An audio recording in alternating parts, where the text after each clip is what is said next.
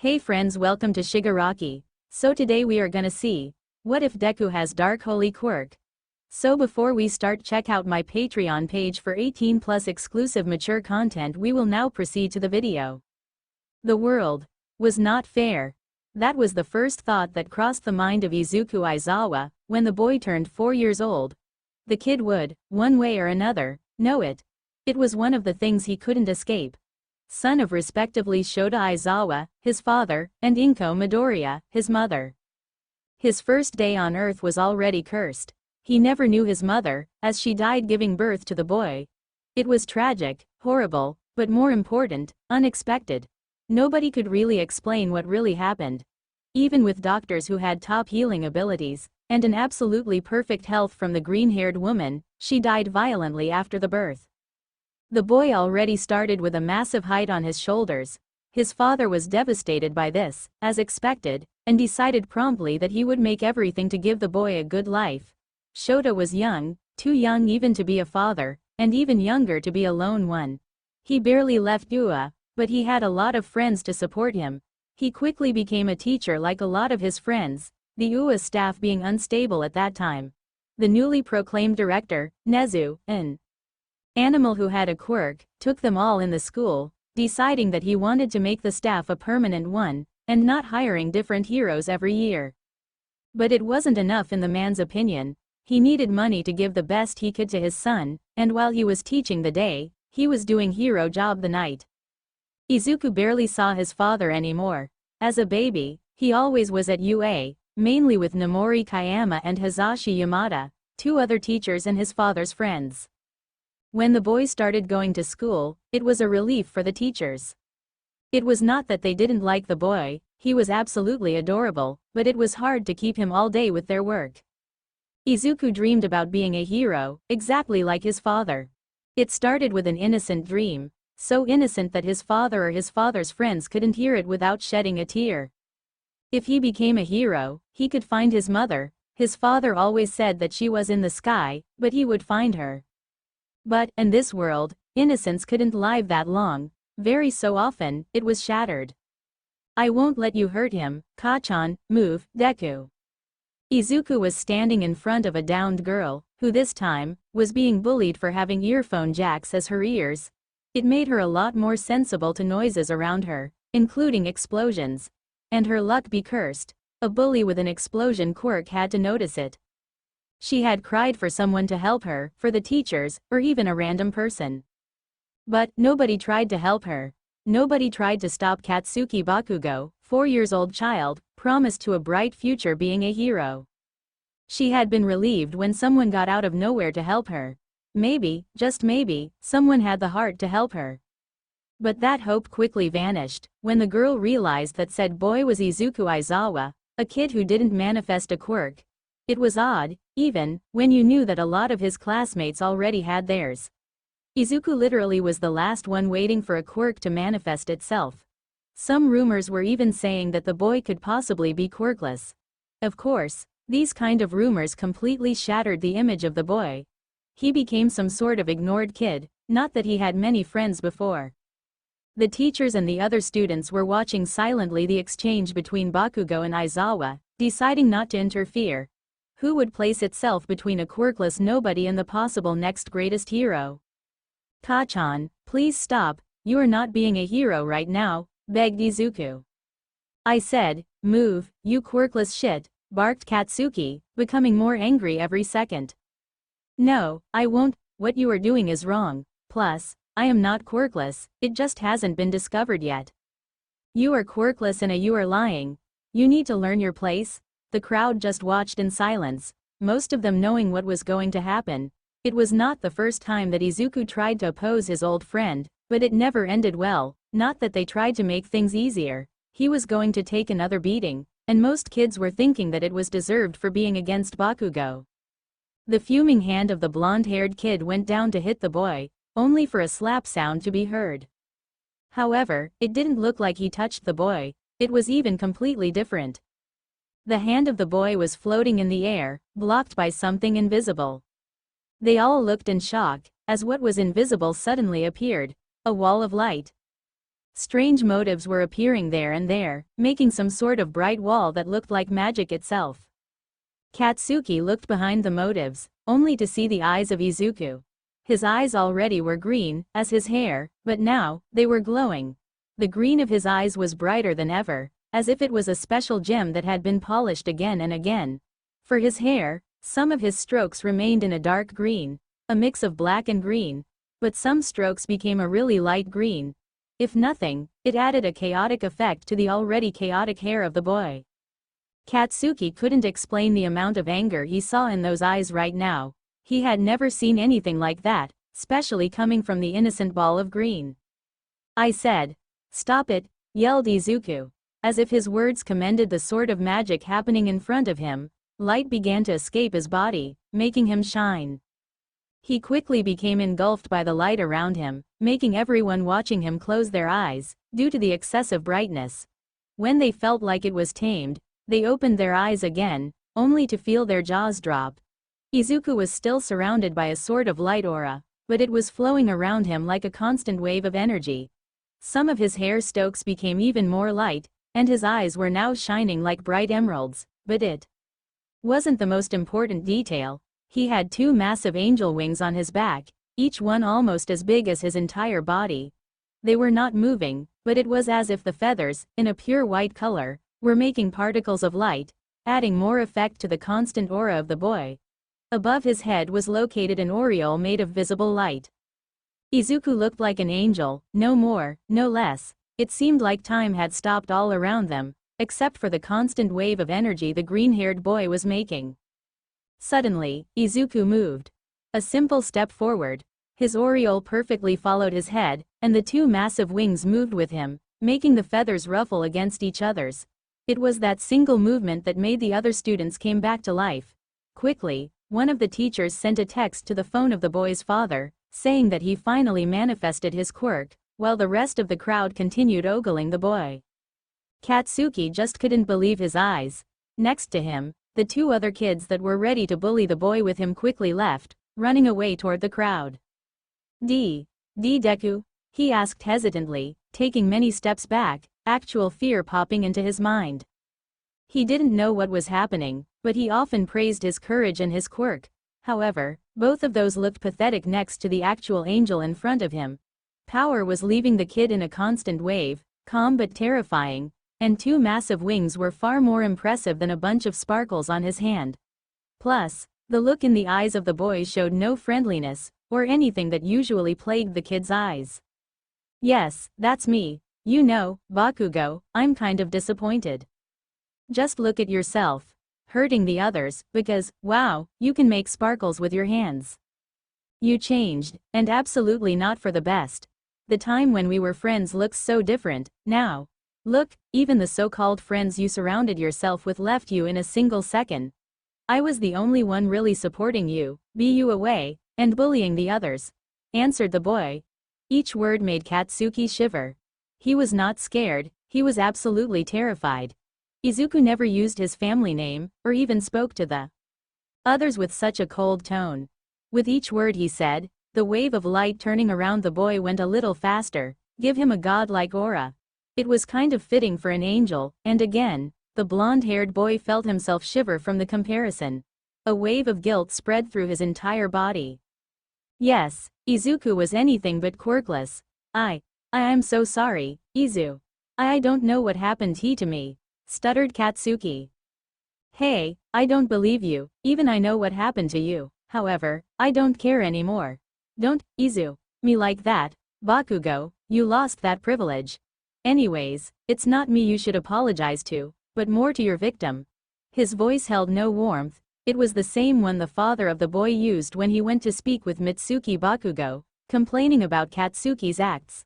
It was scary in many ways, and the blonde immediately felt the urge to listen to those words like they were orders. Izuku moved out of the way, making Katsuki look at the girl he tried to bully before. She was now sitting on the ground, an air of pure admiration on her face. Katsuki gulped, and went to her. He wiped his right hand of any sweat, deciding that making an explosion right now would be a terrible mistake, and gave it to the girl. She took it, getting up. I'm sorry, said Katsuki, looking at his feet. It's no problem, she said, immediately walking past him, and to the green-haired student. When arriving in front of him, she bowed so low that she was almost touching the ground with her head. Thank you so much for helping me, she said, still intensely looking at the ground. But Izuku only laughed, and the menacing aura around him vanished. The waves surrounding him disappeared, and his wings stopped glowing. However, they remained there, like his aureole. His eyes continued glowing like emeralds, but they weren't showing anger anymore. It's nothing, really, are you hurt? He asked. The girl got back up, and nodded. Just a few bruises, it'll heal in no time. I just wanted to ask, but what are those wings and stuff around you? She said, her eyes shining with admiration once more. The other boy just grinned, showing his perfectly white teeth. I think those are a part of my quirk. I don't know exactly what my quirk is, but it already looks cool. His shirt was torn from the wings appearing, but he didn't seem to care the slightest. Quickly, Izuku got surrounded by people, student, teachers, even some random people. Everyone was focusing on the boy who was showing a quirk greater than Katsuki himself. Said boy was standing alone, lost in his thoughts. What happened? Why did it happen? He had no answers, but he had a lead. He had done something stupid, toward Izuku.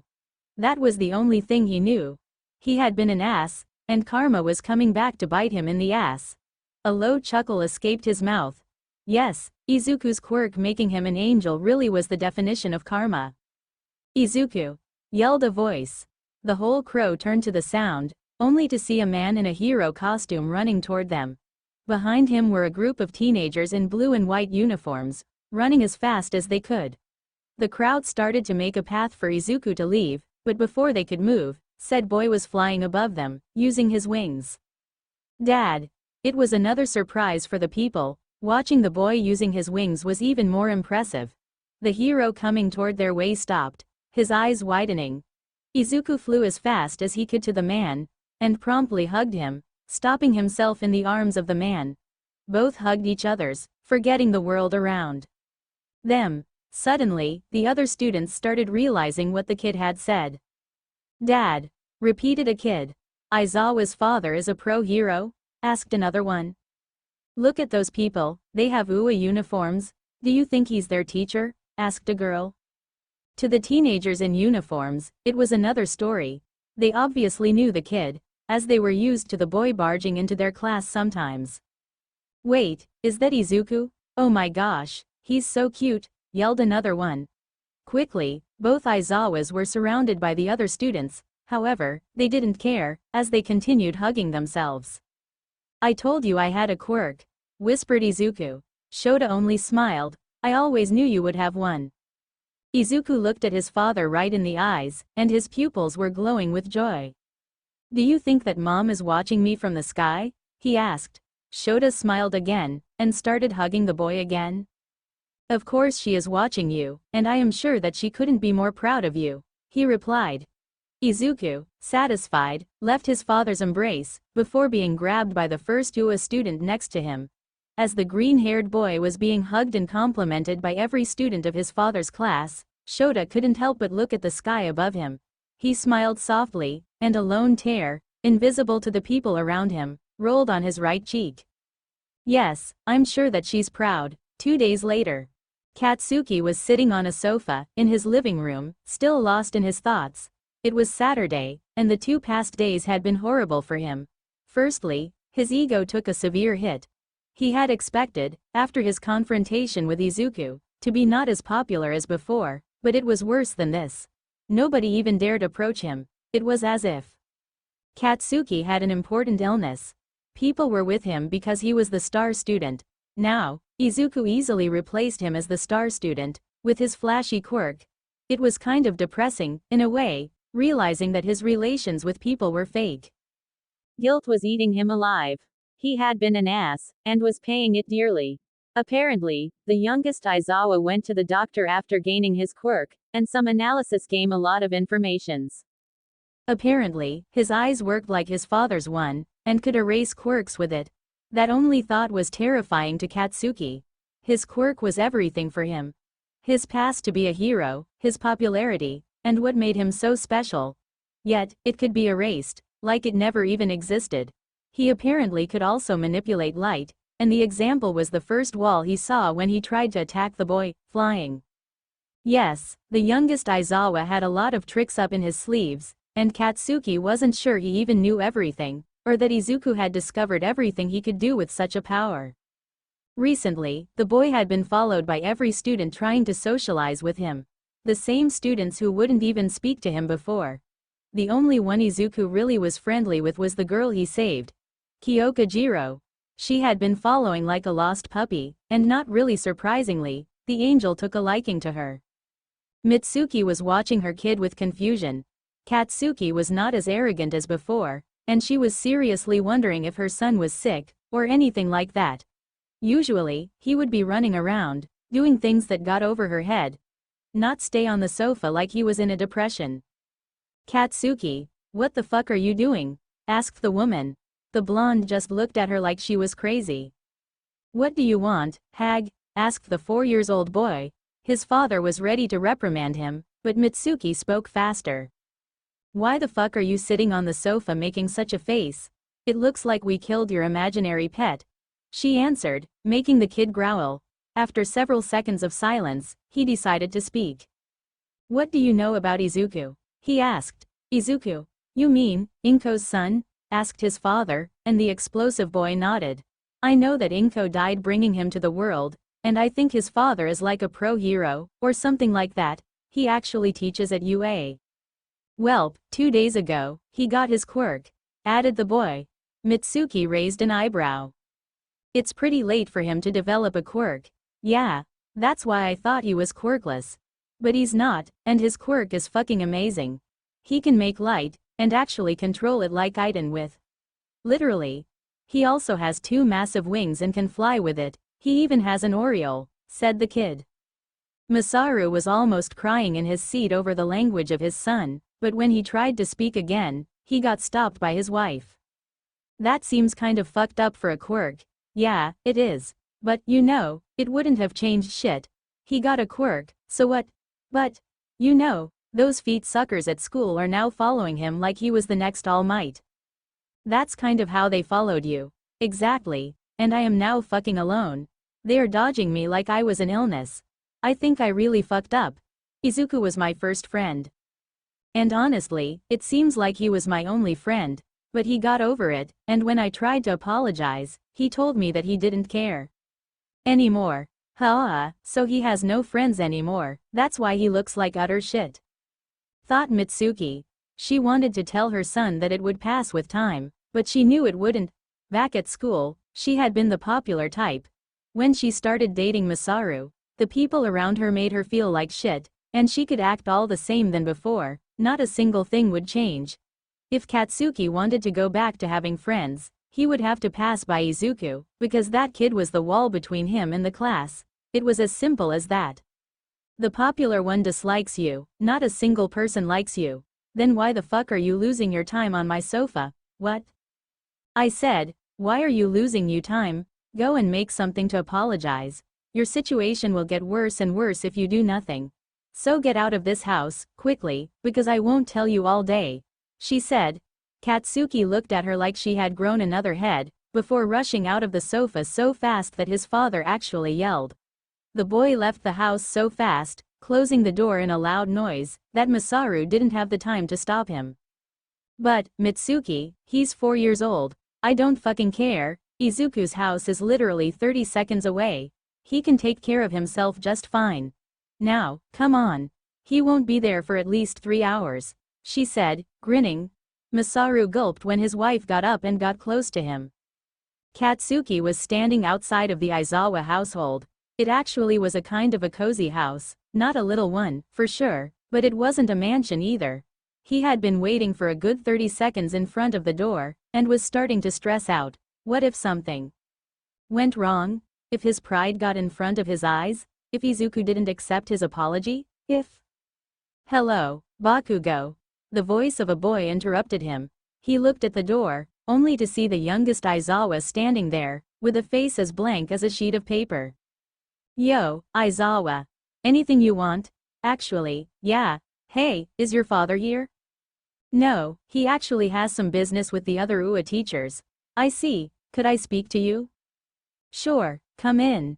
They entered the house, and without losing any time, Katsuki followed Izuku to the living room. When he entered the room, Katsuki noticed that he wasn't the only one there. Kyoka Jiro was sitting on a couch, and was with her school books. Actually, Izuku's books were also on the couch. You guys were working? Asked Katsuki, surprised. Izuku just nodded. Yeah, actually, we're just doing the homework before doing anything else. Katsuki could see that Izuku was far more confident than before. He wondered if that newfound confidence came from his quirk. It wouldn't be the first time that he would see someone's temper change because of a power. He was the perfect example. His quirk made him reckless, and he was the only one unaffected by the sound of his explosions. He couldn't explain it, but he knew that his quirk could cause ear problems to the others. Hello, Jiro, said Bakugo. The girl only nodded in response. So, what did you want? Asked Izuku, looking expectantly at the blonde. The boy sighed and started. Aizawa, I mainly came here to apologize. I never realized that I was such an ass to you, or the others. You know, in my head, I was awesome. I got the quirk to achieve my dream. I had a lot of so-called friends following me around, people did as I wanted. I kind of became a prince in my head.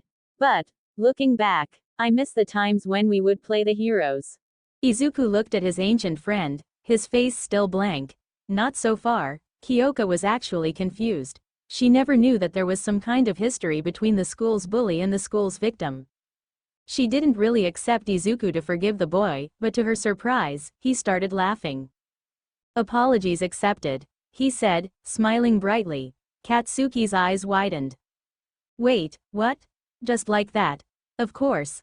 I've seen you at school, Katsuki. I know you really thought about what you did, plus, I don't know how to hold a grudge, he said. Katsuki just looked at Izuku in confusion, before grinning. He put his hand in a high-five position, the one he always did when they won against the villains while playing heroes. So, back to Izuku and Katsuki, the two next best heroes, he asked. Back to Izuku and Katsuki, the two next best heroes, grinned back Izuku, making the high five. Actually, Kyoka just here also wants to become a hero. We have to train her. She doesn't know the turbo speed plan, the Godzilla strategy, and the chameleon rush. Added the green-haired kid, his eyes shining brightly. Bakugo chuckled, knowing that those were the name of the plans he made with Izuku while playing. Is this how the smart kids talk? Wondered Kyoka, completely lost. The blonde turned to her. Hey, I am sorry again for the last time, Jiro, he said. It's okay, Bakugo. If you're Izuku's friend, then I guess you can be mine as well, she added. Call me Katsuki then.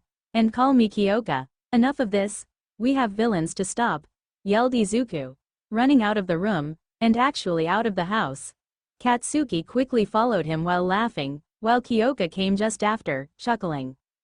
After all, every great hero started being one at a very young age.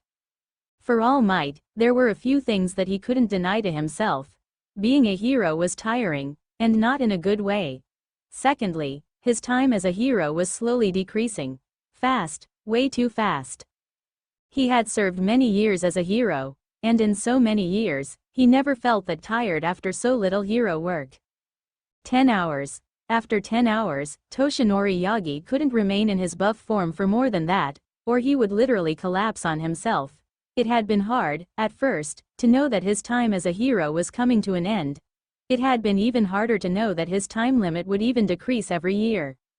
From what the doctors said, if he continued working like he was doing actually, he would lose 2 hours per year. In no more than 5 years, he would finally go back to being Toshinori Yagi, the quirkless. It literally was a nightmare becoming reality. He had thought, in his hospital bed, of how he could have won without slowly losing his quirk in the process. What if he had tried to be more safe? What if he had not been tired before the fight? What if he had come with backup? What if he had tried to kill All for One, instead of just trying to capture him? There was no denying it. The fight had been a complete failure. He didn't manage to beat All for One, who escaped with a teleportation quirk. They both made several victims and collateral damages, and All Might was now slowly dying. A complete, utter, and violent failure. However, Toshinori knew he had many flaws. He maybe became egocentric, after being first for so many years. He knew he always underestimated things, or people. He sucked really hard at teaching. But if there was one thing that you couldn't attribute to him, it was being stupid. And he knew, like Nana Shimura, his old mentor, told him a while ago, that it was time for him to find a successor. If he tried to find one too late, he would not be able to teach him anything. And knowing his absolutely awful teaching abilities, too late would also mean nothing at all. He had looked at some ND Shiketsu High School, mainly, but his researches were not successful enough. Sure, he had found a few students who could possibly be his successor. But he never found the drive in their eyes, when he looked at some of their heroical acts, or at the sport festival, to be the next greatest hero. They were full of good intentions, but they didn't have the mentality, the necessity even of protecting everyone. He had asked the UA's provisor, Nezu, if he knew a kid who could be his possible successor. He also asked Sir Night-Eye, his old sidekick. The latter had absolutely no idea, while Nezu told him he had one possible choice. Apparently, a young kid of around 10 years old could be a good enough successor. The boy was the son of one of the UA pro heroes, and apparently, had always wanted to be a hero. All Might didn't really think about it, because, hey, he wanted to teach. A 10-year-old kid? Too young. He was not a babysitter. He sighed. "Sir, here is your drink," said the waiter. "Ho, thank you very much," answered Yagi. He actually was in his skinny form, sitting at a cafe, in the middle of Mustafu. He had a meeting with Nezu and some of the UA teachers in less than an hour, and had already used 8 hours out of 10. He couldn't do any hero work, as he would probably need to be in his buff form to speak to the students. He was going to meet them in front, in hope of finding the perfect one. He took a sip of his drink, and looked at the sky. It was really strange. The sky was as blue as possible, yet, there was a tiny dark cloud rising to the sky not far away. It was as if... Don't tell me that. He quickly got up, and looked at from where the smoke, because it was not a cloud, was coming from. Not so far away, a building was burning, making a very dark kind of smoke. He immediately put his drink on the table, and placed next to it several coins that he took out of his pocket. It was probably more than the actual cost, but he didn't care. He had to go and look, and since when money was a problem for the great All Might. He ran as fast as he could, his skinny legs carrying him, and quickly arrived to the building. He went to a dark alley, where nobody would see him, and quickly transformed into All Might. Yes, he would lose even more time. And no, he didn't care. "Have no fear, for I am here," he yelled, coming out of nowhere, and landing in front of the building, which was already secured by policemen. "All Might!" yelled a few policemen, and the crowd, including reporters. All of them were of course more than relieved to see the #1 hero, a legend himself, standing next to them. "Briefing, and fast, please," said the hero. "We evacuated the whole population from the building, however, there is a villain inside of it. He is not known to the world, but from what we saw, he has some type of fire quirk," said the higher-ranked policeman. All Might nodded, and looked at the top of the building. "If I enter the building, it may collapse and cause damages to the streets, or even the other buildings. If you already evacuated, then there is no need to rush, we'll catch the villain when he'll try to leave." He said, making the persons around him nod, and the crowd cheer. "I don't know if that is a good idea, All Might," yelled a voice from the top of the building. The entire crowd looked up, only to see a turtle. It was a not-so-skinny man, with a shell well too big for him on his back. His hair were in a punk way, not that they saw it from the bottom of the building. On his arm, there were several straps with spikes on it. "And why?" yelled Beck the pro hero. The man looked like a skinny copy of Bowser, from Super Mario Bros., a pre-Quirk era game. "Because you can't do anything against me, Browser," he answered. All Might almost sweat dropped, but managed to maintain his serious. "I don't think you understand what situation you are in, villain," said the hero, ready to jump to the top of the building.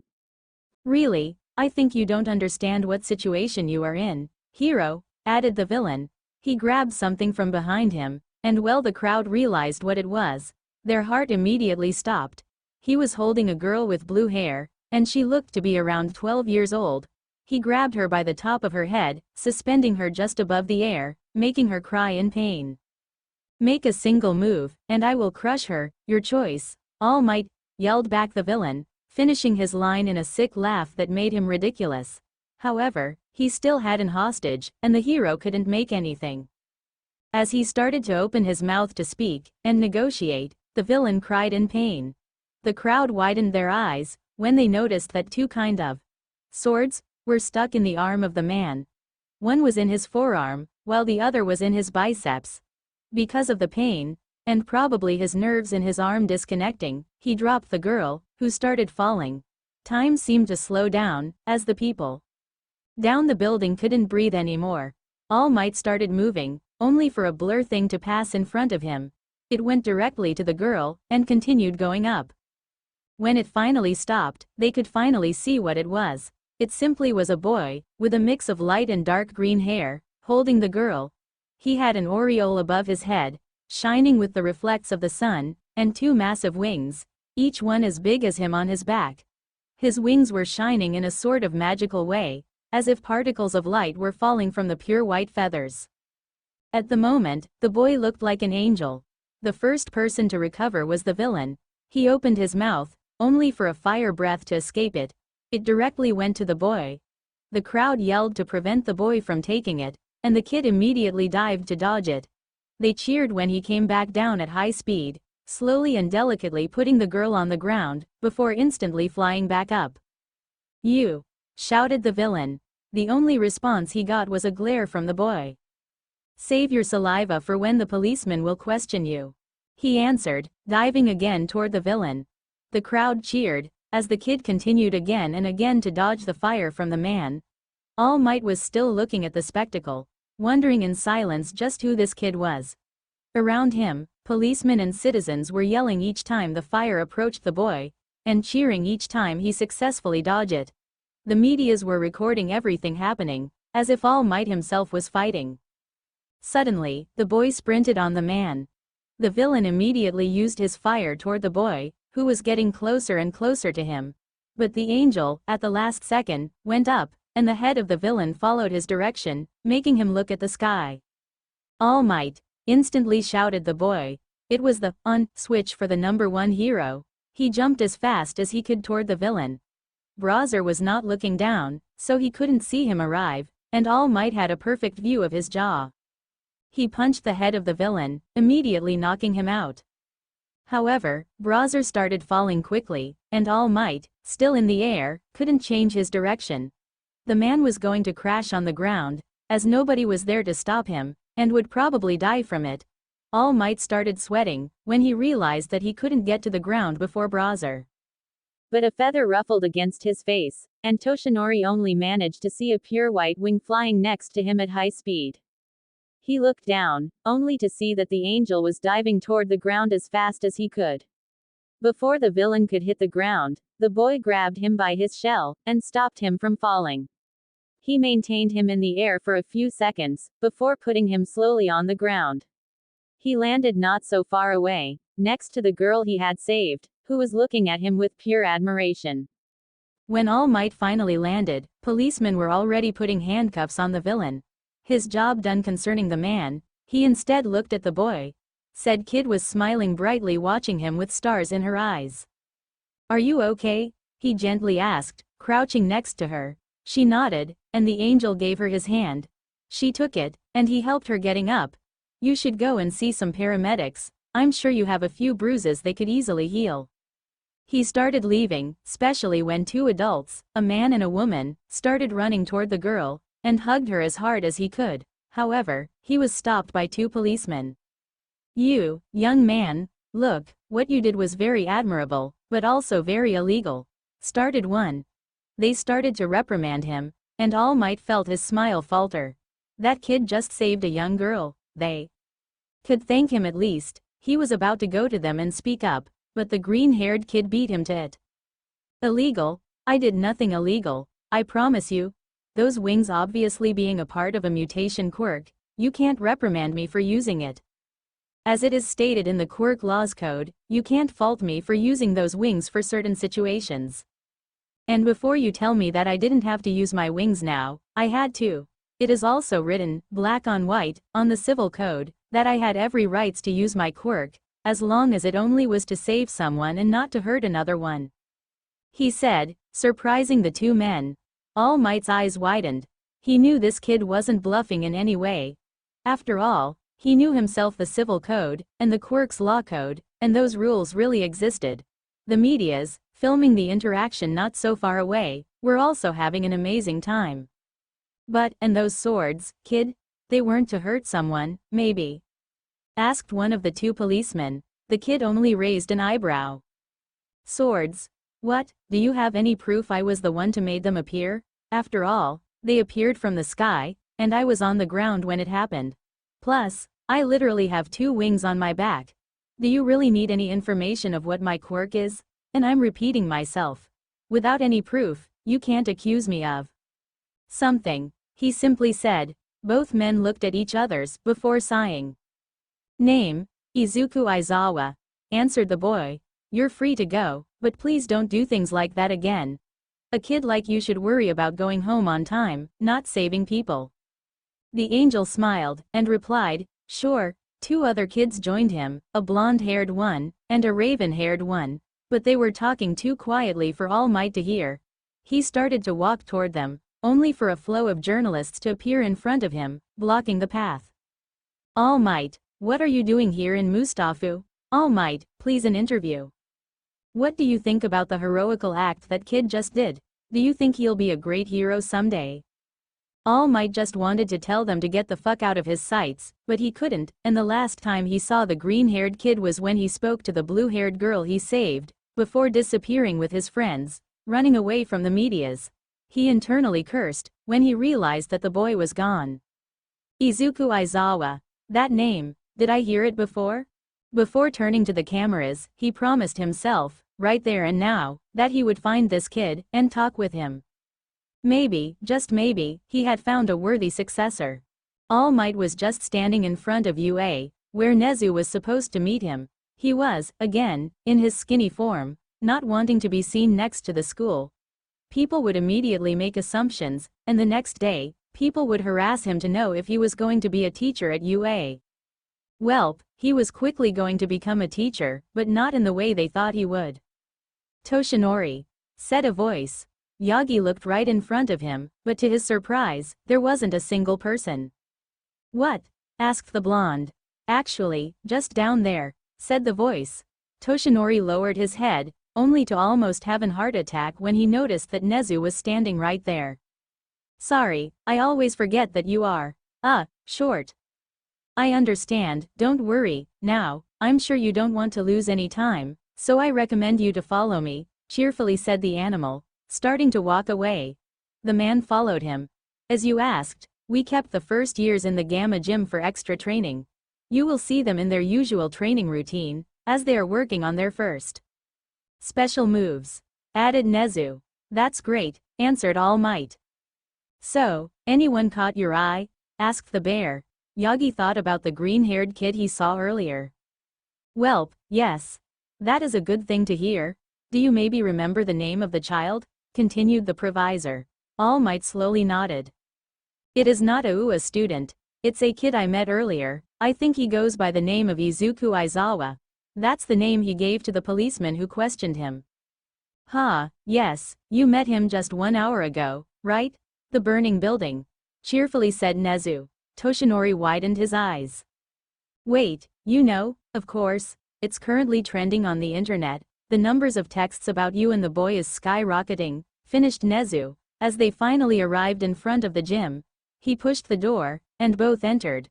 They could already hear the sounds of children yelling, and some quirky noises, probably from Quirks.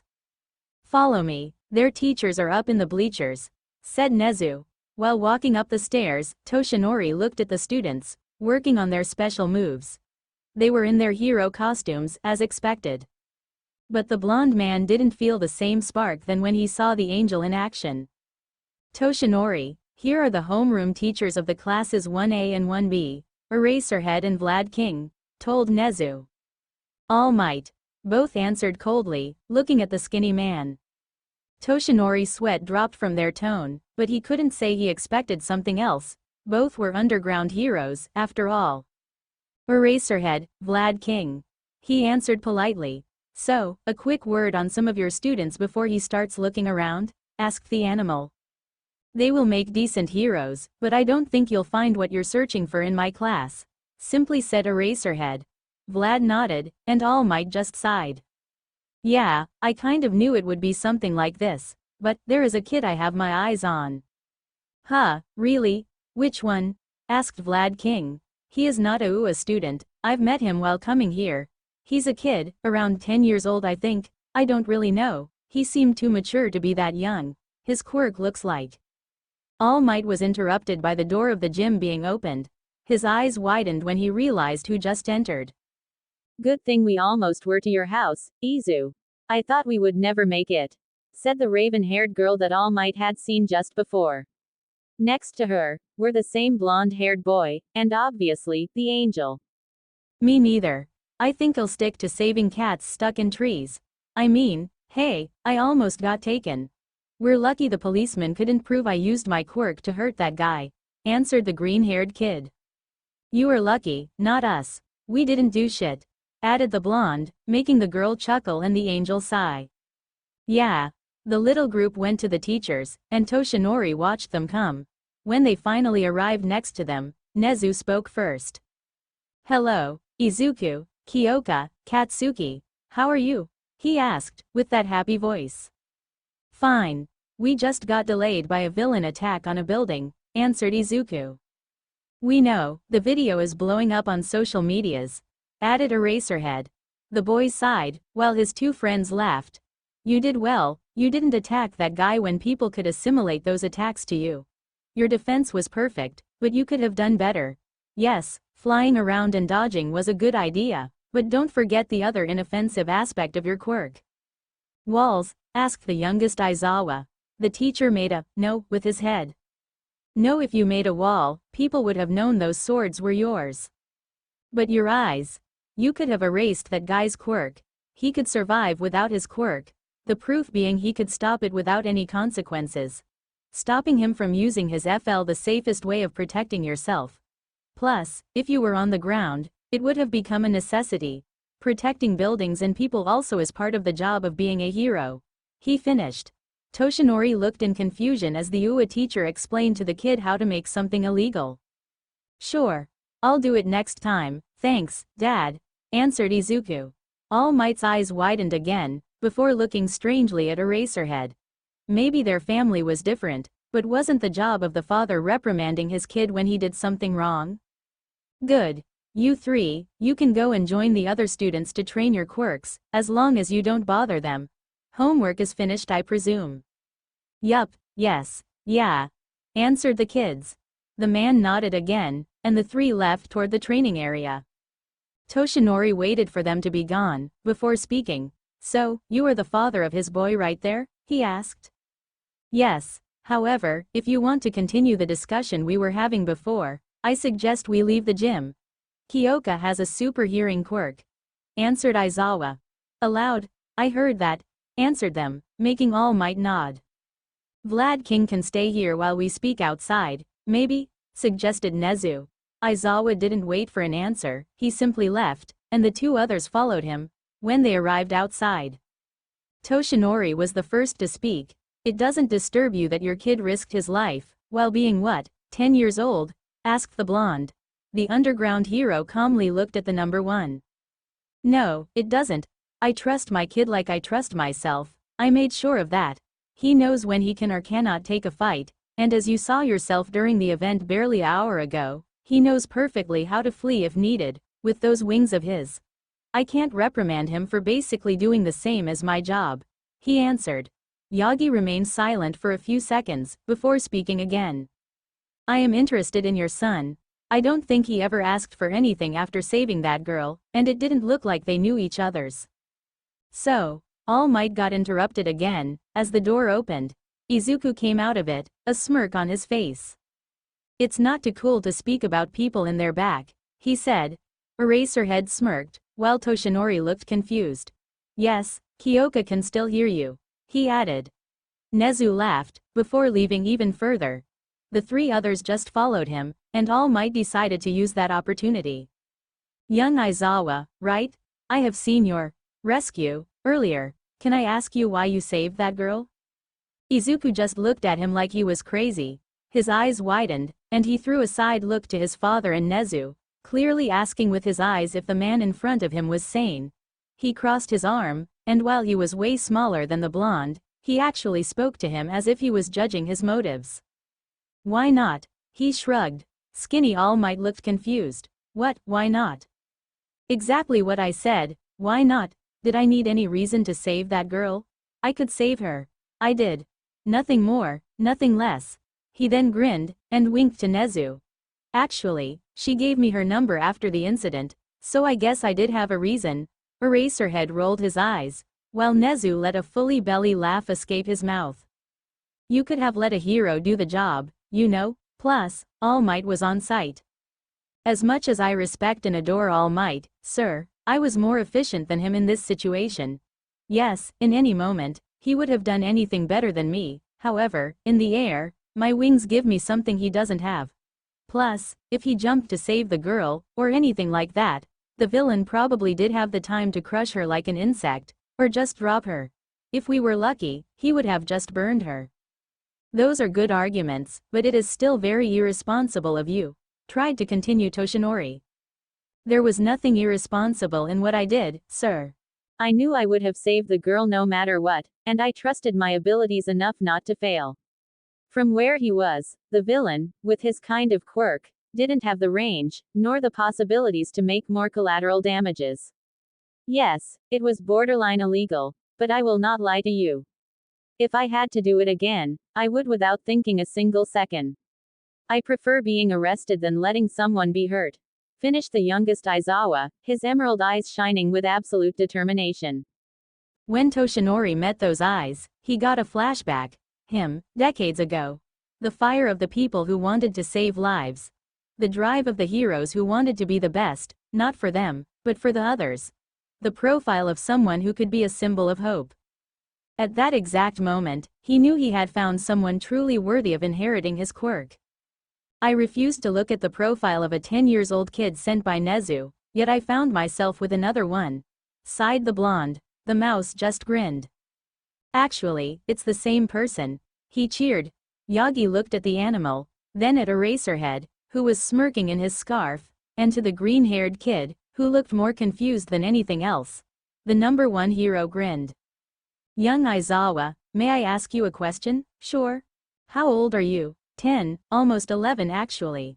You are far more mature, I'd even say way too mature for your age and own good. I've heard that before. Not that it really matters, why? You see, young Aizawa, you have inspired me. You remember me at my debuts as a hero, when I was a rookie full of good intentions. You have the brain and the drive to be the best, my boy. That's why. In a puff, and a cloud of smoke, All Might transformed in his buff form, taking the pose, a hand on his forehead, looking at the sky. I deem you worthy of inheriting my quirk. He looked at the angel, expecting him to see the boy with stars in his eyes, only to pale when he realized his eyes were wide open with confusion and surprise. What the fuck? He rhetorically asked. Language, kid, just answered his father. As Nezu exploded into laughter, All Might sighed. Okay, just maybe, it had been too much. That's why I decided to deem you worthy of being a sort of successor to me, said Toshinori, back in his skinny form, in Nezu's office, sitting on a sofa in front of the boy. Both Aizawas were in front of him, while Nezu was on Yagi's left. That actually sounds crazy, commented the boy, earning a nod from the father. Nezu told me about that successor bullshit, but he didn't tell me about inheriting another quirk, added Shota, glaring at both people in front of him. If I told you that Izuku would get, in the process, a second powerful quirk, would you have accepted? Asked Nezu. Fuck no. That's why I didn't, and I think it's a good thing. I mean, your son is very capable, especially for someone that young. If I start training him now, he could be good enough to be pro before even entering a hero school, said Toshinori. I don't trust you within 10 fucking meters from my son. Actually, more like 20. You are a problems magnet. During the whole conversation, Izuku looked thoughtful. Inheriting a second quirk was crazy, especially from the number one hero. He knew some people would kill to have that. However, it was offered to him on a silver platter. Just from imagining the possible combinations between a strength quirk and his actual one, it could lead to a lot of new possibilities and plans. He interrupted the adults talking by asking, All Might, we all know how this is a golden opportunity for me. However, I have to ask, are there any side effects? The adults in the room stopped, looking at him. All Might answered, I don't really know. I think it would depend of your actual quirk. Then I don't know if I can accept it. Don't misunderstand me, your power is awesome. However, it is very different of my actual quirk. Mine is called Angel's Heart. It is a mix between an emitter quirk and a mutant-type quirk. The mutations are, I think, very obvious. Wings, aureole, brightness in my eyes and hair, and there is another side effect that allows my body to easily stack strength. I also gained a lot of alternative abilities. I leap anymore, around a single hour every 5 days, with of course more time if I did things to exhaust myself. I don't know if it comes with my quirk or it is a natural ability, but I have an eidetic memory. Silence passed in the room, before All Might spoke. That is kind of overpowered, fucked up, unrealistic, it is all three of them? But wait, there's more.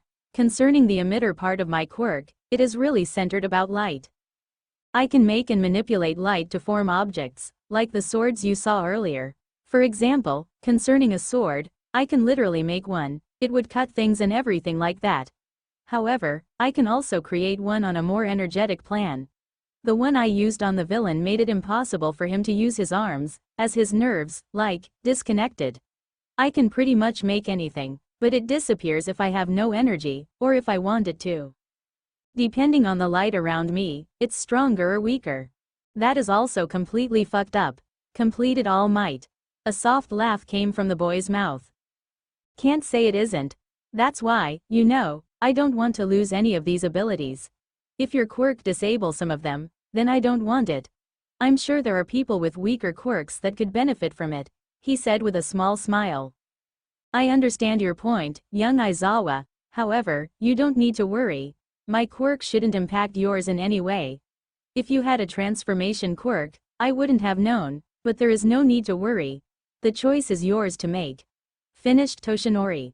Izuku threw a look to his father, who sighed. What? At least I know you could make a good use of that quirk, it would not be wasted, he said. Izuku smiled. Then, I'd be honored to have your quirk, All Might, he said. The man grinned. Perfect. First thing. Show me that body, boy, he yelled, transforming. Izuku looked confused for a second. What? For you to acquire my quirk, you need to have an already solid body. If you lack muscles, there is a risk you'd implode. Wait, what the fuck, Shota? Wait, put that scarf down, shouted Nezu. Izuku gulped, and took off his shirt. All Might grinned even more. That is a fucking rock body, young man. Do you take any steroids? He asked. No, I told you about my quirk, huh? Yes, of course. Then, there is only a single thing missing. Eat this, said the hero, giving the boy one of his hair. The child looked at it, then at the hero, and then at the other adults. Was this story a joke from the beginning? He asked. I still hope it was, murmured Shota. No, I assure you it isn't, young Aizawa. To get my quirk, you need to get some of my DNA which contains said power. Eating in hair is the easiest way. Or maybe you want to drink some of my blood? Izuku quickly grabbed the hair, and shoved it down his mouth as fast as he could. The adults smirked, while he tried to eat the thing, making grimaces along the way. That's what I thought, said All Might. Fuck, I don't want to do that ever again, replied the angel. You shouldn't need to. It will not manifest right now, but it should appear in around 2 hours. I think you should only try, for today, to feel the quirk. No need to use it, or to rush things. We have time. You can put your shirt back on, I think it's time for us to know when we are going to train. Smiled All Might, transforming back into his skinny form. When we are going to train? Asked the green-eyed boy. Yes. I will teach you how to be a hero, and how to use that quirk. However, with school, we can only do that after you finish your lessons. Actually, I vote he drops out of school, said the oldest Aizawa. Both Izuku and Toshinori looked in shock at the man, but the black-haired man wasn't done. Izuku, we both know you learned the entire programs for the next 5 years. You even know some of the stuff from Maiua students. He then turned to the blonde. With his eidetic memory, and his ability to almost never sleep, he used that time to learn everything he could. Each time, he gets full mark on every control his school does without even reading the lessons he had to learn. He's losing his time in class, even his teachers say it, and the only reason I didn't drop him out of school is because we need actual records for him to be able to join UA later. I second this decision, said Nezu. I can use my role as the UA director to take him in the school, but it is not the real problem. All Might, how can you explain to the world that you took an apprentice in? Plus, I don't really think it's legal in any way. I can probably negotiate that with the government. They would do anything for me to train a child to be a hero, answered All Might. Nezu nodded. Then, I think we're done for now. Izuku, you should go back to your friends, I'm sure they're wondering where you are at. Shota, I'll inform you of anything, go back to your students. Sure. Both said at the same time. They started to leave, but Izuku stopped at the door. I know this is supposed to be a secret, but can I tell it to my 2 friends? Asked the boy. All Might adopted a confused face. Why would you? Because they are going to find out, one day. I don't expect them to take more than a week to figure out, so at least, they will know the truth and not be pissed at me. Or not too much, he said. All Might sighed. It's your decision to make. The boy nodded, and exited the office. Shota waited for him to leave, before turning to the blonde. Let's be clear real quick. Anything bad happens to him, I will find you, and I will kill you, understood? Toshinori nodded as fast as he could, and Shota just left with a noise of contentment. When both the number 1 hero and Nezu were sure that the Aizawas had left, Nezu decided to speak. All Might, we are both not done. You do know that he is alive, right? Toshinori just turned himself to face the gigantic window, and looked at the sun, which was starting to fall behind the horizon. Yes, I know. Freezing sensations, burning emotions. People often thought that clichés were only that. Stupid and deformed versions of reality. However, there were a lot of cases where a cliché was the truth. And when you looked at the place the man was standing in, there was no doubt that, in a single room, the man was completing at least half of the possible clichés for a villain. Dark room with almost no light except for computer screens or strange tubes. Check. Speaking of that, a gigantic tube full of liquid, with an awful green color. Also check. Imposing buff man in a costume, with a mask and, again, tubes coming out of it, check. Sitting like he was a king on a throne. You know what, fuck off. He completed every goddamn single cliché.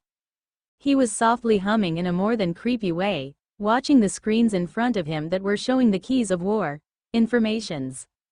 So, dear All Might decided to take an apprentice. He whispered to himself, in an interested way that would make any sane person doubt of his motives. Displayed on his screen, was a reportage of a TV channel, showing All Might in all his glory.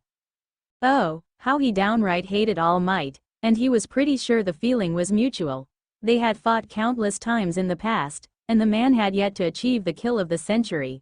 He had killed every single predecessor to All Might. All of them, without an exception. And yet, the blonde symbol of peace refused to die by his hand. It was quite annoying, really. It was like watching a delicious meal in front of you, but each time you tried to pick the food, it took its little legs, and ran the fuck away. And to say I was so close to finally getting you, murmured the man. Almost a year before, him and All Might had fought. Or, more like tried to kill each other's in an absolutely fascinating battle. Each punch was like a train hitting the other, in a beautiful but deadly dance. They were not the most gracious fighters, but the power between each move certainly made up for the lack of style. And he had won. Of course, it could have been better. He was deep LT, but what really mattered was the damages he had given to the hero.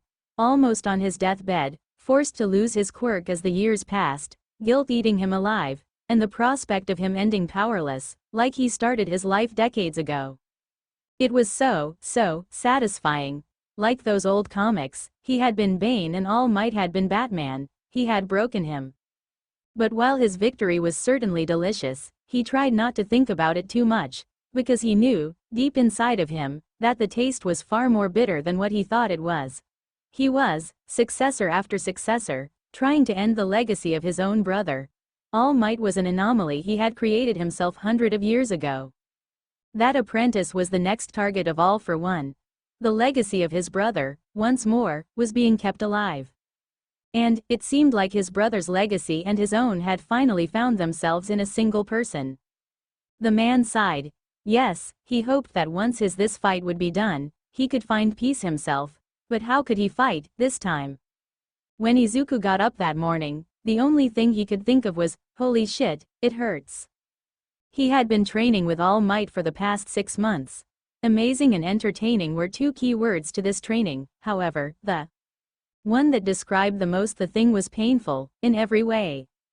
All Might was the worst teacher Izuku had ever seen, and he had seen a ton of shit teacher in middle school. However, those teachers didn't give advices that would eventually break his bones. Because, just clench you ass cheeks, yell smash, and punch, was by far the worst advice Izuku had ever gotten. It had resulted in his arm being broken, and his father actually planning for All Might's death for a whole week. It was a relief they were training on the UA grounds, or Izuku was pretty sure he would be dead by now. When the whole UA staff understood how trash of a teacher All Might was, they decided right there to help the boy in his training. They liked him a lot, and preferred if he was being kept alive. Thank you very much. The youngest Aizawa and Nezu had attacked the theory plan of the quirk, trying to break it down in a handful of pieces. It had been quite interesting, and far more of a learning experience than just punching until he figured out. However, the keys to finding the perfect balance for the quirk had been Kyoka and his latest friend, Nijire Hato, the girl he had saved from Browser. When the angel had explained to his friends the backfire of his new quirk, Nijire had been the first to figure out a solution. She had explained that when she used her quirk, focusing it on a single body part was ineffective, and in fact hurting her. Using her power, she had showed him how to focus his new power into his whole body. It was the first real step Izuku took into mastering One for All.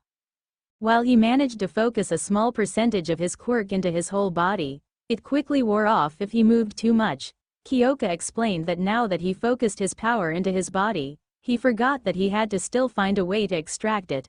When punching, he used the whole quirk at the task, effectively breaking it.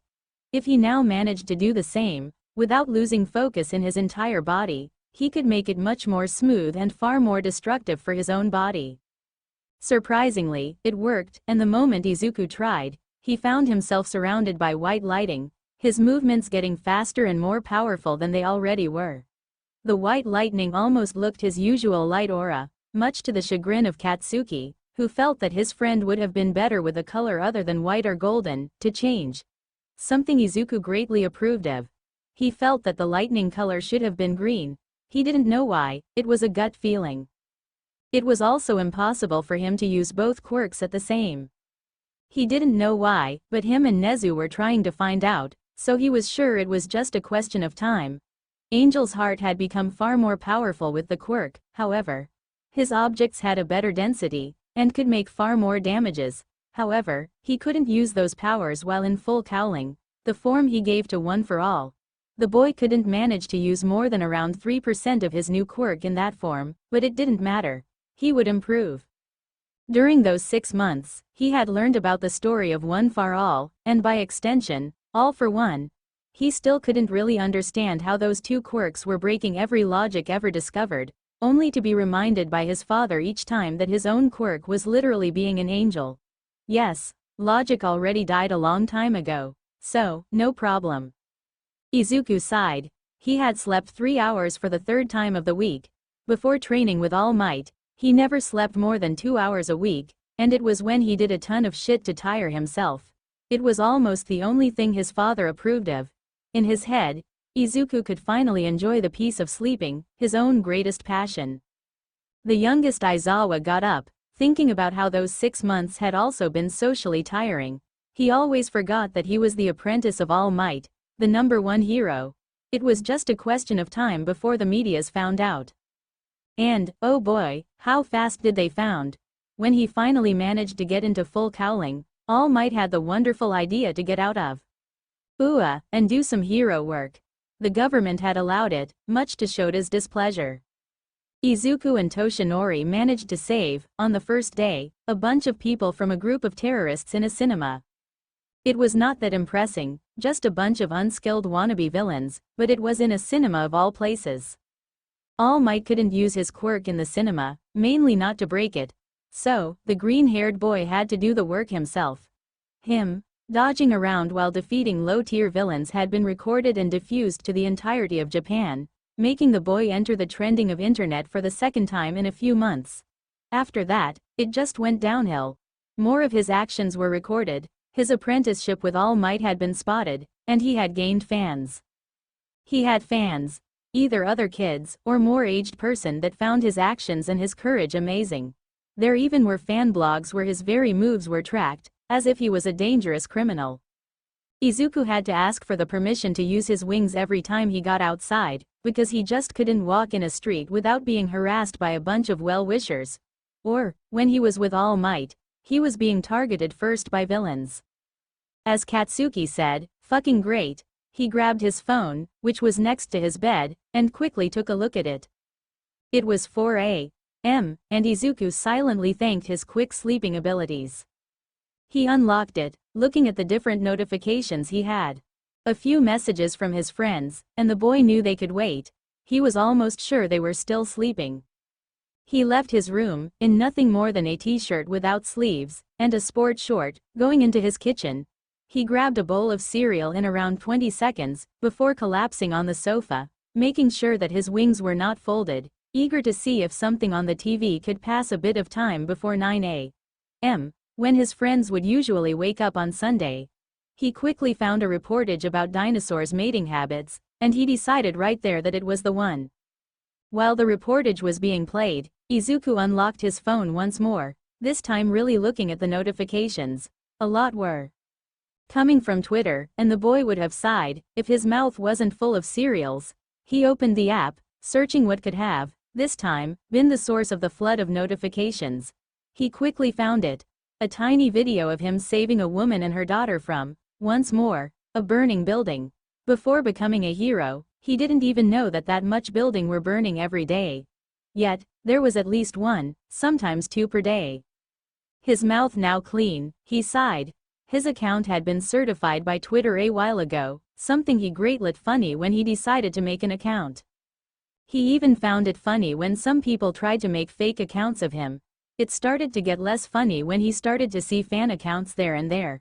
And it was definitely not funny at all when he got certified, earning him so many notifications a day that he barely could breathe anymore when he was trying to chill on the app. He almost had an entire million of followers, looking at every single comment he wrote on the media. He was 11, for fuck's sake. Yes, maybe Katsuki was being a tad of a bad influence on Izuku's vocabulary, but still. He closed Twitter, instead opening WhatsApp, searching for his friend's text. He saw that their group had a few messages in it, so he opened it. Najire Hato, 12 years old, had quickly become a regular member of their group of friends. Not a surprise. She was a person full of life, funny, and easily likable. The green-haired boy even thought that the cause of him sleeping more was her. She was just too tiring to be around. The texts were already from the past day, but Izuku didn't really worry about it. He had almost found a theory with Nezu, which had ended in him going home around midnight. After undressing and things like that, he had collapsed on his bed without looking a single time at his phone. Kyoka. Anyone here wanna do something? Tomorrow? I think Izu doesn't have any training, so it would be fun. They have released a new film about illusions, or something like that. Katsuki. What's the name? Kyoka. Now you see me. Katsuki. Seems like shit. Najire. I have a few friends who went to see it. Apparently it's great. Come on, Katsuki, I'm sure you'll like it. Kyoka. Yeah, stop being an ass for around 10 seconds. Katsuki. Fuck you, all of you. Nijire. Welp, it seems we're all okay with that idea then. We'll just wait for Izu's answer tomorrow. Have a good night. Kyoka. GN. Katsuki. Not tired, if anyone wants, I'm on Counter-Strike. Izuku smiled, knowing that it was possible that the blonde never even stopped playing. Izuku. Seems good to me. Let's just meet up in front of the cinema at around 2 p.m. The boy didn't even close the app, that Katsuki immediately sent him a text. Katsuki. Wanna play? Izuku. Didn't sleep? Katsuki. Between 1 a.m. and 3 a.m., I'm good. Izuku. Finishing my breakfast and coming. The boy ate his cereals as fast as his body allowed him to, and stopped the TV. He washed his bowl, before going back to his bedroom. He launched his computer, called his friend on Discord, and both started playing. When time reached 11 a.m., they stopped playing. I stink. I'm going to take a shower, then eat. I'll see you later. Just said Katsuki, leaving the call. The angel smiled, used to the bluntness of his best friend.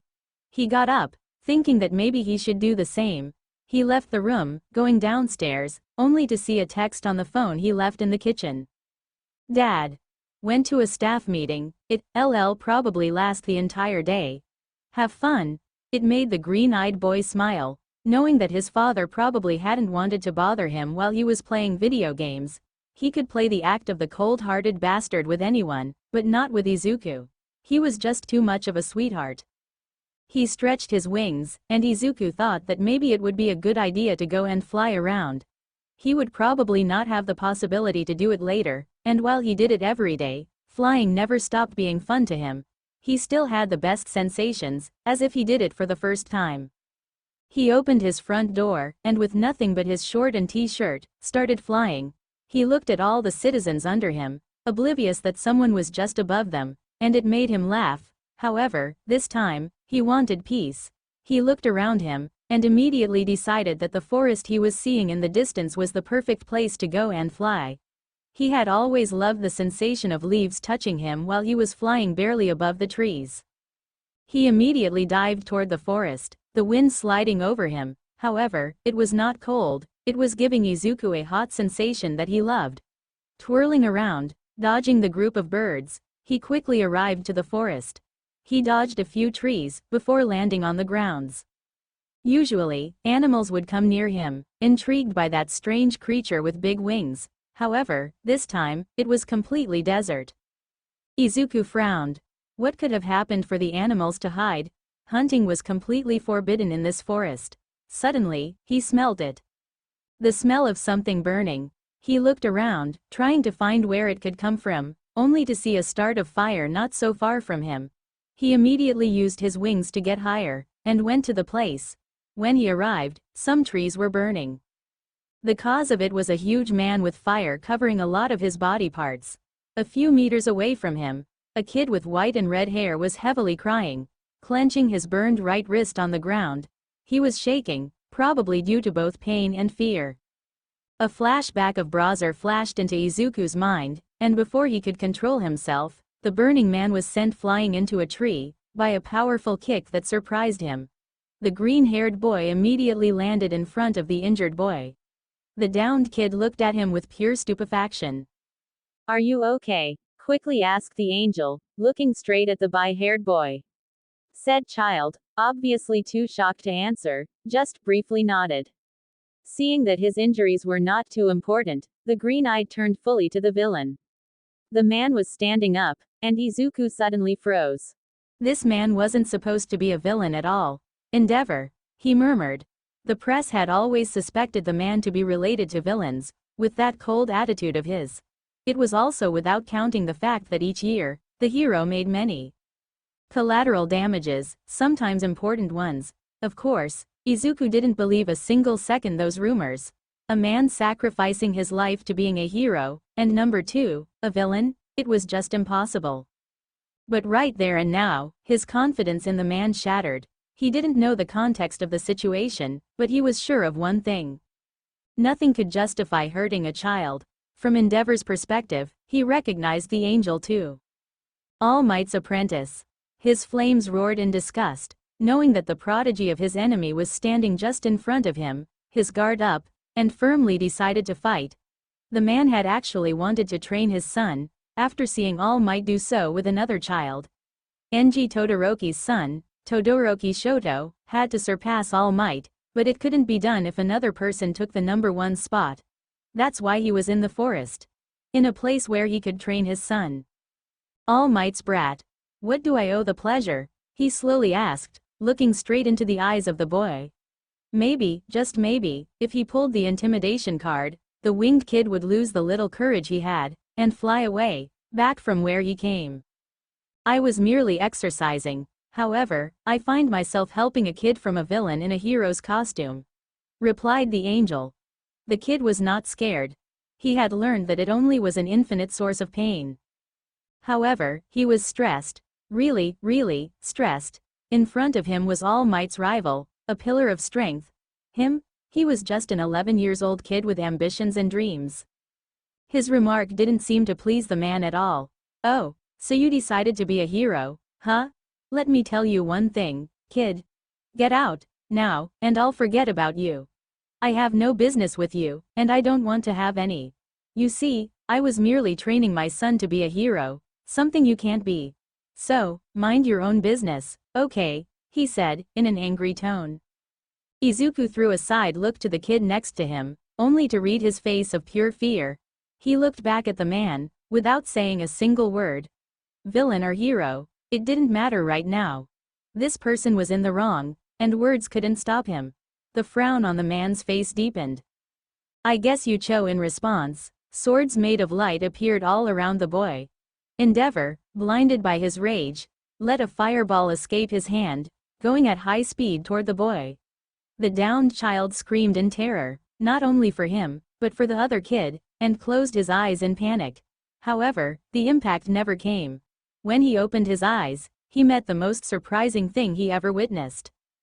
A wall of pure light was blocking the fire from approaching them. The flames were raging against the not-so-transparent obstacle, until they died. Izuku felt a drop of sweat fell down his face. He had a tiny advantage. Fire was a beacon of light. It greatly reinforced his own quirk. However, they were still strong, too strong, as expected from someone as powerful as Endeavor, and Izuku was having a hard time blocking it. As fast as he could, he threw his swords to the man, who easily dodged them, even with his massive body. This is what I hate about you. What I hate about All Might. You just can't mind your own business, yelled the pro-hero with venom dripping from his words. He started running at Izuku, who used his wings to go back to the air. The man tried to punch the kid, but he managed to get out of Endeavor's range before being hurt. After that, he quickly threw 3 swords that were, once more, dodged by the hero. Enji was drowning in his anger. Deep inside him, he knew that something was wrong. That, somewhere along the way, he fucked up. Both toward himself and the people around him. But a quick look toward the angel, and he was back to the fight. He ignited his fist, ready to burn those wings to ashes. But, at the exact same timing he tried to launch his fireball, the fire around him vanished, as if it died. He looked up, only to receive a powerful kick in the head, making him fly a few meters away. He managed to land perfectly, and looked at the green-haired boy.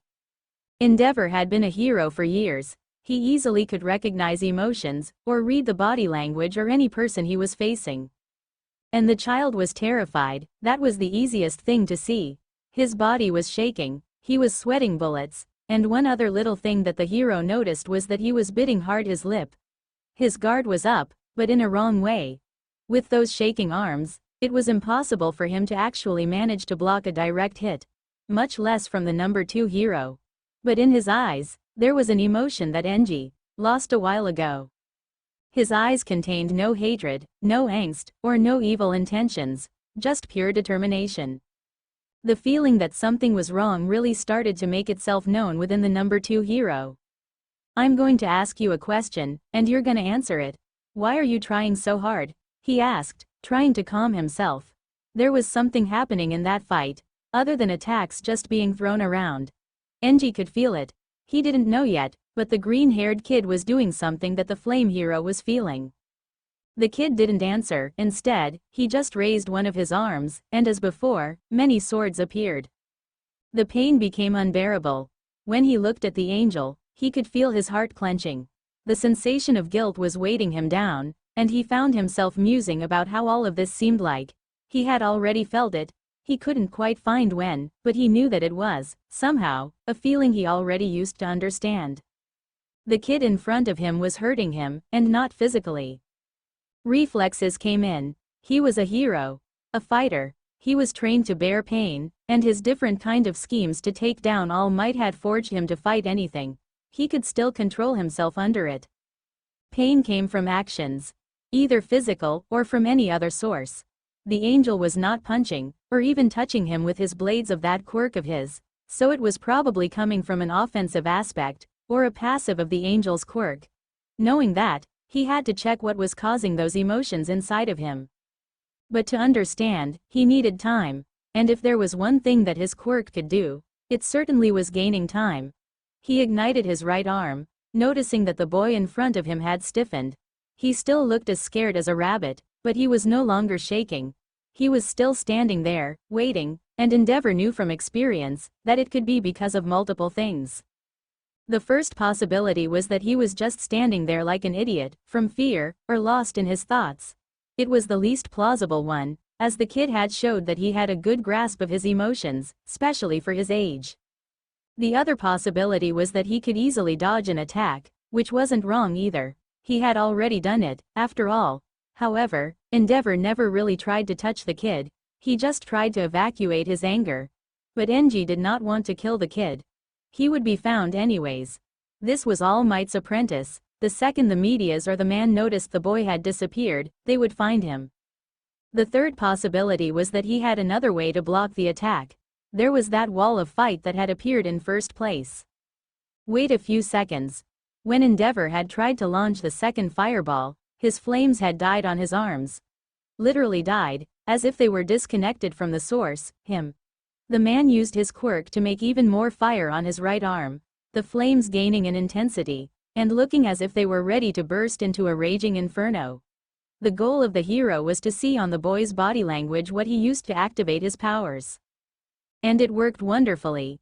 Izuku, as a natural reflex, used his eyes to erase the man's quirk. And Endeavor noticed it. The way his eyes suddenly became a bright red, when before, they were a shining green. Before the hero's quirk could fully die, he used his left hand to slash the air, and create a brief wall of fire. As soon as he became invisible to the eyes of the boy, his right arm ignited fully again, making the man grin. He just realized that a lack of vision literally was the weakness of the angel. Without any informations on the enemy, he couldn't use his eyes, he couldn't attack blindly, and he possibly couldn't dodge or make a wall in time. And the pain weighing Enji's heart had disappeared, but when he thought about it, it felt like it had never disappeared, like it was still somewhere in him, but not only because of the angel's quirk. It had been there for years. The pain he felt within himself when he was trying to train his son, when he looked at his other children, who looked back at him with utter disgust in their eyes. When his wife went to her prison, the hospital, all of these emotions went back to his head, their similarities with this actual moment flashing in front of his eyes. And he never saw the angel's attack come. Like the kid, he wasn't immune to the lack of vision. The angel appeared right in front of him, flying through the wall of flames at high speed. Enji's eyes widened, meeting the boy's ones. The determination was burning through his pupils, a grimace of pain from just meeting the flames on his face. His arm looked like electrified, but with white electricity and red electricity. The action came in a slow motion for the number 2 hero. An hero is someone that fights to protect the freedom of the others, not to take it, yelled the angel, before punching the man right in the face. As Enji was thrown away, everything appeared as clear as crystal to him. That determination in the boy's eyes, the pain he was feeling from following his ideology of being the best.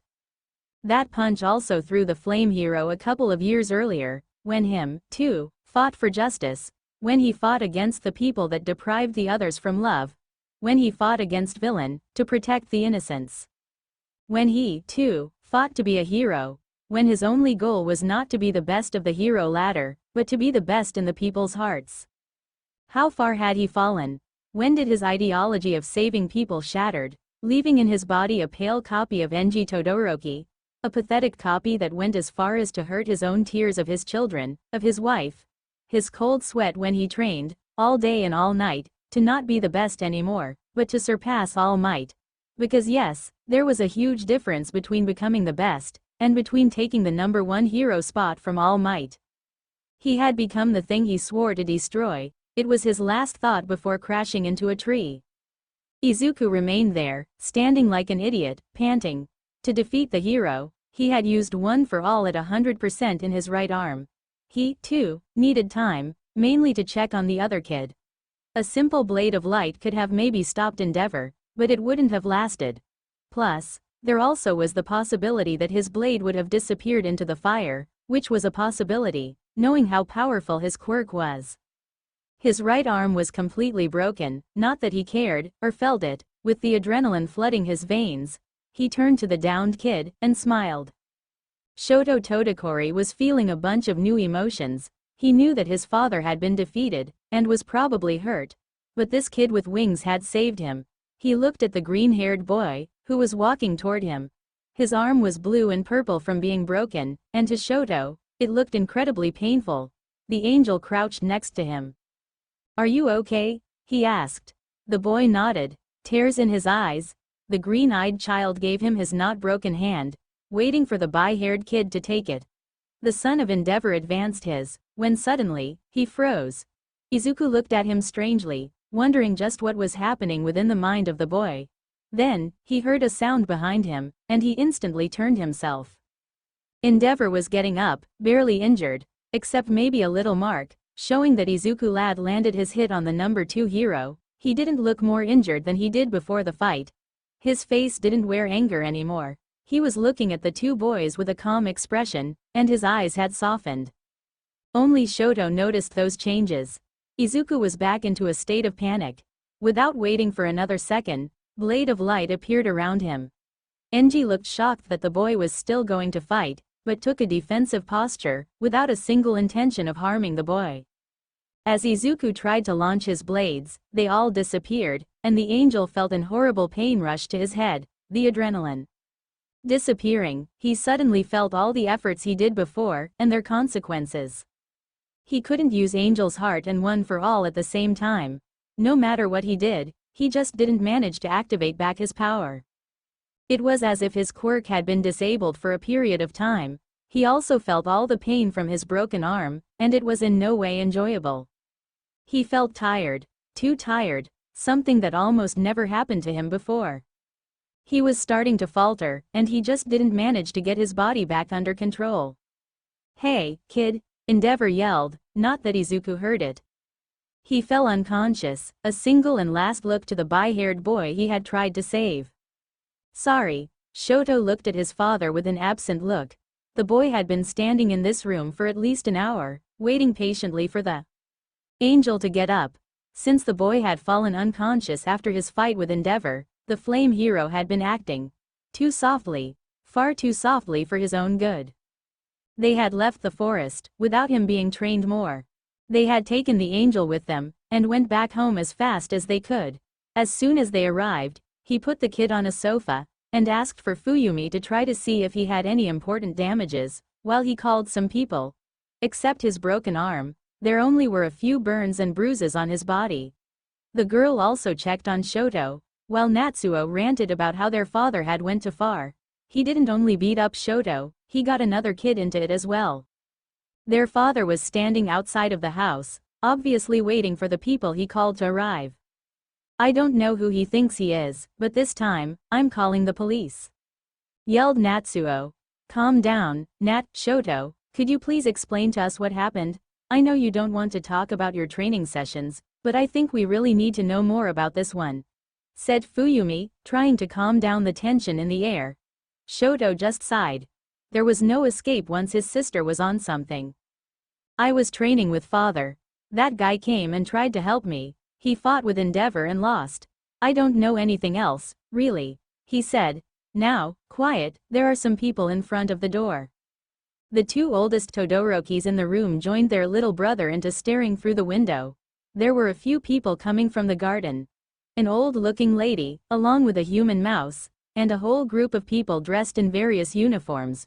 With them, a giant, that Shoto immediately recognized as All Might, yelled Natsuo, Fuyumi and her youngest brother looking at the number one hero in pure astonishment. Why is All Might in our garden? Asked the boy. And are the other people with him heroes as well? Silently added the girl. Do you think they came for father? Asked Shoto, almost hopeful. I think they're here for the kid you brought back with you, Shoto. He probably has to do something with the heroic world. Which doesn't really surprise me. After all, isn't he there because he tried to help you? Answered his sister. Do you think he could be the angel the medias keep speaking about? I mean, they wouldn't shut up about how a kid with wings was being personally trained by All Might, and even having his father as a hero. Added Natsuo, scratching his nose with his hand, a common thing he did when he was thinking hard about something. They watched as the group of people entered the house. A few moments later, the heroes entered the room they were in, and they soon spotted the other kids. Some smiled at them, like that woman with raven hair and All Might, and some just remained stoic, like the man with black hair. A human mouse was the only one who spoke to them. Hello, young men, and young woman as well. He started with a smile to them. I am Nezu, principal of UA, and you could say one of the uncles of this kid you see right there. He continued, pointing to the angel, who was still unconscious on the sofa. Could you tell us his injuries, or for how long he had been in this state? He has a broken arm, but other than that, only a few burns and bruises. I don't know how long he's been unconscious, however, said Fuyumi. I'd say around an hour, silently added Shoto, making the principal nod. Thank you very much, Endeavor. Can we check up on Izuku? I don't see why you couldn't, simply added Endeavor. The old lady, that soon the kids recognized as Recovery Girl, approached the angel. She quickly looked at his bruises, before nodding, and kissing him on the forehead. Nothing important. Yes, he must have felt a lot of pain when his arm broke, but I don't think that's the cause for him passing out. If I had to take a guess, the cause would be something related to his quirk. Again, she said, glaring at All Might, who started to sweat a lot. Much to the confusion of the Todorokis, the black-haired man with goggles on his head joined the lady in glaring even more. I knew it was your fault, he stated. I wasn't even here, defended All Might. No, I agree, it always is your fault, continued Recovery Girl. This time, the number one hero sulked into a corner of the room. The three kids of the house looked at themselves with pure confusion. The great All Might, being cornered by a group of other heroes, unbelievable. When do you think Izuku will wake up? Asked the mouse, only for Recovery Girl to smile. In a few seconds I'd say. The Todorokis, including Endeavor, looked at the woman as if she was crazy. The kid had passed out, had a broken arm before, had fought against the number 2 hero, was burned and bruised, and had just been healed. There was just no way he. Where the fuck I am? Language, brat. They blinked. Once, then a few more times. Suck, asked Endeavor. Is everyone here going to swear until we can explain? Asked Nemu, looking quite amused, as she watched the angel get up from the sofa he was lying on. Phew. Did anyone get the number of that goddamn truck who rolled over me?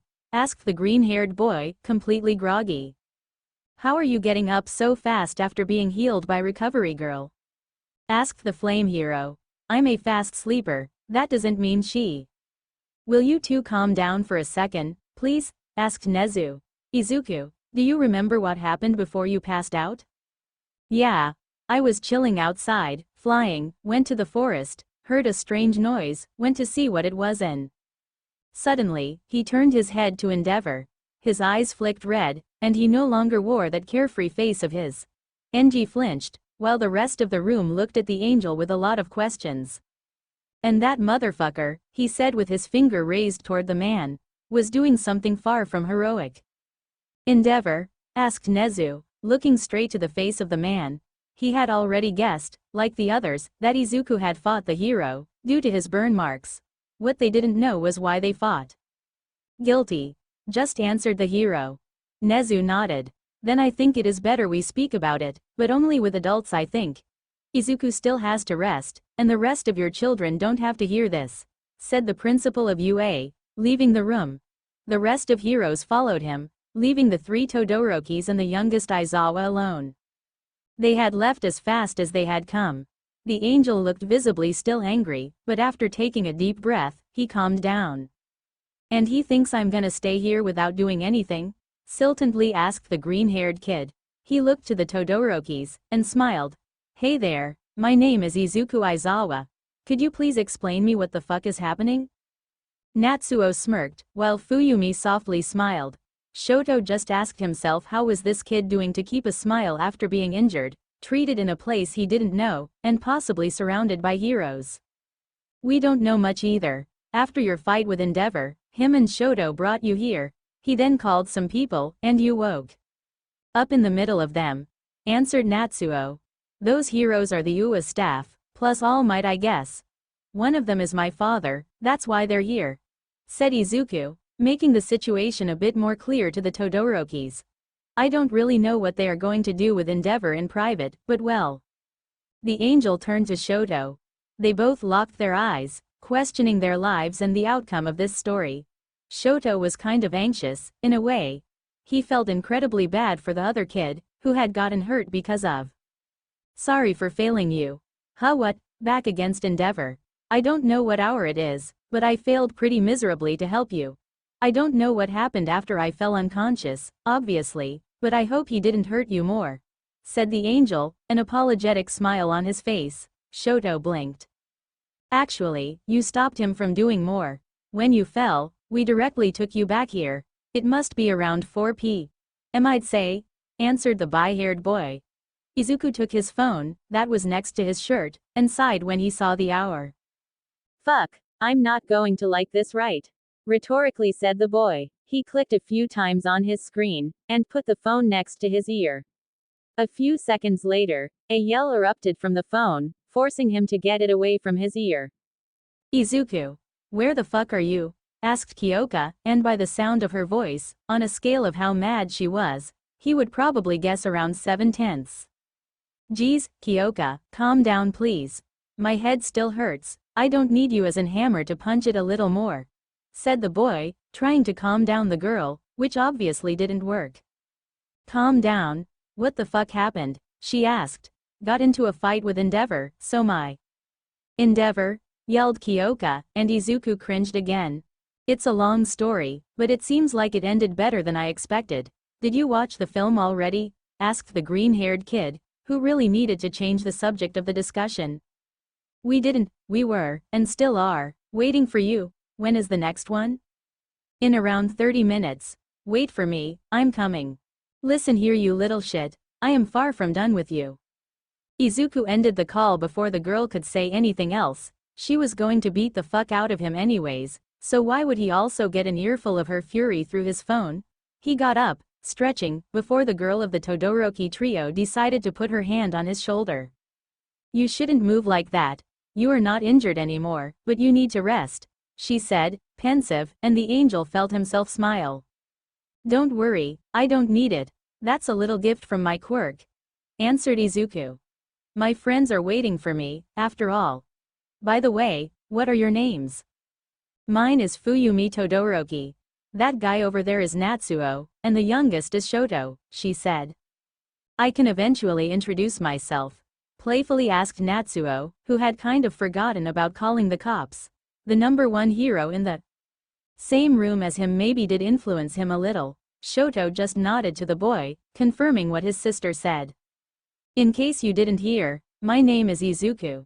Izuku Aizawa. Do any of you wants to come to the cinema with me and my friends? We'll be watching Now You See Me, asked the green-haired kid. It was a question the Todorokis were obviously not waiting for. The two oldest looked at themselves in confusion, while Shoto just looked perplexed. Not for me, sorry. I prefer to be at home, with so many heroes around, said Fuyumi. Same, added Natsuo.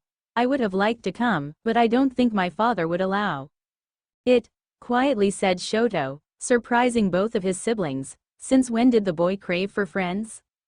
At this answer, Izuku's eyes shifted to a red color for a second, probably due to the burning sensation of hatred he was feeling right now toward the number 2 hero. He grinned, and maybe he was going to take advantage that both his father and All Might, with the little bonus of almost the entire UA staff, were right there. There are too many Todorokis in this room. Can I call you Shoto? You can call me Izuku in return. I prefer it that way, asked the angel to the youngest kid. He nodded, agreeing. Perfect, follow me. You are coming to the cinema with us, he said, smiling to him. Shoto felt conflicted, and in many ways, this boy, named Izuku, from what he understood, was too different from what he knew as his reality. Absolutely no shame in being awfully friendly, apparently had friends, and if he was going to carry on that promise of going to the cinema with Shoto, then far too independent for a boy of his age. But, if you didn't count his sister and brother, then he was the first person to actually be that friendly to him. Could he trust that boy? He hoped he could. Sure. Lead the way, answered Shoto. He avoided his family's eye contact, and followed the angel, who was making his way through the house. They arrived in front of a closed door, and the green-haired kid didn't waste a single second before opening it.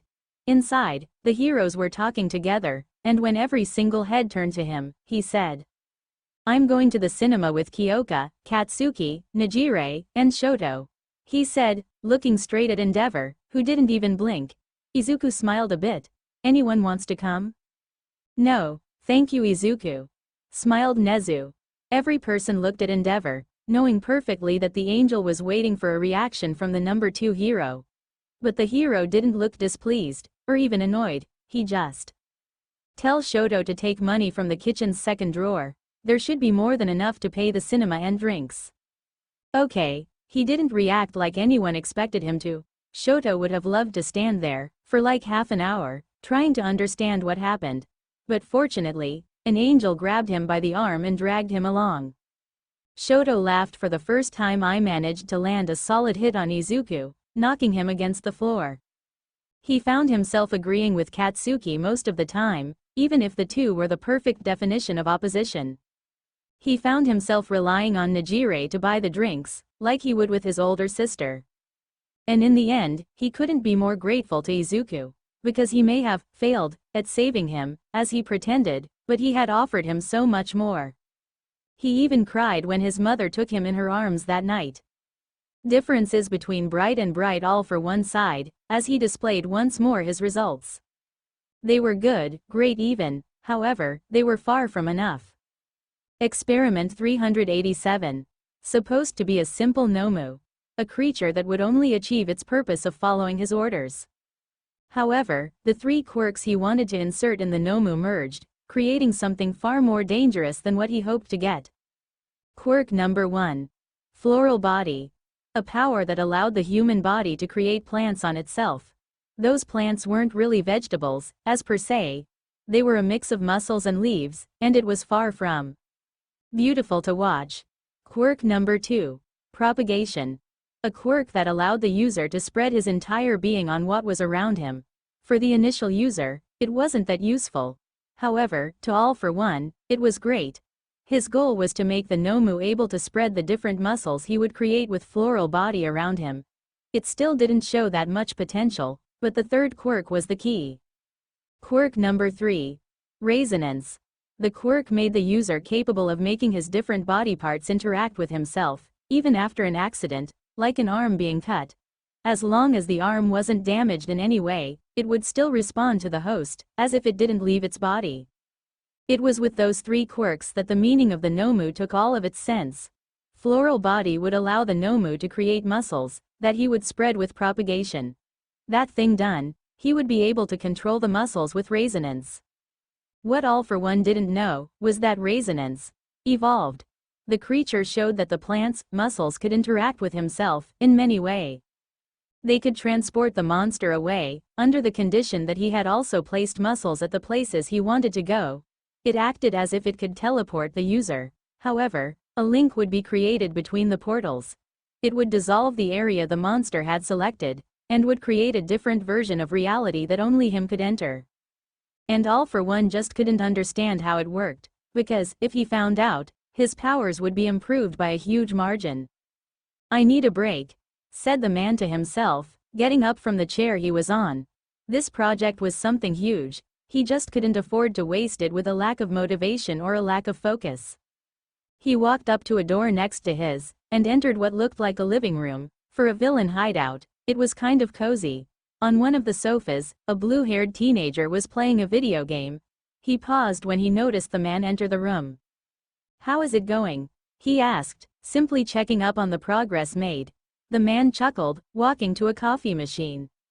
"We're making good progress, but I need the doctor to check up on a few things. Unfortunately, he's still at work." "You should just ask him to stay here all day. You have enough money to pay him." "I do, but what we need is a cover. A doctor disappearing like that, or even just closing its workplace, would be too suspect." "You kidnap people, and that isn't suspect already?" "We kidnap people from the underground, the government doesn't care much about them. Frankly, I think they would prefer them all dead. In a way, we're helping them." "If only they knew." "Indeed," laughed the man. He took a mug, and filled it up with coffee. "Tonight, the Nomu should be doing his first mission. We'll see about the results."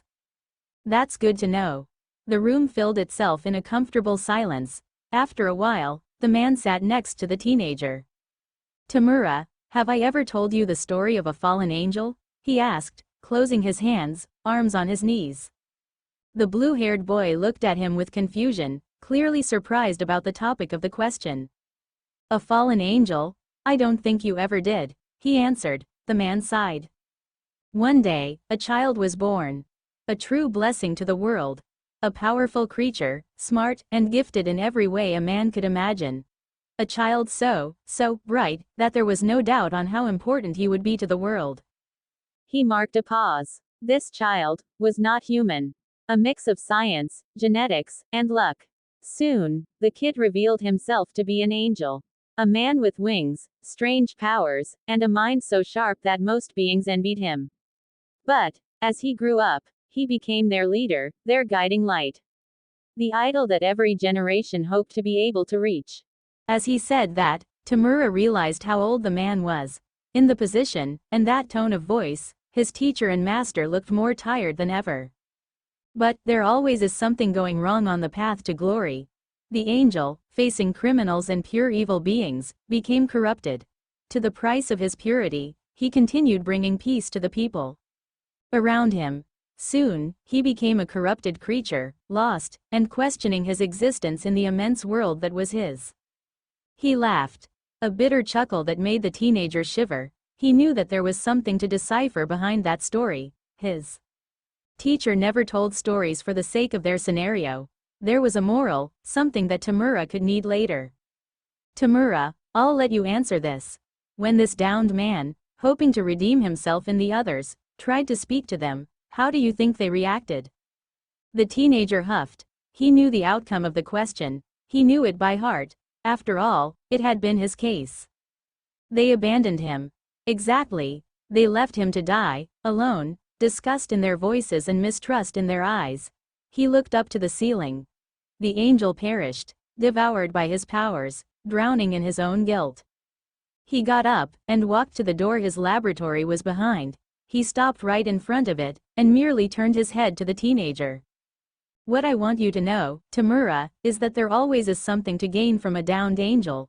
If by luck, or not by luck, you one day cross path with a man like this, don't let him down.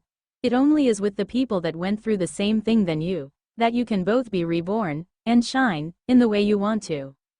He left, letting the blue-haired kid wonder about everything that had been said. Momo Yaoyorozu was a bright child. More than a bright girl, she was a prodigy, and she knew it perfectly. Her memory was perfect, something many people would dream of, and she had high deductive skills which easily put her as the star student of her class. However, it didn't really last for long. Being first in class, I mean. Because Momo Yaoyorozu was a bright child, she understood fairly quickly that people weren't born equals. People often told themselves that the rich ones were the persons who lived the best. In a way, it was certainly true. Money gave Momo many things. She came from a very rich family, with both parents at the top of the yaoyorozu industry, and they were without a doubt two of the richest people in Japan. Since being a baby, Momo always got the best. She wanted school supplies. Sure, just name it, she wanted paper. Perfect, the delivery man was there in 30 minutes. Food? A 3-stars chief was in the kitchen. A piano to learn small melodies, then take that Steinway & Sons grand piano. But, being the daughter of rich persons also was a curse. Every time, the other children would follow the same path. For a child, she was absolutely beautiful, and a single look at her promised that with a bit of time, this girl would be one of the most beautiful women in Japan, easily. Her quirk was also super cool. That quirk. Momo loved it, and yet hated it with a passion. She couldn't think of something better. She could create any object, or material, as long as it W power that went fairly. Well, with her marvelous intellect, she would impress the others, they would become friends, and then they would know about her money. She offered the most expensive gifts. Every day, after school, a private driver in a limousine would come and get her. She lived in a mansion that had such a gigantic garden that you could get lost in it. And finally, she wore expensive clothes that were from the finest marks from all around the world. To the other kids, it was disgusting, not that the black-haired girl didn't understand them, it probably was like watching something do. Everything you did, but in better. She had the best grades, she had no physical imperfection, she was rich, and her quirk was one of the best. Quickly, she became the bullied girl. They would speak behind her back. They would prank her. The most sickening thing that ever happened was parents telling their children to become friends with her, because of her money. She watched, as those other kids came to her with sick expressions, pretending to like her. Absolutely, utterly, and horribly disgusting. She was so bright that she was 9, when her parents took her out of school because of the bullying she was facing. They decided that she could learn on her own, far away from the menace that were the other student. Momo only wanted to live and learn like the normal people. But because of those normal people, she had to act and grow up like the rich kid she was. She was Momo Yaoyorozu, the heiress of the Yaoyorozu family, and it was better for everyone if she stayed that way. She would pass her days learning, expending her already amazing knowledge. She would learn by heart the recipes of any object she could create, transforming her into a literal weapon that could create almost anything. She would work on her physique, making sure that her body stayed perfect. She would do sport. But she was lonely, so lonely, too lonely. Her parents tried hard to make her find new friends, but the girl was damaged. She had understood how unfair the world was. She wanted nothing to do with the others anymore. Until that day. Momo, yes, we need to tell you something. The black-haired girl, now 12 years old, was lying on her bed when her two parents entered the room. They were in business suits, something the girl was very aware of. Her parents would meet another group of important people, another couple. Momo didn't really care. She had seen tons and tons of people who wanted to partner with her parents. It never changed, and it would never change. Sure, go ahead, she answered, closing the book she was actually reading. She looked at her phone, noticing it barely was 2 p.m. As we told you, some friends are stopping by to talk business. I know you don't really mind, but today is different. It is really important business, and we will probably speak with those people for the rest of the day. We won't probably see each other's for the rest of the afternoon, or even tonight. Her father started. The black-haired girl only nodded, not really understanding where they were going. And you see, it is so important that we took pro-heroes to protect us for the day, added her mother. Momo's eyes widened. Now that was something new. Usually, they would speak business and be done with it. Is there something I must know about those heroes? Plus, why would heroes act as bodyguards? She asked. Because the persons we will be speaking are from the government, more precisely, from the heroic department. That's why heroes will make sure that we all stay safe. Don't worry, they are 3 underground heroes, and are very capable. They are, without a doubt, some of the best. They should not be a problem to you. However, one of them has a child, continued her father. Don't tell me I'm going to babysit him, said in horrified Momo. Her parents' eyes widened instantly. No, absolutely not, said her mother. In fact, he should be around your age, not. What we really wanted you to know is that maybe you should try to speak with him. You know, befriend him, finished her mother. That really surprised Momo. She could not understand that decision from her parents, really. They had tried, again and again, to make her socialize with other children, and every single time, it failed miserably. Why would a child of a hero be there? Shouldn't you be against a kid interfering with the possible heroes or your business? She asked, decided to know what happened for her parents to take that decision. Yes, maybe. But, we've heard that like you, he is a prodigy. He left school to train to become a hero, and from what we've seen, he's a very mature boy who only wishes the best for everyone. You maybe even saw him on the web, hesitantly said her father. He didn't want to make his daughter angry by accident. In the Yaoyorozu family, women were downright scary. I'll try, but I can't promise you anything. You know how it goes with other kids, especially boys, said the girl. Her parents nodded. That's all we ask. When he'll be there, he will directly come to your room. We will make sure he finds his way, said her mother. Have fun, Momo. She softly smiled, leaving the room. Her father approached his daughter, kissed her on the forehead, and left too. The youngest Yaoyorozu looked at them go. Before she sat on her bed, she just wondered what person could be that other kid. There was no doubt in the girl's mind that he would be attracted to her money, like all of the others. Deep inside her, she hoped that he wouldn't. It had been a long time since she had a conversation to another kid of her age, and truth to be told, she didn't like being that lone for so long. Of course, there was a ton of people working in the mansion who she could speak with, but none of them were her age, sharing the same passions. She sighed. What if he was just another one of those kids? One of those who would mock her? She continued thinking about that, until she was forced out of it by a knock on the door. A quick look at her phone told her that it already was 30 minutes later than when her parents went to see her. Did she really lost herself in her thoughts for that long? She quickly got up, but slowly walked to the door. She took a deep breath, and opened the door. Behind, was without a doubt the brightest kid she ever met. Literally. His hair were both a black and white shade of green. His eyes were shining like emeralds exposed to the sun. He was wearing a completely black hoodie, except for the strings which were white, and on his torso in white letters, the word hoodie. He also wore a completely black jogging, and finally his clothes finished with a pair of white baskets. But it clearly wasn't the most important thing about him. He had wings. 2 actuals, gigantic, pure white, wings. She blinked once, then many times, to finally notice that he also had an aureole.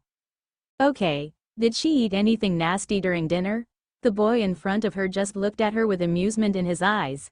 He then bowed, and while she was still thinking, he gently took her hand. It snapped her out of her thoughts, again, and watched as he softly kissed her knuckles. He then let the hand drop, and got up. With a smile as bright as the sun, he introduced himself. Hello, Miss Yaoyorozu. My name is Izuku Aizawa. I don't know if you are aware, but I am supposed to spend the afternoon, and possibly the evening, in your company. It is a pleasure to meet you. He grinned, only for the black-haired girl to blush. The boy in front of her was fairly beautiful, especially for their age.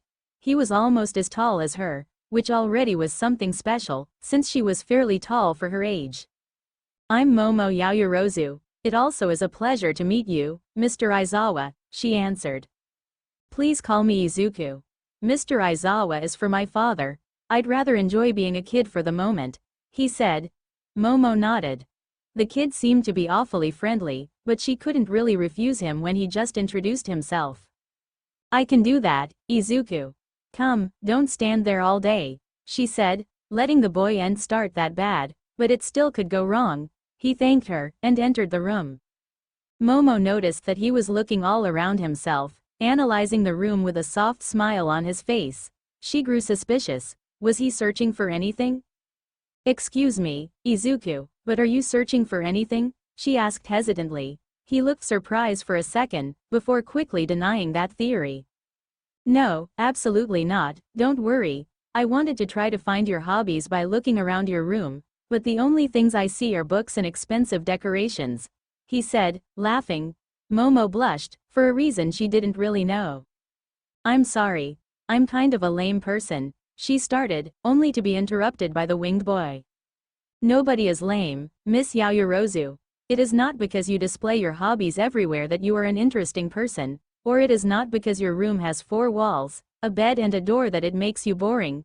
Everything is there, and there," he said, pointing to his heart, and then at his head. He winked at her. "If we could maybe introduce each other's more seriously, I'm sure we'll find a lot of things to talk about," he added.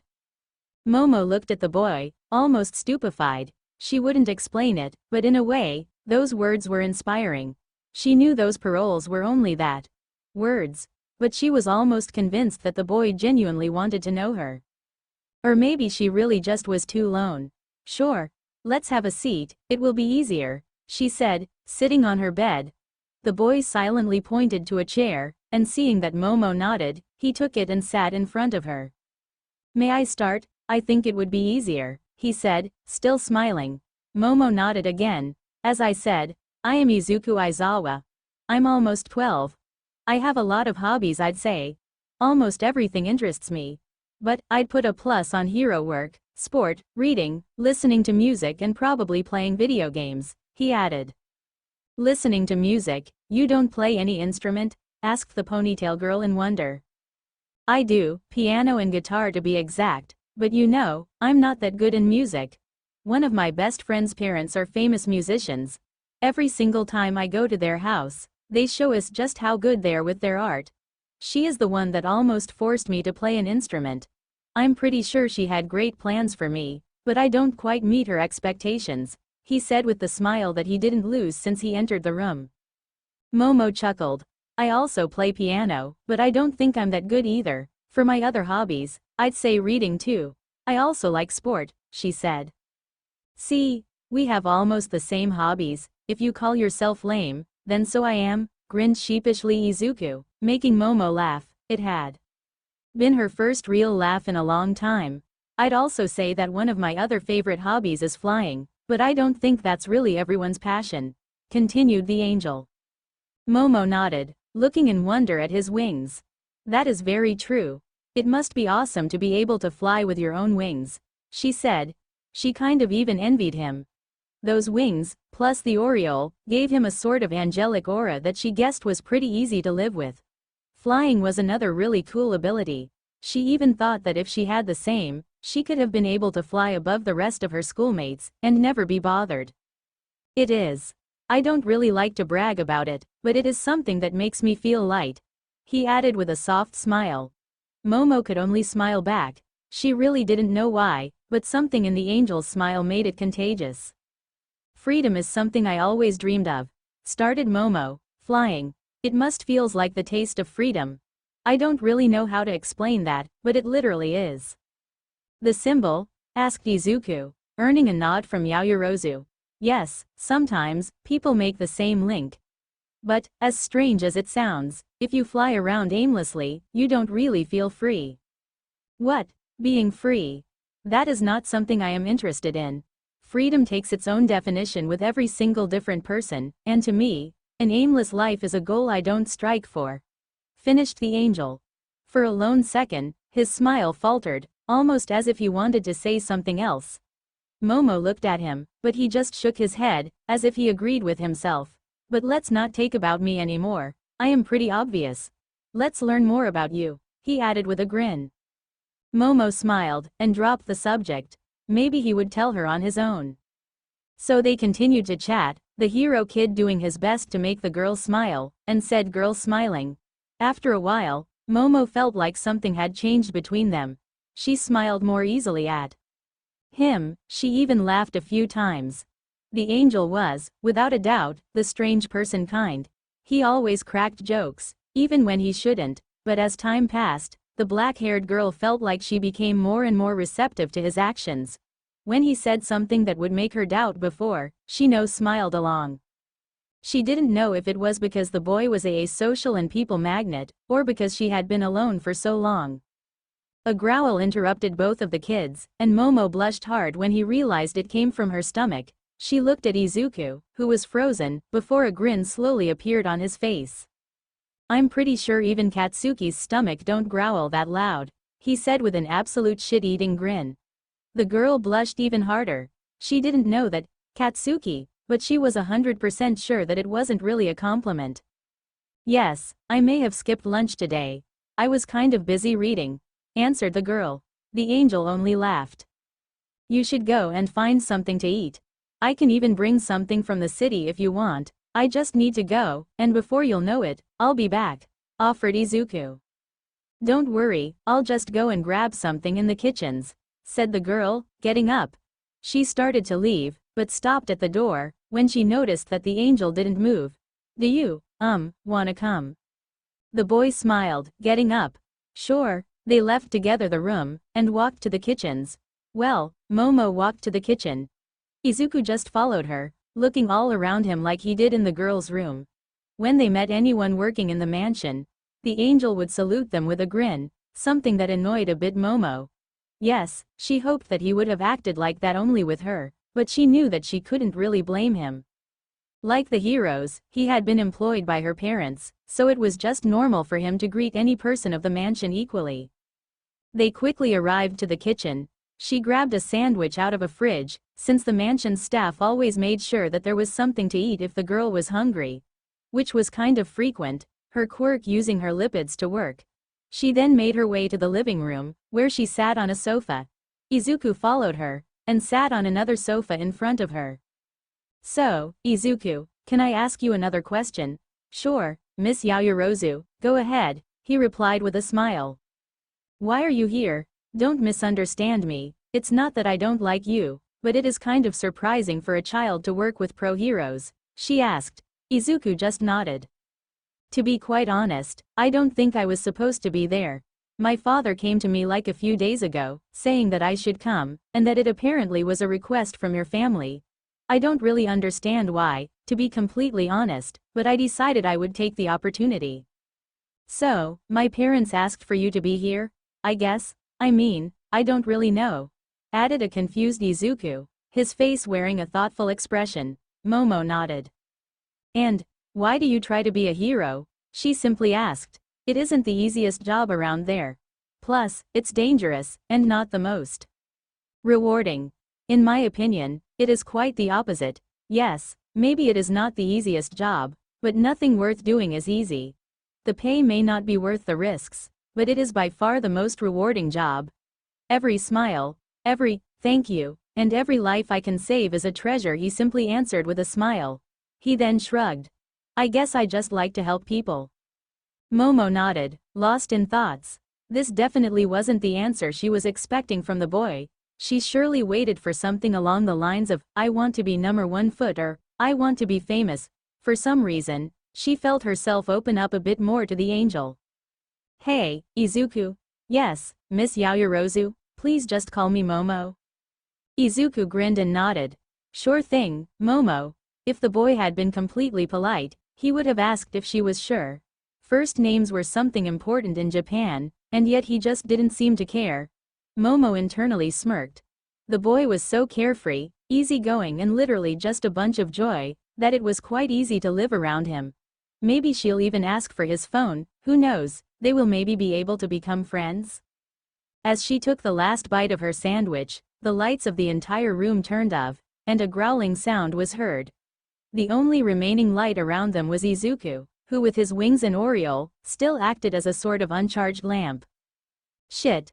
hissed the boy. He got up as fast as he could, his eyes still glowing like emeralds, and Momo found the situation pretty funny. "You are incredibly bright, Izuku," she said, trying not to laugh. However, her amusement died fairly quickly when she noticed he wasn't responding to her at all, and was entirely focused on something. She tried to listen, too, only to hear a sound that almost immediately made her flush white. A low, but menacing, growling sound. "What is that?" she whispered, entirely new to those kind of situations. "Doesn't seem human. Could be an emitter quirk, from anyone really.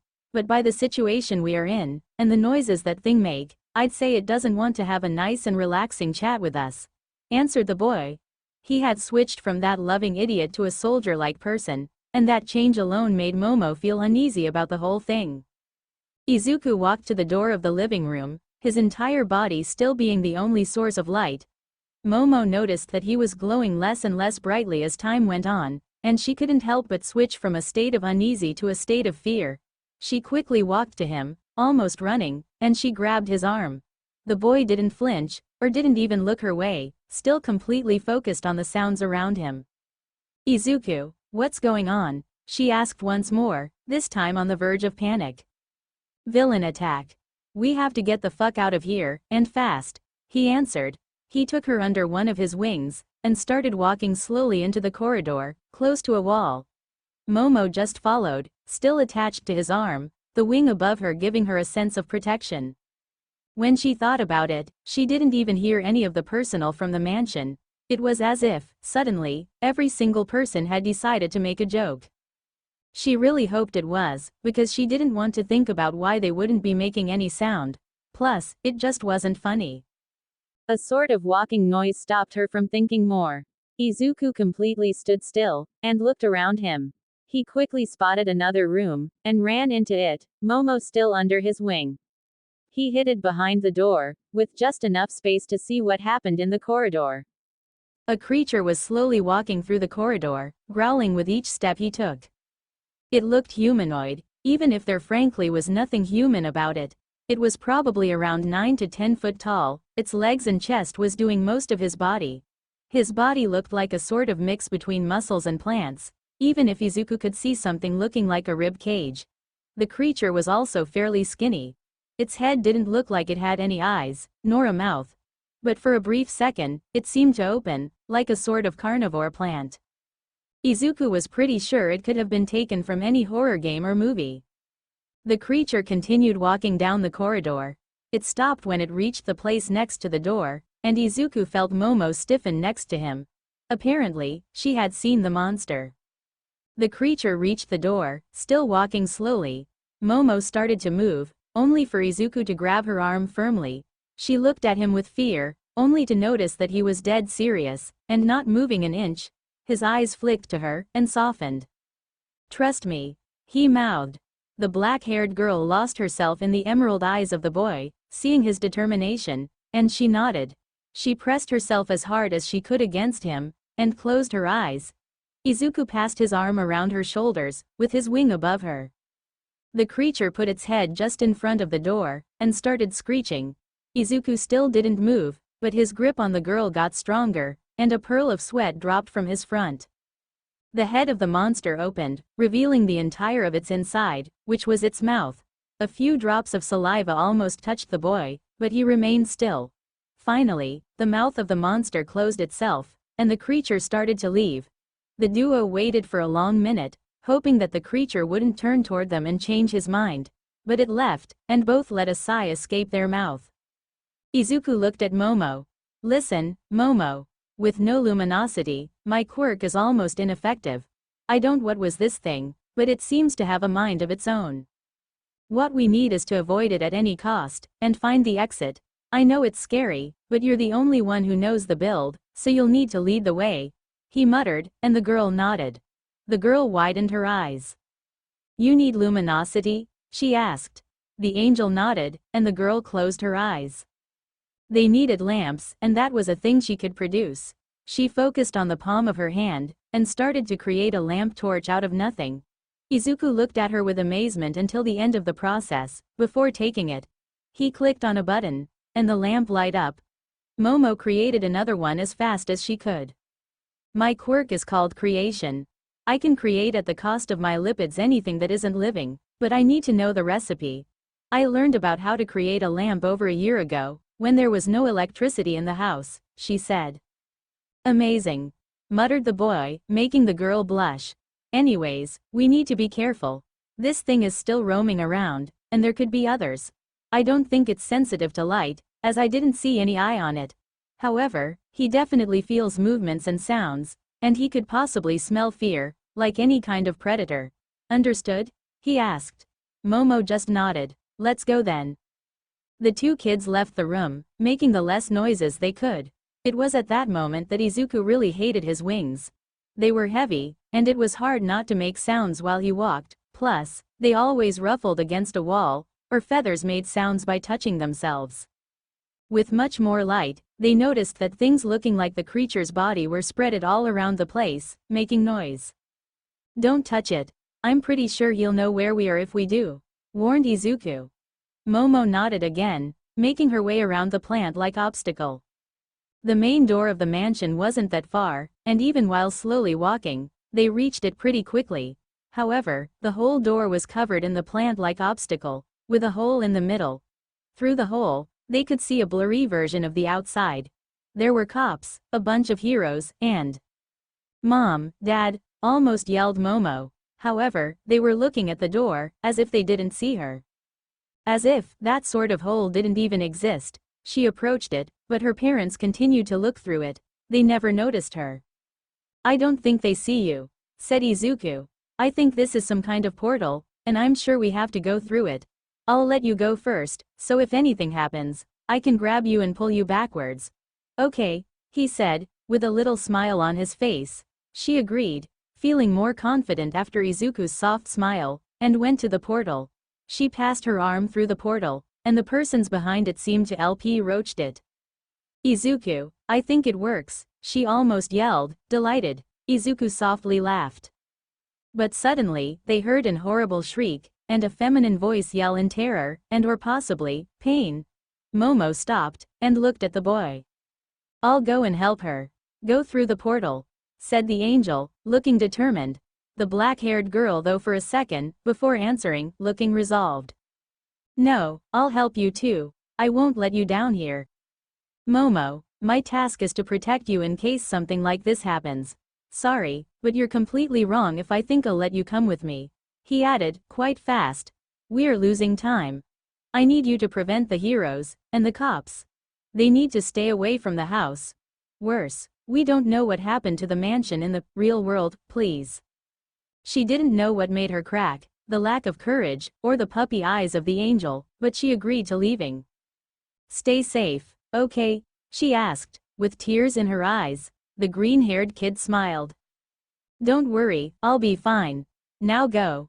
Another shriek, this time more powerful than the other one, was heard, as Momo entered through the portal. The last thing she saw was Izuku running toward the noises, his wings following behind him with each step he took. The heroes and cops were waiting around the Yaoyorozu mansion, looking at the fire with worry. Everyone except 3 people were safe and out, while the status of the 3 others remained unknown. "Cause of the fire?" asked Eraserhead. "Unknown," answered the policeman. Next to him, 2 other heroes, Midnight and Vlad King, plus the Yaoyorozu couple, were listening with rapt attention. However, allow me to doubt that it was an accidental one. The pro-hero nodded. "Anything that could be saved?" "Not a single thing. At least, for the moment. The flames are way too intense for us to get through. Endeavor should be on his way, but we can't guarantee that he'll be there shortly." "Any people missing?" "With the list you gave us of all the people that should be here tonight, yes, 3 individuals are missing."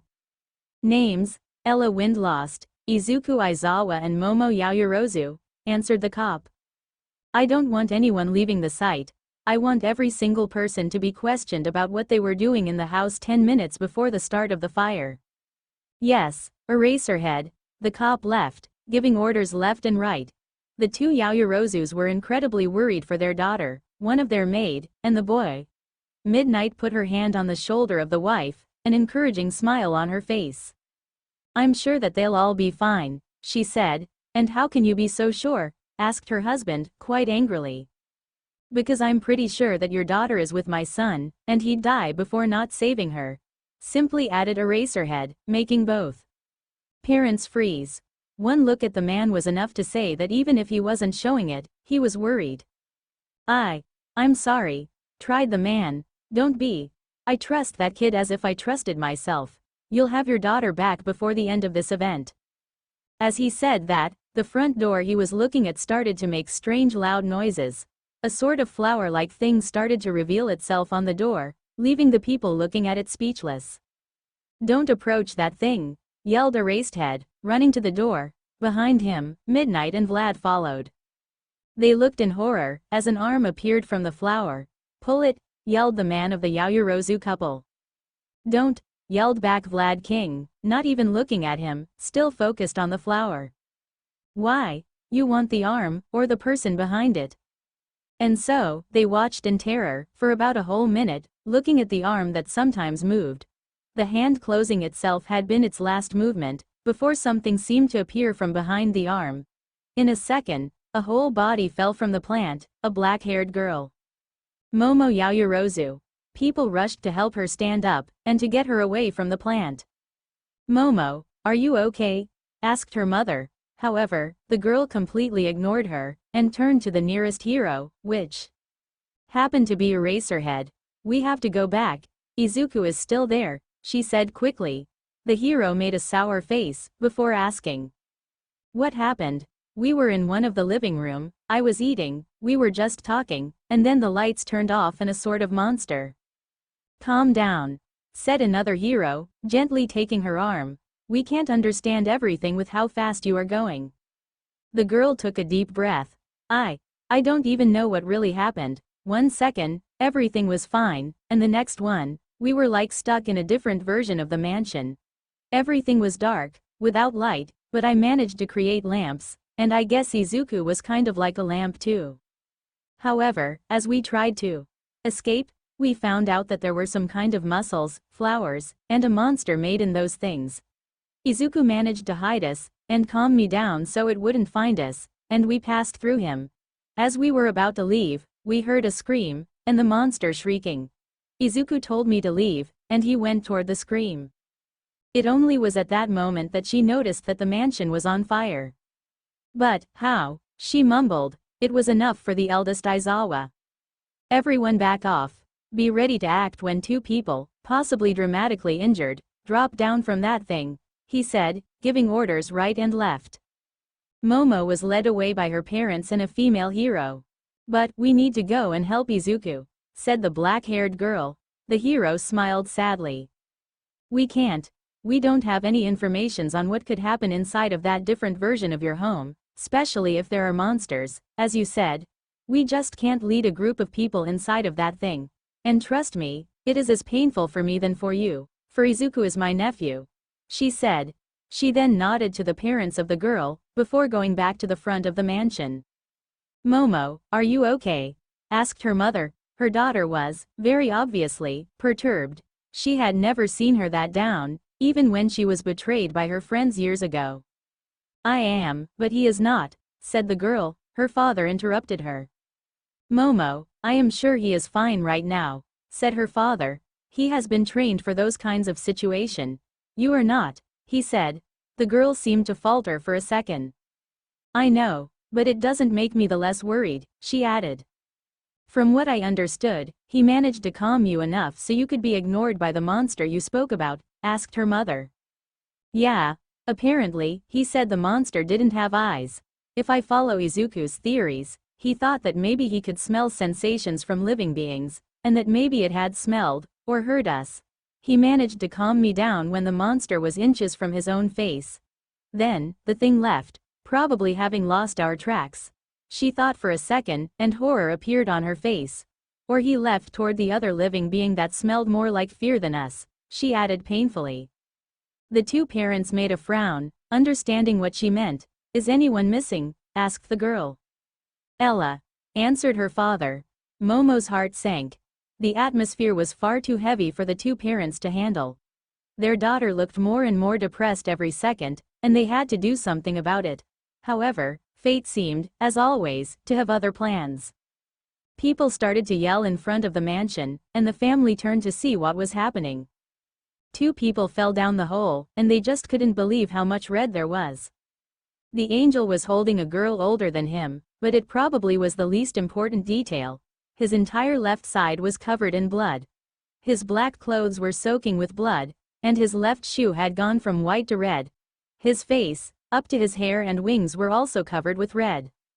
"Oh my God," said Momo's mother, and her two family members couldn't agree more with her. "Medics," he yelled. People rushed to his side, getting the girl he was holding. He tried to take a few steps forward, before crash around. Another group of people got him up, and Momo realized that the blood on him wasn't only from Ella. His left side was literally shredded. "This is awful," muttered her father. A group of policemen guided the family and their staff to a secondary home of the person they were having business with, but Momo was numb to everything that was happening around her.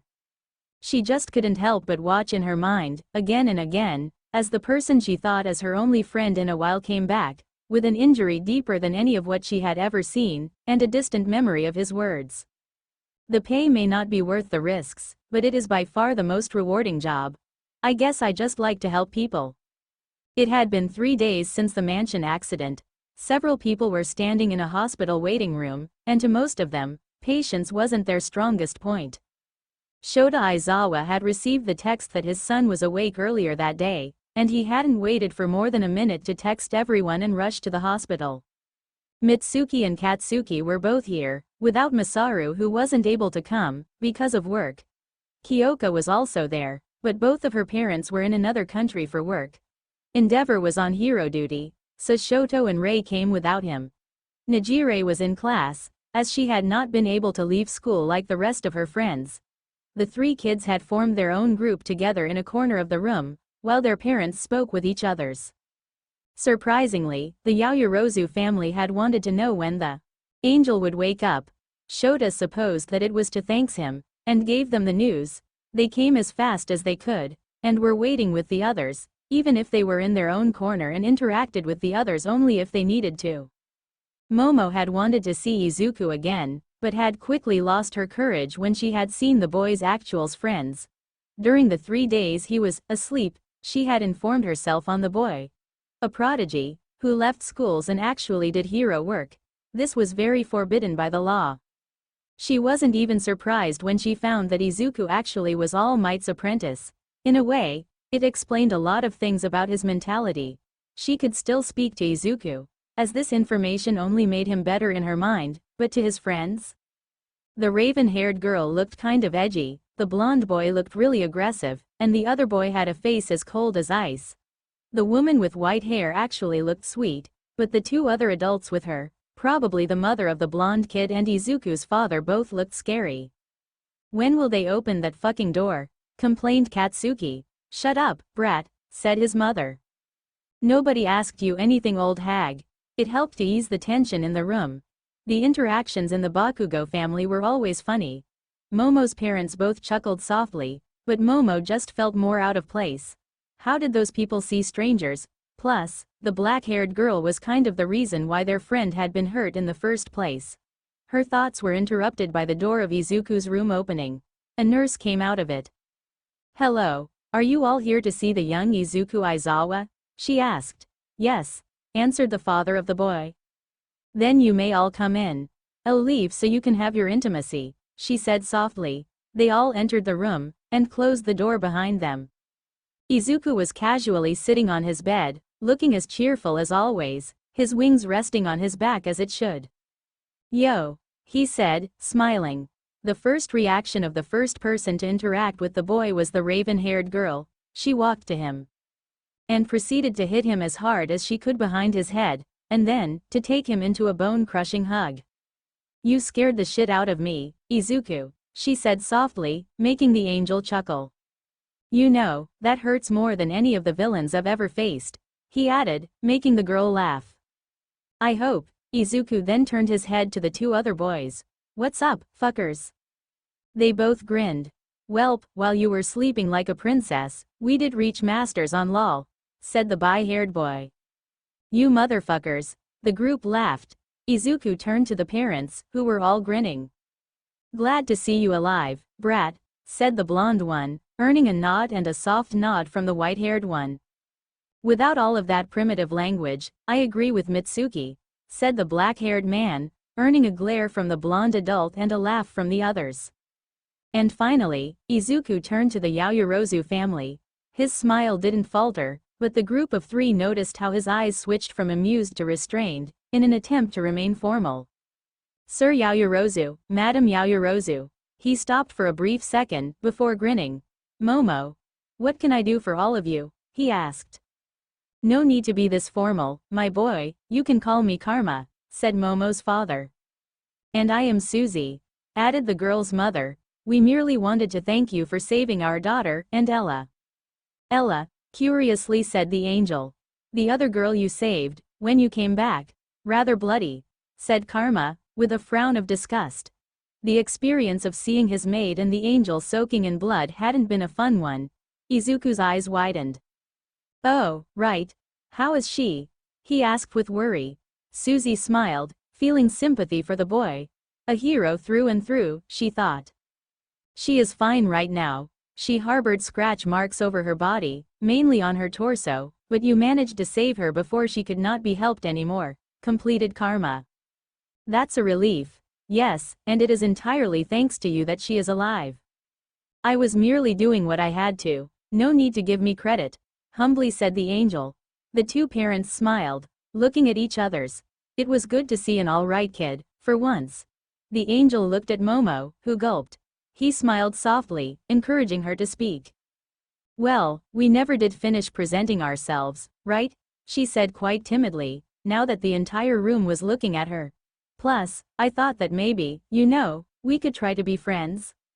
Izuku's answer was to laugh. I'm sure we can. I should present you the others, too. The girl with earphone jacks as her ears is.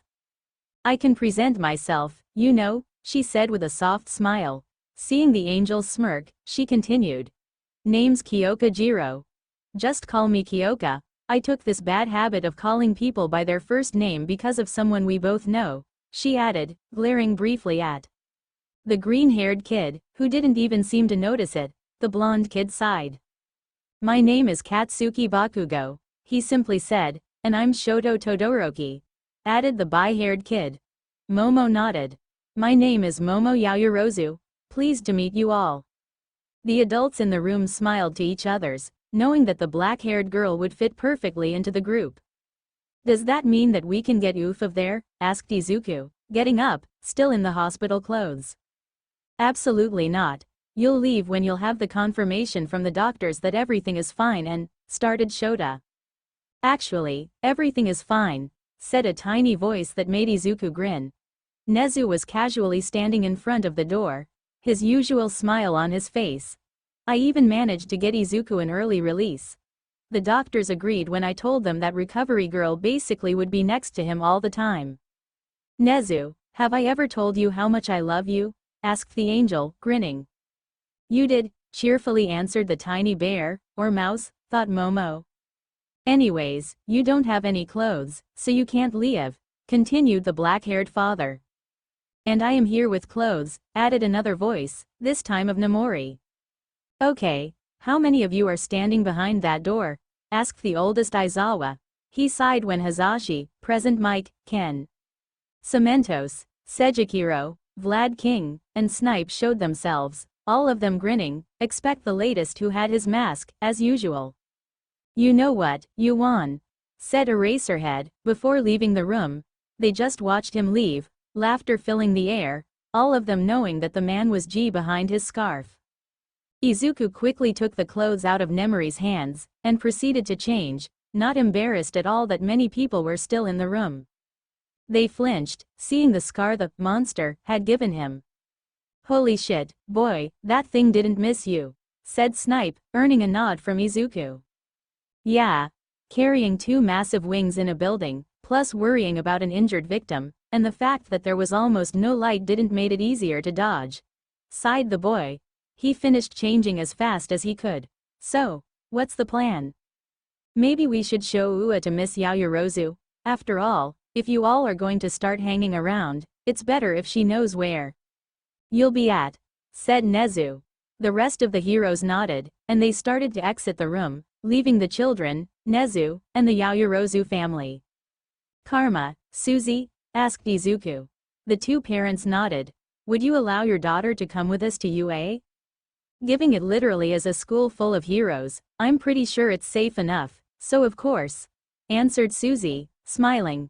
The angel smiled back, nodding to Momo. Oh, Nezu, I had to tell you something about my quirk, said the boy, looking even more cheerful than before. No, we aren't listening to one of your quirk analysis shit, said Katsuki, leaving the room as fast as he could. Kyoka almost running behind him. Shoto looked at the Yaoyorozus. You should do the same, those two can be really annoying when they start to talk about quirks, he said, leaving. The two parents nodded and left, as did Momo, leading Izuku and Nezu to laughing. So, what did you want to tell me? Said Nezu with a huge smile. He loved speaking about quirks with Izuku. The kid was very skilled at analyzing, and they could talk for hours without interruption. Intellectual conversations like he loved. However, the angel had other plans. Immediately, his smile disappeared, leaving confusion on the bear's face. The boy walked to his bed, where he took something under his mattress. Nezu, I think that one, maybe two of our theories just proved themselves right, slowly said the green-haired kid. Which ones? Izuku faced Nezu, and gave him something. The mouse widened his eyes when he noticed what it was. A completely black feather. He looked at Izuku in shock, who looked grave. I teared it out of my wings earlier. Nezu, I don't think that this monster I faced was completely human. He marked a pause. And, I don't think it was any more human than I am. Silence passed between the two, before Nezu hissed something that made Izuku shiver. Shit. All for one looked at the body of his Nomu. It was lying on the ground, not a single muscle working, as if it was a puppet that had been cut from its strings. And by the huge hole in its head, the man guessed that it was because it seemed to be very dead.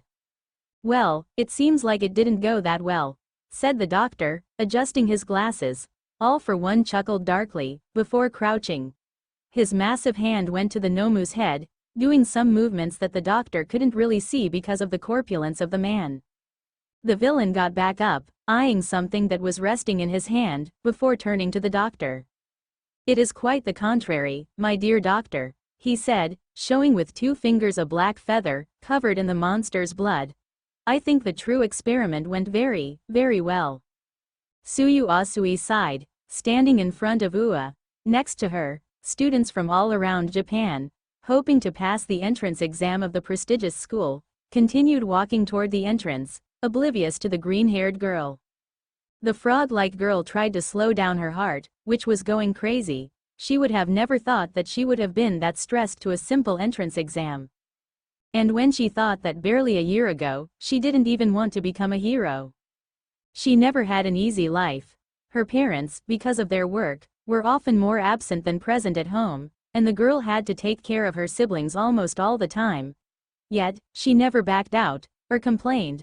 Her parents were doing their best so their children could live a happy life. They didn't know that their kids wanted love more than money, but it was an understandable choice. Her siblings were the world to Tsuyu. Samadare and Satsuki were always there for her, even if they were both younger than her. And to say that she almost lost them, it had been a peaceful afternoon, nothing too special. The three kids were out, Tsuyu taking them to an ice cream shop, as they usually did on Saturday. That's when Samadare spotted a cat, a small kitten, on the road, looking too frightened to move out of the way. The boy ran toward the animal, his only thought being to save it from being rolled over by a car. Time seemed to stop, as a truck came out of nowhere, going straight on the small boy. Tsuyu had screamed for the boy to move, but there was nothing she could do. Those were the kind of stories you saw on the TV, not in real life. She watched, frozen, as the truck came closer to the boy, her brother not even looking at it, still clutching the small animal in his arms, thinking it would save him. That's when he appeared, out of the skies. A boy went to her brother faster than Asui could see him, and without a single doubt caught him and the kitten, flying back up as fast as he could. The only thing the oldest girl had seen during the action was a white feather dropping from where her brother was. Time then came back to normal. The truck never stopped, and continued rolling as fast as it could, leaving the scene he had almost been caught on.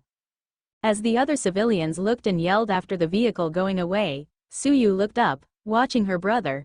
He was in the arms of a boy that could only be described as bright. He had two massive white wings on his back, and an aureole on top of his head. He was wearing a black jogging and a black hoodie with the word, hoodie, written on it. He had white shoes, and green hair. He seemed to sigh, before landing next to Suyu, who only blinked. The boy was slightly taller than her. The first reaction she had when he let her brother let go was to run to him and hug the life out of him. While she was in the embrace with her brother, her sister slowly running next to her with her tiny legs, joining in the general hug, Asui could feel the kitten purring in the arms of her brother. After a good minute, she looked up from her hug, looking at the teenager that had saved her sibling. He was sliming softly, his wings simply deployed as if he was ready to leave. He nodded to her, and started to move his wings, with the intention of flying away. However, Suyu yelled, stopping him a few meters away from the ground. Wait! He looked down at her curiously, and the green-haired girl spoke as fast as she could. You saved him, she said as a matter of fact. He only smiled, nodding. I did. Why? It was such a stupid question. He had saved her brother for God's sake, she could at least be grateful and thank him. Yet, the only thing that came to her mind was why did he risk his life for someone else? She never expected him to grin softly, his emerald eyes, she just noticed, shining with kindness. Because I could. With that, he flew away, leaving in the direction the truck left. When she went back home that afternoon, with her two siblings and the new addition to their little family, she saw on TV that the vehicle that almost took Samadere's life was a stolen one from a villain, and that it had been stopped by Izuku Aizawa, the angel she had seen earlier. Since that day, she had informed herself on that kid. She was not disappointed when she realized that he literally was All Might's apprentice, and the son of a pro hero as well. She had stalked the boy mercilessly, finding every piece of information she could, wanting to know more about the answer he had given her. He had saved her brother, because he could. Suyu never had a job she really wanted to do. Yet, she knew that she wanted to do something that would bring hope and peace in the hearts of the others. As missing too much from her life, even if her parents loved her dearly. And she had never even considered being a hero. But, as time passed, it became clear that she wanted to be more than just a policewoman, or a teacher. She quickly found her objective. Save people like he had saved her. It had taken a few seconds to him, a quick reaction. And with that single second, he had transformed her life. He had given her a goal, and he had given her Samadare back. A single second, and he had stopped a family from being torn into pieces. For a year, she had trained as hard as she could. She had pushed her quirk to the maximum she could to by herself, exploiting her natural frog-like abilities. All of that so she could join the prestigious UA school, and their heroes' classrooms. And she was standing, right now, in front of the building. Calm down, Sue, she thought to herself, clapping both of her cheeks with her hands. You know you destroyed that written exam. Now is the time to prove yourself as a potential hero. She took a first step forward, only to fail miserably and start falling. However, as soon as she reached the floor, she started floating, never touching it. She looked behind her, or more like from where her feet were, to see a round-faced girl look at her while chuckling. She helped Suyu get up, before touching both of her hands, making the green-haired girl get back to her normal state. Sorry, but falling is a sign of bad luck. I thought that you didn't need it considering the importance of today, said the brown-haired teenager, smiling. Suyu nodded. Thank you very much, Kiro, she replied gratefully. You're welcome. My name is Ochako Uraraka, pleased to meet you. Happily said Ochako. I'm Suyu Asui, we should go toward the building. As the two girls passed through the different doors, following the signs that had been placed for the possible applying students, they continued speaking. They got to know each other a bit more, from their families to why they wanted to become heroes. Well, my reason is kind of complicated, but I want to become a hero to help my parents, said Ochako, earning a nod from the frog-like girl. The brown-haired teenager didn't want to start badly with the other one at all, and telling her she wanted to become a hero for the money wasn't a great thing to do. And you? I want to make people smile, I guess, answered Suyu, earning a chuckle from the other girl. They quickly arrived at the amphitheater where they would listen to the speech about the practical exam. The two girls went to sit next to each other, in the first rows. As long as they had their examinee number on them, it didn't really matter where they would sit. In no time, the amphitheater went from empty to full, the possible future students waiting, apprehending what could happen. Finally, an hero appeared from behind the tiny desk, making most of the children jump in fear. Helloo! Young listeners, the only thing that answered him were screams of terrors. I should have known hiding behind that desk was not going to be a good idea, mused the pro hero, before grinning. Today, you all will be passing the combat trial, the exam where blood and tears are going to be shed, and where you will. Hazashi, wait. Present Mike grinned even more when he noticed who entered the amphitheater by the door. 2 white wings, and he instantly knew who the person was. The other students also did. Every aspiring hero that respected himself knew who Izuku Aizawa was. The boy was wearing his usual attire, his black clothes and his white shoes, his hair as messy as they always were on TV. He had his 2 hands in his pockets, and the grin on his face told everything Hazashi had to know. We have an examinee who's a bit late for the exam, but here he is.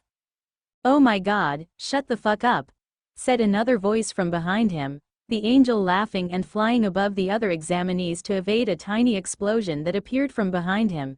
Izuku landed with a grin next to present Mike, the other possible students looking at the door. A group of teenagers appeared, all dressed in UA uniforms, except one. He was a blonde boy, dressed with a gray jogging and an orange t-shirt without sleeves, clearly showing even in the distance that he was heavily muscled. Next to him were another boy with 2 different colors in his hair, a half being white and the other being red, and 2 girls, a raven-haired one and a black-haired one.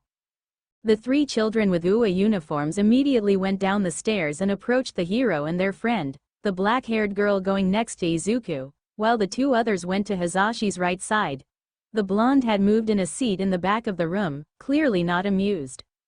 Sorry, now that examinee 2233 is among us, we can go back to explaining what's going to happen, grinned Izuku, earning a few chuckles from the crowd. It's him, muttered Ochako to Suyu, the frog girl nodding. She wasn't expecting the youngest hero in Japan, if she could call him like that, to show himself on UA's practical test. Yet, it wasn't that surprising. The boy should be around her own age, and was probably going to be part of the school. As our dear director, Nezu, decided that present Mike right here was too loud for a simple explanation of what's going to happen in the practical exam, he decided that me and my friends would be explaining to you everything you have to know, cheerily said the angel. Wait, I like to do that thing, started the pro hero, only for an earphone jack to find its way to the man's neck, who fell, unconscious. The girl that had done this to him couldn't look more happy, as she smiled brightly, making the examinees shed a few drops of sweat. The body of the hero remained on the ground, as no one tried to put him anywhere else. Silence, please, said the bi-haired kid, waiting for the teenagers to calm down. My name is Shoto Todoroki. I am one of the 4 students that got through recommendation, the other 3 being to my sides. Please listen carefully, because I won't repeat myself. I'll be explaining the 4 different villains that you can find during the practical exam, because, as you may have heard, the test will be focused on your fighting abilities, meaning that you'll have to destroy robots. The screen behind him lit up, showing a picture of 4 different robots, each one black so you couldn't see completely what they were. The robots are classified by the number of points they give you when you take them down. The most common, and the less dangerous ones are the 1-pointer. Weak robots that you should be able to beat, even without a quirk, if you aim for the right place or find a way of destroying them quickly. The next ones are the 2-pointers. Should be bigger, and with a few more components. The 3-pointers should be rare, but as it's said in their names, it gives you an amount of points that you just cannot ignore. He paused, looking at the students. Did everyone understand what I said? I have a question, Mr. Todoroki, yelled an examinee, his hand as high as it could go. When the bi-haired teen nodded, the dark blue-haired boy started to speak. On the picture behind you, there is a 4th robot. Yet, you never explained what kind of robot it would be, and I don't think that a UA recommendation student would make such an error. You are right, replied the raven-haired girl. My name is Kyoka Jiro, and I was going to come to that point. As you said, there is a fourth robot that will be in every different test area. Its name is the Zero Pointer. No matter what you do to him, you won't win a single point. Destroy him, get destroyed, or just ignore him, nothing will change your score. Its job is purely to be annoying, a third enemy that only wants to put you out of the trial. I recommend being careful. It may be worthless, but don't think a single second that it won't be a pain to deal with, she finished. Thank you very much, thanked the examinee, immediately sitting down. Now that you know how everything will happen, you how the pre-exam, and once it's done, is working.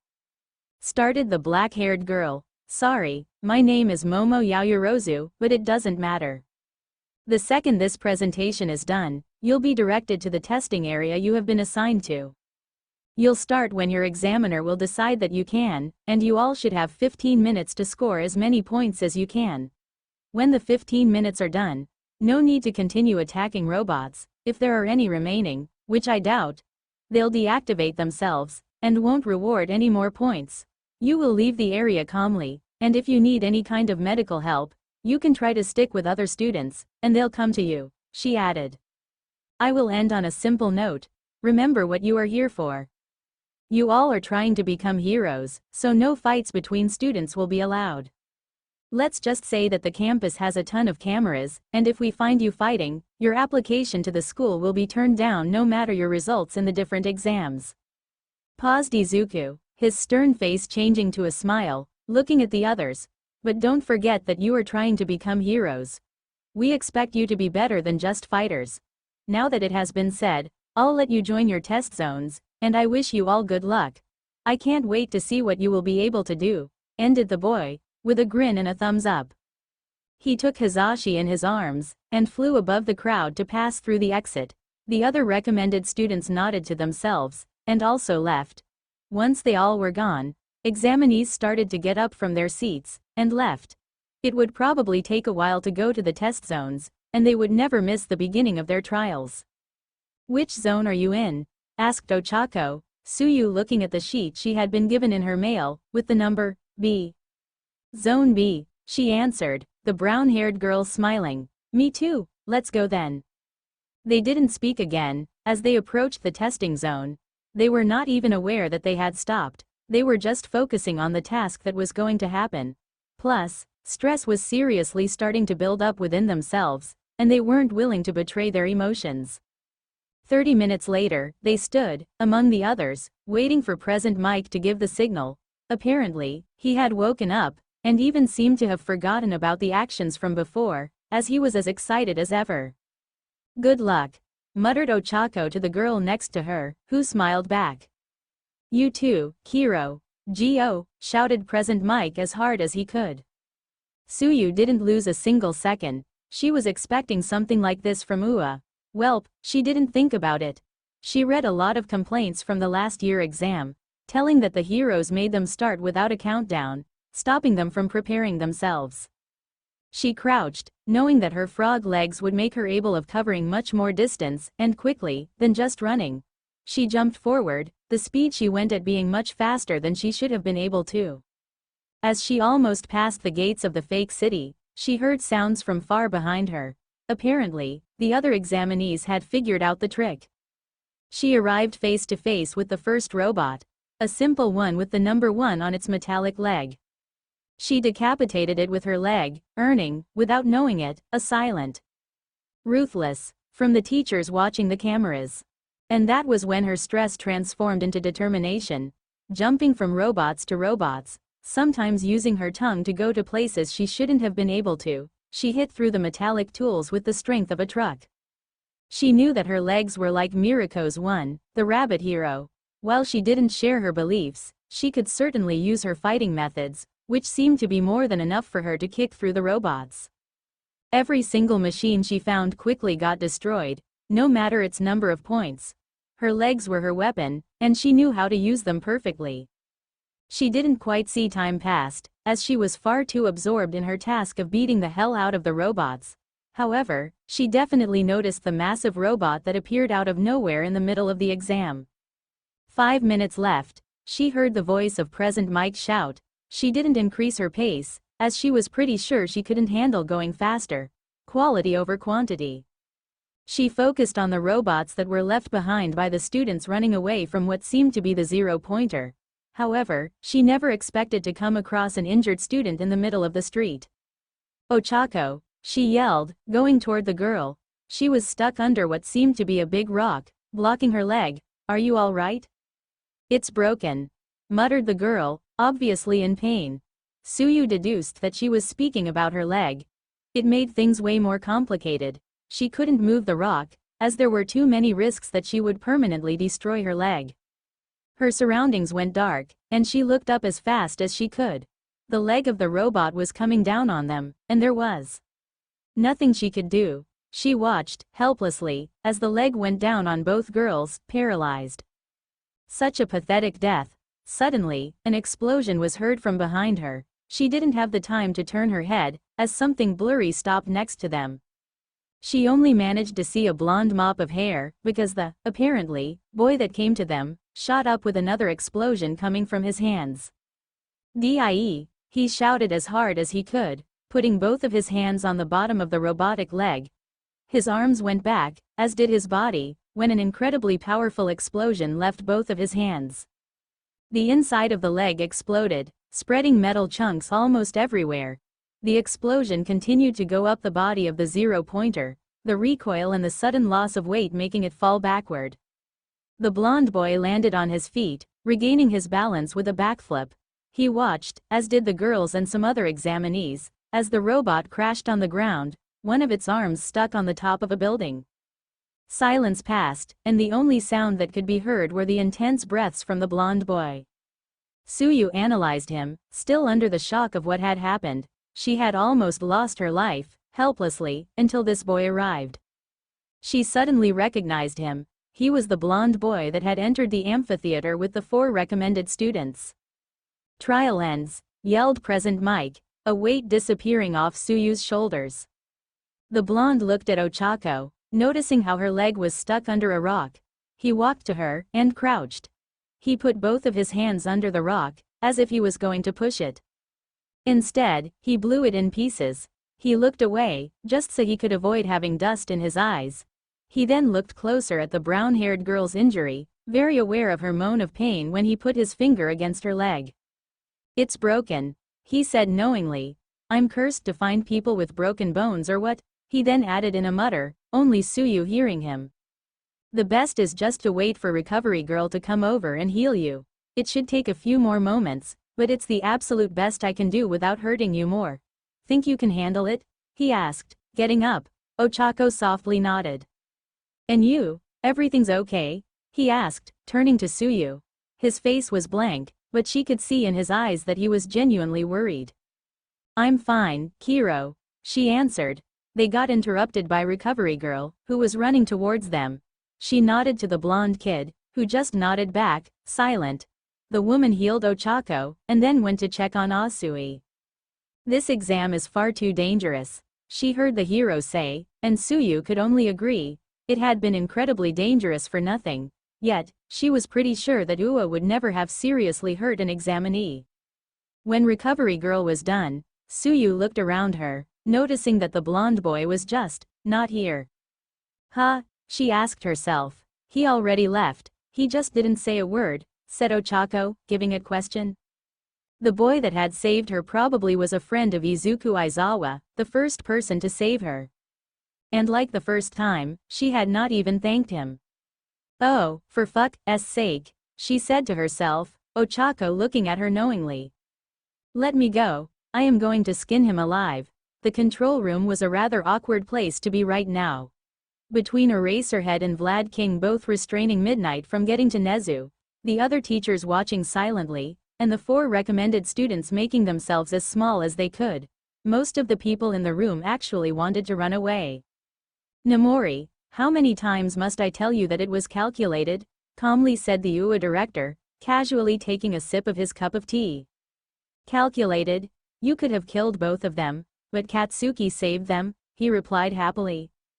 "You risked the life of those 2 for Katsuki to save them? You are mad." "Absolutely." As the UA staff continued to bicker, The 4 recommended students just looked at themselves with unsure glances. Izuku was sitting on a poof, as everybody knew how uncomfortable for him it was to sit on a chair. His 3 friends were next to him, on chairs, and while Shoto looked to be silently enjoying the confrontation, the 2 girls just wanted to leave. "Let's just leave," said Kyoka, earning a nod from Momo.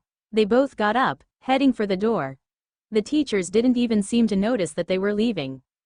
"Izuku, Shoto," said the black-haired girl sternly, glaring at the bi-haired boy who was smiling at Nomori, and rolling her eyes at Izuku's confused stare. The 2 boys, quite reluctantly, got up, and they all left the control room.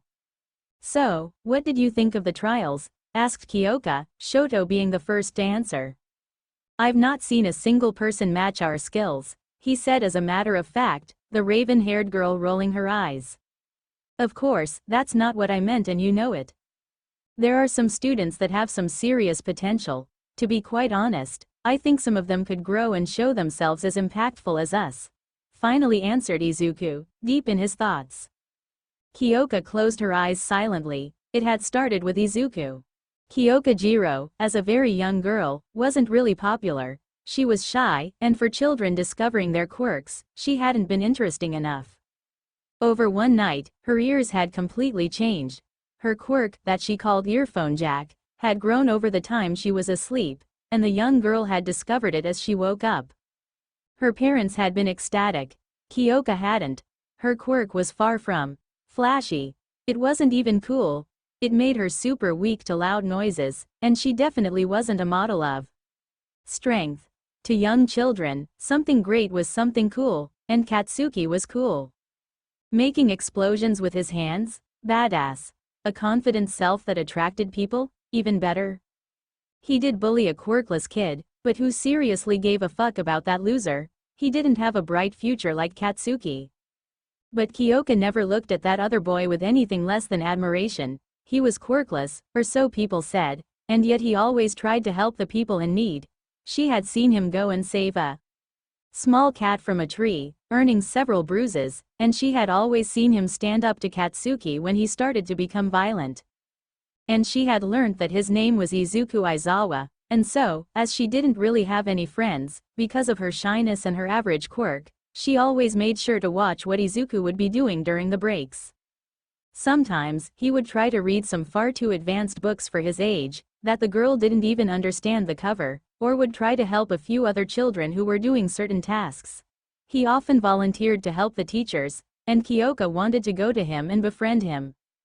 And one day, after school, she went to him. While the boy always wanted to help everyone, those people he gave a hand to always showed themselves to be quite ungrateful. The green-haired kid had no friends, she was sure of it, and she wanted to be the first. "Hi," she said, from behind the boy, who flinched, surprised. He turned himself to look at her, a surprised look on his face. "Hi?" he asked, his green eyes shining with what seemed to be confusion. His pupils were beautiful, she thought. "I am Kyoka Jiro," she started. That day, she got to hold a conversation with the boy. They parted a few minutes later, each of them leaving. It had been short, but it was a start. She had managed to speak to the boy, and everything could only go smoother after that. The next day, she didn't find him. He arrived late to class, and apparently, he felt really bad, and went to the nurse. Nobody may have seen it, but Kyoka noticed how his eyes looked brighter, and his hair, as well. She couldn't explain why, but she just knew something had changed within the boy. At the recreation, Kyoka was so deep in her thoughts that she didn't notice where she was walking to. And she collided with Katsuki Bakugo. He may have been pissed. "I am going to kill you." For her defense, she didn't even completely hear what he said, as his explosions made her ears ring. However, she noticed how Izuku arrived to help her, when everyone else looked at her like a downed animal. For a single second, she felt fear. As much as she knew that Izuku was a pure-hearted boy, he couldn't win a fight against Bakugo. But fate seemed, as always, to have another plan. This day, Izuku Aizawa became what the world would define as an angel. Wings, aureole, sorts of magic powers, as she liked to call it. It was just the first day Izuku started breaking this world's logic, but it was fine. Maybe he was made to destroy things that seemed obvious. Like, if your father has an erasing quirk, and your mother a telekinesis quirk, you should not have angel wings and light control. That seemed obvious, yet, apparently it wasn't. From that day, Izuku just became better than he was before. Kyoka, from her previous observations, could easily find what had changed within the boy. His nature had stayed the same, but his capacities had increased tenfold. He was far smarter than he was before, and he already was a little prodigy before getting his quirk. His shy attitude had completely disappeared to let a newfound confidence take over him. Yes, it could maybe seem as arrogance, but he never mocked anyone for anything. So, he and Kyoka immediately became friends. The girl wanted to, and the boy's quirk apparition had made him confident enough to speak with her. A fortunate event, she would say. Then, Katsuki went to Izuku, and apologized to him for being a jerk. In the girl's humble opinion, he should have refused his apologies, being awful with the green-haired boy, and then coming back when said boy revealed himself to be the next shining light of his generation. It was something the girl couldn't accept easily, and she had made it known, as she acted somewhat coldly to the blonde-haired boy in the first few days. But she had realized that Izuku was good at judging people, because even if the explosive boy was very rude, and arrogant as well, he had a good heart and genuinely wanted to be someone better. The girl had warmed up to him, and accepted his presence amongst their tight little group. The group indeed remained small, only the three of them for a long time. As much as Izuku had gotten Katsuki within their group, he had never accepted someone else completely. Kyoka and Katsuki were his best friends, something both other kids prided themselves with, and no one else. He was the kindest person in the school, but he never forgot the silent treatment the other students gave him when he was quirkless. Kyoka couldn't agree more. They were three, and it was enough. They were happy, and it was enough. As they grew up, Izuku continued showing his different skills, that seemed to always impress the world even more. Katsuki revealed himself to be a naturally talented person, while not as much as his male friend. He was one of the kids that would make big waves once entering his teenagers. Yet have any of these. She wasn't as smart as they were. She was nowhere as good with her quirk than they were. But they didn't let her down. Her quirk had evolved, Izuku had said, as for example, she now could handle the explosions from the blonde boy. He insisted on the fact that her quirk was amazing, always finding something to compliment her. Together, they had found a way of her using her earphone jacks to send some sort of electric signals. She could hear, while focusing, a person's heartbeat, or could hear some sounds that nobody could. She could listen from a while apart, and the boys had told her that with material, she could transform the electric signals she produced into great things. And she believed them, because they were always right. It was around that age that she lost herself in music. Her quirk made it even more enjoyable for her to listen to nice sounds, so it was obvious that she would love music, really. Even if she had a few troubles admitting it, she was a prodigy in music. She could play any instrument easily, and created beautiful melodies. Her two friends followed her into her passion, learning instruments as well. Katsuki became a drummer, not that she didn't expect it. Izuku lost himself in a piano, and later two guitars, an electric and an acoustic one. He even was really good at violin. Like usual, he was a prodigy at everything he touched, and Katsuki wasn't bad either. Kyoka couldn't be more happy. She was better than them at something, and they admired her for that. But unfortunately, they wanted to become heroes, not musicians. Izuku always said that he would love to continue playing, even as a hero, but he never lost his main goal. Katsuki followed him closely, and Kyoka did as well. After bathing in their ideals for so many years, their dream had become hers as well. The dream of creating their own agency, and making the world a better place. At age 10, Izuku saved Nejire and became All Might's successor. She couldn't be more happy for her friend, really. But, the day he told her he would leave school and start learning about being a hero, her insecurities finally started to show themselves. The doubts she had lost years ago were now coming back full force to her. Izuku was becoming more and more an icon. Katsuki was starting to master his quirk, and Kyoka could now never match his physical abilities. At school, She felt lonely without her angel friend. Yes, Katsuki was there, but she knew they were both terribly affected by Izuku being away during school time. They had another friend as well, Najire. It should have been great, but like the two boys, she was talented beyond possible.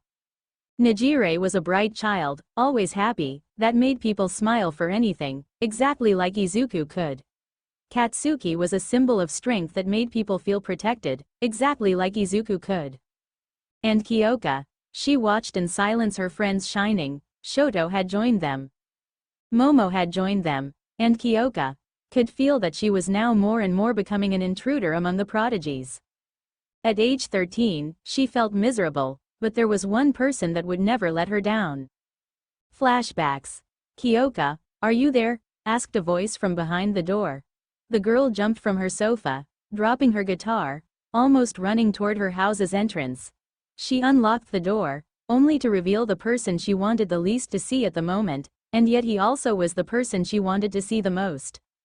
Izuku. Quote. Hi, Izu. Said the girl. She missed him badly. In school, at her home to practice music. But the angel seemed to be always busy, training, or studying advanced materials that the girl couldn't try to understand. But, when he wasn't there, she was empty without his presence, but yet, when he wasn't there, she didn't feel so down. She wasn't blinded by his capabilities, reminding her that she was such a stupid girl next to his greatness. Hi, Kyoka. He started with an unsure smile. This definitely was a first, as the boy was always confident, not for his sake, he said, but for the others. The girl couldn't help but feel shocked. I heard that you didn't want to come with us at the Disneyland park, he asked. The little group, under the direction of Mitsuki Bakugo, had planned a trip to Disneyland for 2 days. They were supposed to leave the next day, but Kyoka had cancelled, saying she wasn't feeling so well. They had asked multiple times if she was sure, as it was one of the only weekends where Izuku was completely free. But she had maintained that she couldn't come, and had told them to go without her. They had agreed, somewhat reluctantly. Yes, I didn't really feel like going, she said softly, feeling bad when his unsure smile disappeared into a grimace. She knew that he was really hyped for the trip, as he and Shoto just ended a training trip with All Might, and had not seen their friends for an entire week. Can I come in? He asked hesitantly, and she softly nodded. She couldn't refuse him. She could never refuse him. She closed the door behind them, smiling softly when he crouched, to let his wings pass the corridor. Always the trouble, huh? She said, ruffling one of his wings, still amazed after so many years at how soft the feathers were. Far from Hawk's hardened ones. Izuku laughed softly. Yup. I would never cut them, but it would be great if I could make them disappear from time to time. He smiled. Kyoka nodded knowingly, going back to her living room, where she dropped back onto her sofa. Izuku came behind her, and sat just in front of her. There was an awkward silence, as both kids didn't really know what to say. After a while, the girl just sighed, and took her guitar back. She started playing a soft melody, and soon, like usual, she lost herself in the music. She never noticed that she had started singing, or that Izuku had closed his eyes. She played for a few minutes, closing her eyes when she finished, appreciating the aura the last note gave to the room. She opened her eyes, startled, when she heard clapping. As beautiful as ever, said Izuku with a smile, Kyoka noticing that he was the one previously clapping. Thanks, she answered embarrassingly, blushing. Kyoka. Izuku started, and she could see that this time, he had gathered his confidence back. What has happened to you lately? He asked. The girl sighed. She should have known that her best friend would understand that she wasn't feeling as well as before with the group, but could she tell him everything? Of course she could. It's just, you guys are so amazing. She said. She put her hands up, stopping the boy, seeing that he was about to say something. Let me finish. You don't realize how you guys are awesome. You are talented in everything you do, and it doesn't matter that you never touched it before. Katsuki is becoming better with his quirk every day, and his physical shape is just becoming more and more refined. Shoto is starting to finally understand his abilities, and his power is just so amazing. And finally Momo, who has possibly the best quirk of us all, and probably the best intellect along you. She marked a pause, breathing softly. You guys are beautiful, and while you don't care, I've heard how people describe you all when they see you. And then, there's me. Little Kyoka Jiro, a teenager punk who knows nothing except music. My greatest achievement hasn't been saving anybody, like you all, it's just a YouTube video with 100 views. And most of those views are from you guys replaying it again and again, she finished. She knew that she looked miserable, she didn't know when, but during her monologue, a few tears had escaped her eyes. Another thing she hated. How sensible she was. She didn't have the ability to control the emotions like the others. Another thing she lacked, when the entire group had it. Two arms circled her, and she jumped a bit, surprised. She had not seen Izuku move, and had not seen him circle her with his arms and wings, to hug her. She wanted to control herself, and pull away from the gesture, but she just circled the boy with her arms and curled her. After a minute, she calmed down, silently enjoying the caresses Izuku was doing to the back of her head to comfort her. The boy understood it was his moment to say something. Kyoka, he said into her ear. I don't know why you think about such things like this. There are facts. Your quirk isn't as flashy as ours, and we all know it, however, don't ever think it's useless. But, no, you asked me not to interrupt you earlier, and now you're going to hear me out. Your quirk is as amazing as ours, if not better. We want to become heroes to make people smile, because it is the only way we could achieve it. However, you don't. Your music is amazing, something only you can do. Melodies that make people smile, feel, and live. Your voice, too. Mermaids envy it. And the capacity of hearing almost impossible things to decipher, like heartbeats. You could know that some people are trapped, and save them, that we would not even know they existed. Your ability to project electric waves probably is one of the coolest things I can think of, and just imagine what you can do with a few support items, he started. But, needing support items means that I am far more weak than. No, stop. Who said that using support items makes a hero weak? Look at Uncle Hazashi. With support items, he can use his voice with a lot more efficiency than without. You could do the same things, like amplify your electric waves, or more, but I don't know what to say because there are far too many possibilities. My quirk, however, makes it almost impossible for me to have support items. Nothing interacts that much with light, and having items would slow me down while flying. He added. He left the embrace, looking straight into the eyes of the girl. He smiled softly, and while the girl wiped her tears away, the boy laughed. As for the looks, who fucking cares? Beauty is something subjective to every single person, because we all are different. A boy could like the cute style, and another could like the wild style. Same thing for girls, some could like me, perfection, or could like Katsuki, the thing. He paused. Well, yes, I would say that the girl liking Katsuki would have pretty bad tastes, but it still is subjective. Kyoka laughed.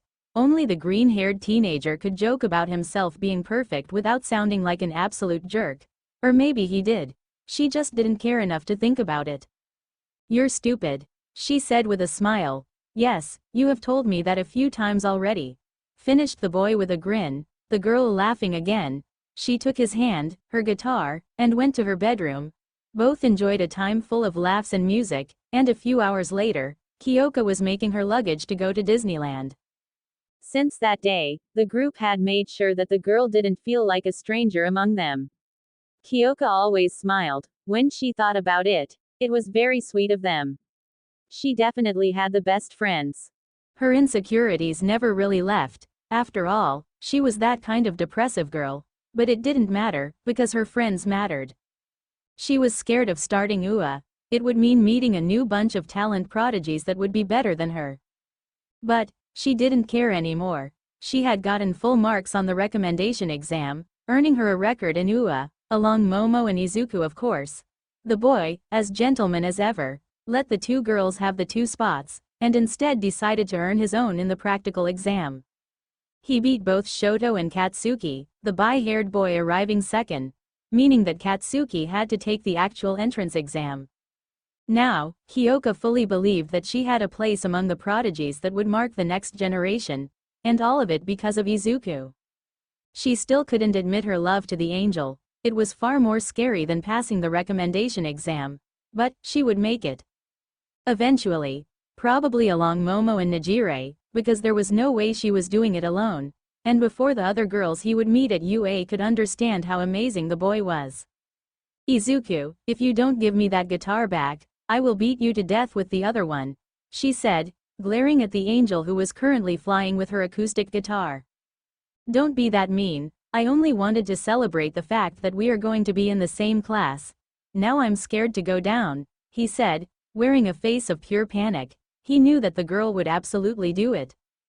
Izuku, you're playing with fire right now. Everything had started with Izuku, and if it had to end, it would be with him as well. For a friend, hey. Just wanted to thank the people who'll take the time to read this, and the people supporting this story even with its great number of defaults. I've never actually explained why the characters cuss a lot. It's just that in my family, we literally always speak like Bakugo. Of course, it influences the way I write. Hope you guys can still enjoy the story. Eijiro, run faster, we're going to be late. I'm literally running as fast as you, Mina. Mina Ishido and Eijiro Kirishima were currently running toward Ua. Many could ask why they were running, but most would think that they were going to be late. This was absolutely not the case. The two teenagers were simply too excited to not run. This was on this very day, the first, that they would start learning how to be a hero, save people, and use their quirk. It couldn't be more exciting for both of them. This is it, asked the pink-skinned girl, panting, when she arrived in front of the UA building. A few students from all the different classes were already going toward the building, waiting for the opening ceremony. The two students had received the information that they had to meet up in their classroom, the 1A1, before going to the ceremony. Let's go, Kiri, said the girl. Mina, wait, answered her friend, still trying to catch his breath. They searched for the classroom in the different corridors, finally arriving in front of a massive door with 1A written on the front. And the two teenagers gazed at the door, with excitement, but with also a growing sensation of fear. They already knew 4 of the students. The 4 recommended ones, that had given the speech during the entrance exam. The two teenagers were good with their quirks, and they knew it. However, they were not sure they could have passed the recommendation exam. Because passing the recommendation exam would have meant going toe-to-toe with Izuku Aizawa, the prodigy the media couldn't get enough of, and quite frankly, nobody could. While the two kids were studying, the green-haired boy was already saving people. A few years younger, it was like a tale for the two children, who used to light the TV on to watch the news, and see the angel for his most recent successes, along All Might of course. However, now, it was real. Ishido and Kirishima were going to be in the same class as a whole bunch of future heroes. Mina took a deep breath and opened the door, but to her surprise, there was almost nobody in the classroom. In the second row, there was a boy with a crow head, who seemed to be glaring at his desk. There also was a boy with a very long tail, probably his quirk, at another seat in the first rows. But in the back, there was a small group of students. They were no more than 4, and it didn't take much time for the pink-skinned girl and her red-haired friend to recognize who they were. Those were the 3 recommended students except Aizawa, and the blonde boy they had entered the amphitheater with during the speech of the practice exam. They seemed to be softly talking along themselves, not bothered at all by the 2 students that had entered the classroom. They had gotten 5 chairs to do a circle in the far end of the room, but one of them was empty between the 2 girls. The blonde one was literally limp on his chair, one hand in his pocket and the other one above his head, scrolling down something on his phone. A bi-haired boy seemed to be sleeping, in a sitting motion. He wasn't asleep, as like the blonde, he sometimes opened his mouth to answer the girls or seemed to be far more awake, as one was listening to music with earphones, which made the 2 friends mentally laugh, as her ears, and probably her quirk, looked like earphones as well, silently looking over the phone of the other girl, and grimacing every now and then. The other girl, a black-haired one, was openly scowling at her phone, typing so fast that it became almost hard to know if she was typing or playing a click game. Mina and Eijiro looked at each other uncomfortably. They decided to sit in the class, not wanting to introduce themselves when there were almost no students. They would wait for a few more minutes. Plus, It was kind of awkward to try to befriend a group which was obviously already formed on the very first minute they entered the classroom.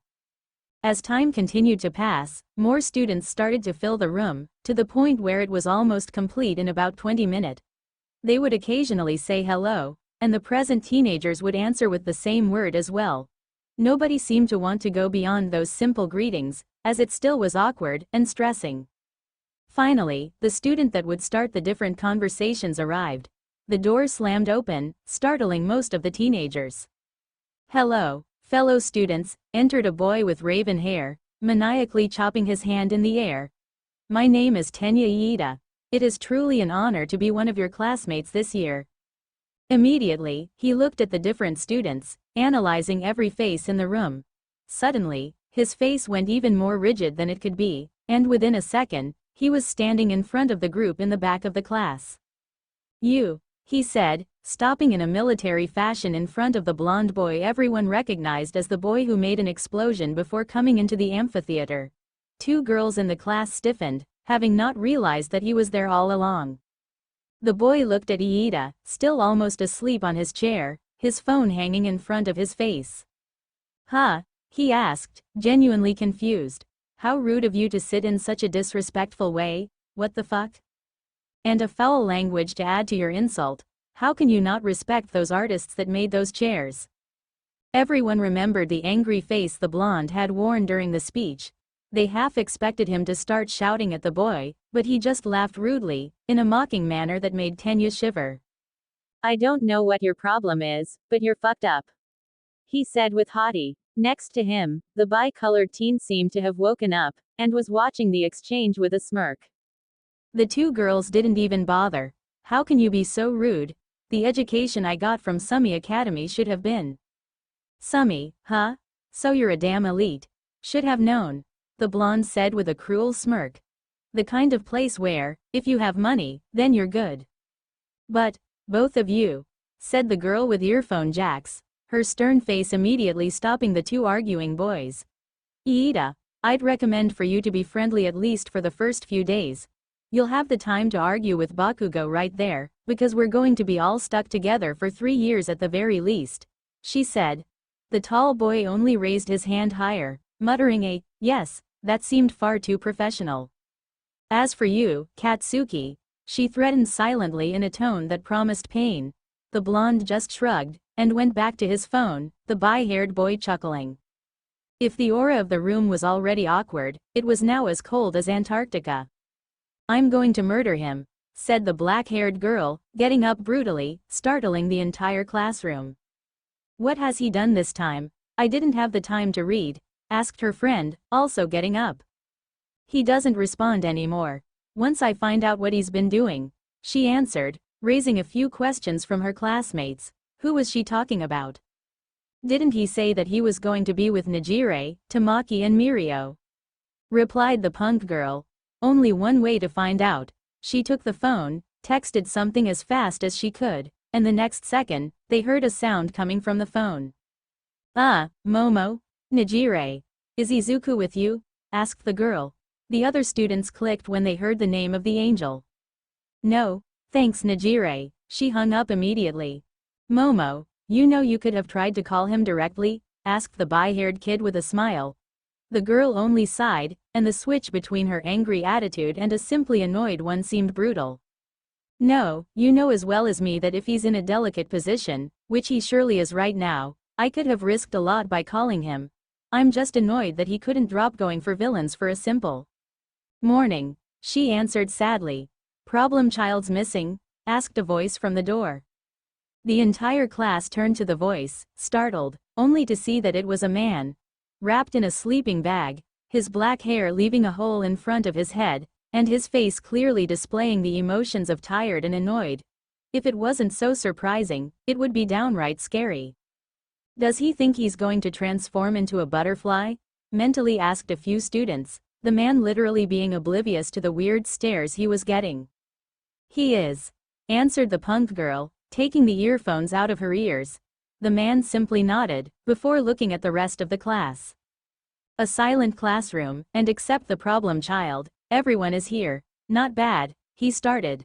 My name is Shota Aizawa. From today, I will be your homeroom teacher. Many held different emotions. First, their homeroom teacher looked absolutely terrifying, and there also was absolutely no way that he was in the same family as Izuku Aizawa, an angel. Shota Aizawa didn't look like an angel at all, he looked like a dead corpse. Anyways, meet me in 20 minutes on the Gamma training field. We'll start this year without a wasted second, and I hope that you all are ready. PE uniforms should be in your lockers, he finished. But, sir, shouldn't we be attending the opening ceremony? Asked a brown-haired girl hesitantly. Absolutely not. We don't have time for such trivial things. Now, go. He ended, before disappearing behind the wall. A moment of silence followed his departure, before the group of recommended students started to get out of the classroom. The other students followed after them, most of them keeping their different thoughts quiet. This year was going to be interesting, or strange, nobody could actually know.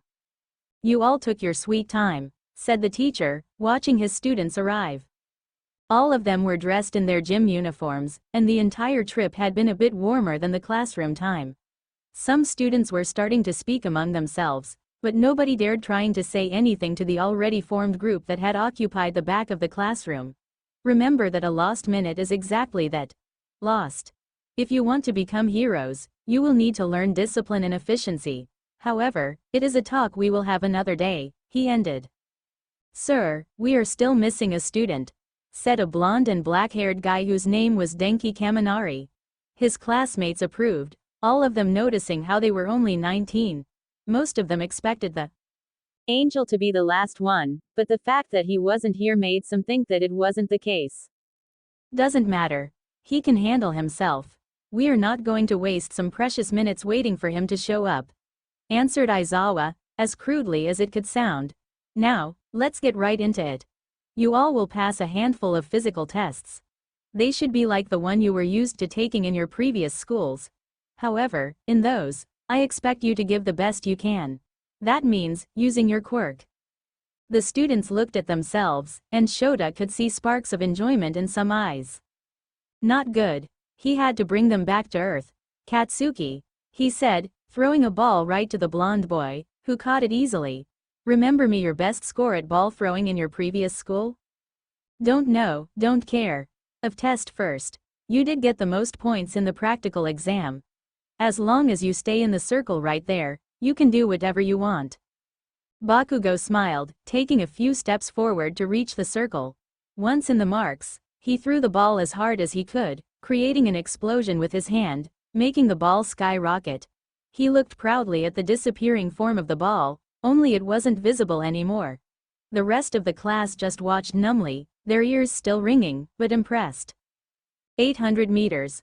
Not bad, said the teacher, holding out a screen that showed the number of meters Katsuki had reached with the ball. In this class, there will be no holding back. You will be constantly fighting to keep up the pace we are going to beat down onto you, so stay right on your feet. This looks so fun, said Mina, earning mutters of agreement from some of her classmates. Shoto mentally facepalmed, while Kyoka didn't bother retaining her sigh. They had to do it, huh? Fun, you say? Asked Shota dangerously. You're right. Risking your life every day is fun. You know what, I'll make this test more fun. A creepy smile appeared on his face. The student arriving last will be expelled. It was enough to earn gasps of surprise and indignation from the students. But, sir, you can't do something like that, right? Asked a brown-haired student. Shota just looked at her without an eye blink. Yes, I can. Welcome to UA. I hope you managed to enjoy your life until now, because if you want to become a hero, I'll make you cross hell. Let's begin. For the next hours or so, the students took different tests. There always was one student that always got above the rest of his peers, but mostly, everyone could see that the group that had occupied the back of the classroom was obliterating the different tests. The punk girl, Kyoka Jiro, as they had learned, had managed to always be in the first spots of the top half of the class without using her quirk, which was obviously amazing. Welp, she had used it, once. Let's just say that nobody would put their eyes next to her ears. Who knew how much strength she had in those? Katsuki Bakugo, Momo Yaoyorozu and Shoto Todoroki, however, had always owned spots in the first 3 places, exchanging their spots between themselves. Except once, when Jiro had managed to beat Todoroki and Katsuki. No, seriously, how much strength did she have in her ears? And everyone could mostly imagine who was going to end last. There was a short purple-haired boy, his hair looking like balls, making him quite similar to a grape. Except in the sit-ups, he had been obliterated by all the other students. It wasn't much of a surprise when his name figured in the last spot at the end of the test. Minoru Manetta had started the teacher. I must say, you are in the worst physical condition I have seen in a while. The boy only looked down. He knew he was short, and had a body that was far from suited for heroics. However, he still had worked hard to get to where he was. Don't take it against yourself, kid, but you would be risking your life far too much for my liking, should you be pursuing the dream of being a hero. I have no choice but to expel you, he finished. Expel him? That's kind of unfair, I think. I have seen a few great things about him, said an unknown voice. Well, unknown. Everyone knew who it belonged to. They just still couldn't believe he was there. Shota sighed. You couldn't choose a worse moment to arrive. Behind the opened doors was Izuku Aizawa, the one and only. The famous kid that had become the apprentice of the #1 hero, saving people at his young age. The boy was dressed in his completely usual clothes. A black hoodie, a black jogging, and his white shoes. He had a small smile on his face, his hair as messy as they always were, his aureole shining with the reflex of the sun. The most impressive thing about him still was his massive wings, in a white so pure that it seemed like untouched snow, and his elegant aura that made him charismatic. He laughed softly after hearing the remark. Sorry, Dad. I was kind of busy. There was a villain attack that I couldn't ignore. Plus, Nezu asked for me, saying that the 3A needed me. He answered. The rest of the class still couldn't believe that their teacher was the angel's father. Their look was dramatically opposed, but it doesn't really matter. I have been watching the group for a good 20 minutes, and I can see great things in Manetta, he said with a sincere smile, his father looking at him with suspicion. I have not seen what you are referring to, he only added. I can see that. He has potential, but what he needs is guidance. I'm absolutely sure that it would be a waste to just kick him out of the class, so how about we make a deal? You let me help him redo one exercise, and if he manages to impress you, he can stay, he said, his smile never faltering. The class looked at the boy with rapt attention, analyzing each word he said. He was a celebrity, and even if they all admired him for his acts, they had a hard time believing that he would help someone he didn't know for nothing.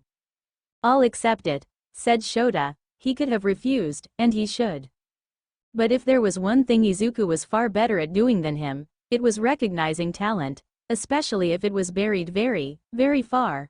I'll allow Manetta to redo the ball-throwing test. One last try, no more, no less. He also could have chosen a far more difficult test, like the strength grip. He knew the boy had no chance in that one. However, he felt like playing fair, and the ball-throwing test was the one where you could get away with creative actions. Perfect. Manetta, he said to the boy, catching a ball the man had thrown at him. The purple-haired boy nodded, his body shaking. He had one last chance, and Izuku Aizawa was watching him. How could things be worse? They both reached the circle, where Izuku started to think, softly tapping the ground with his foot while searching for an idea. Manetta, I need you to tell me what your quirk does, and in great details, please, he asked, looking in the distance. My hair actually is like balls. Once they disconnect from my head, they become very sticky and can glue pretty much everything, answered the boy. Very interesting. Have you used your balls in that test yet? No, I didn't have any idea about how to use it. That's all right. I have several plans, but the best I have need 2 things to work. First, do your balls actually stretch with strength, and 2, do they stick to your body? Asked the angel. They can stretch, but it needs a lot of strength.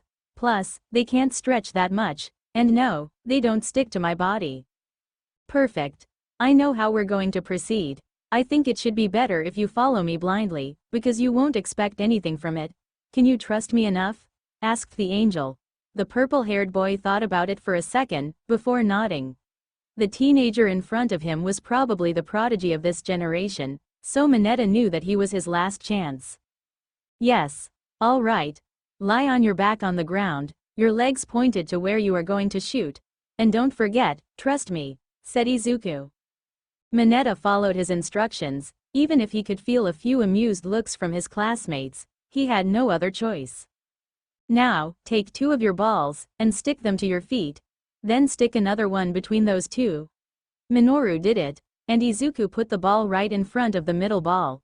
Now take it, and pull it as hard as you can. Just trust your abilities, your spine to support you, and your legs to push forward if needed. Once you can't do more, just let it go. Manetta took a long breath, and started to pull on his hair, now stuck between his feet. He felt his arm and leg burn with all the strength he was putting into them, but he didn't let go until he couldn't pull it anymore. Finally, he let it go. And watch, mouth wide opened, as the ball skyrocketed. Of course, because of his position, the angle was shit, but it still went far longer than before it bad, said the teacher, Izuku grinning. I'll actually keep you. Maybe there is something we'll manage to do with you. How was this possible? Anyways, class dismissed. Should be the time for your lunch break. Met me at 2 p.m. in class.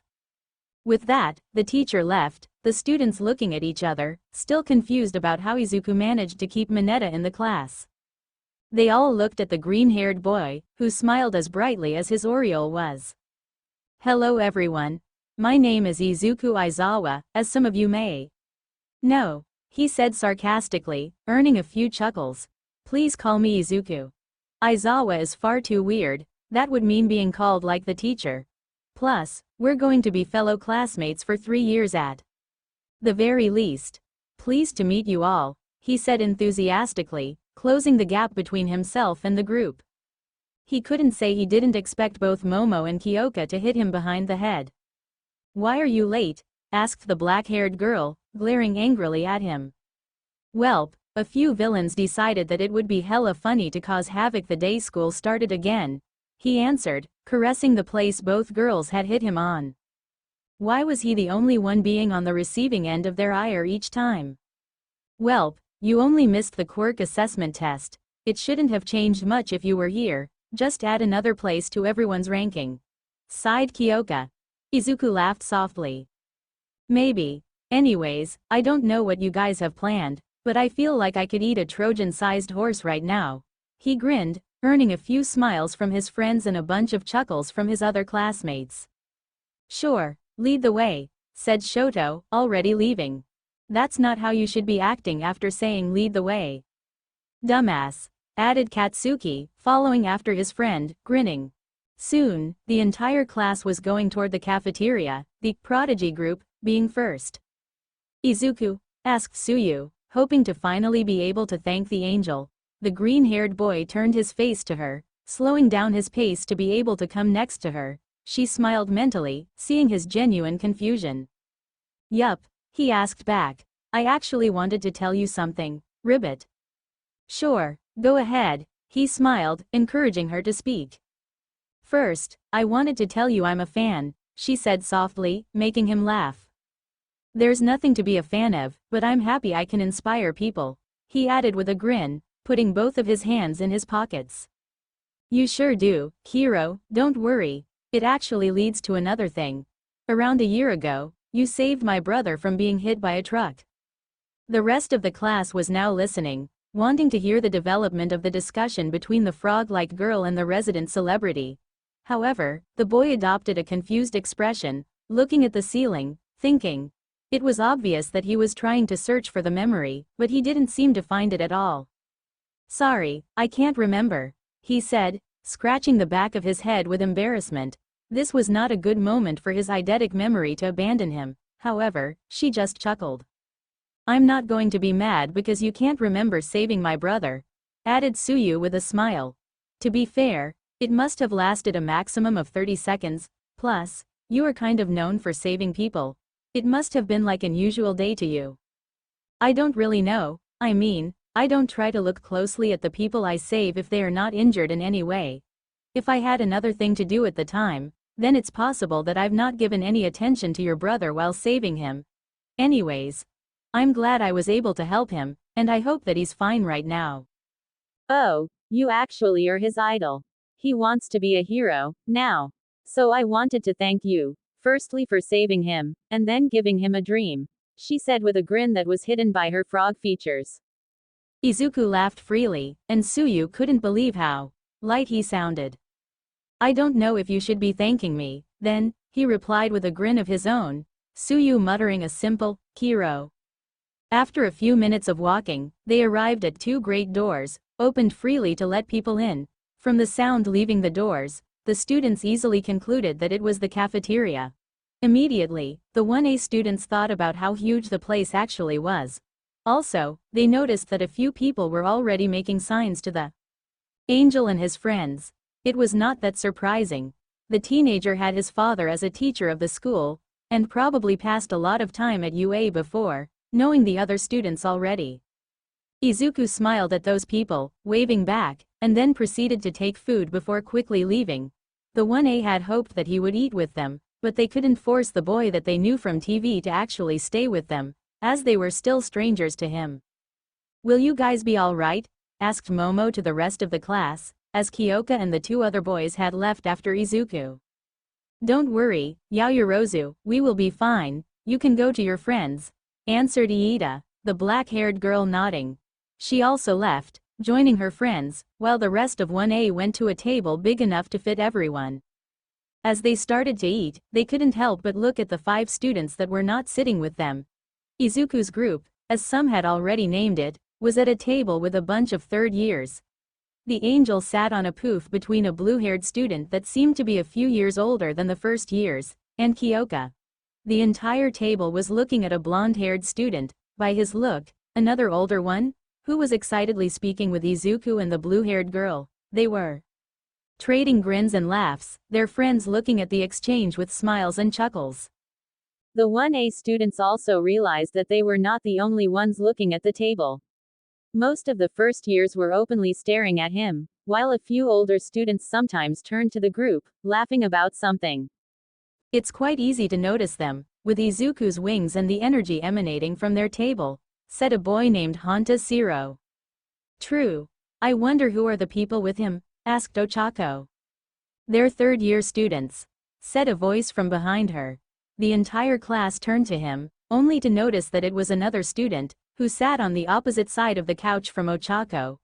Oh, sorry, I just heard your question, and I thought you would have wanted an answer, he said with a smile, the guy's friends laughing. Don't worry, it's fine, she replied with a chuckle. Do you know who they are? Of course, I only am a second year in general studies, so I've not personally met them, but I know their names.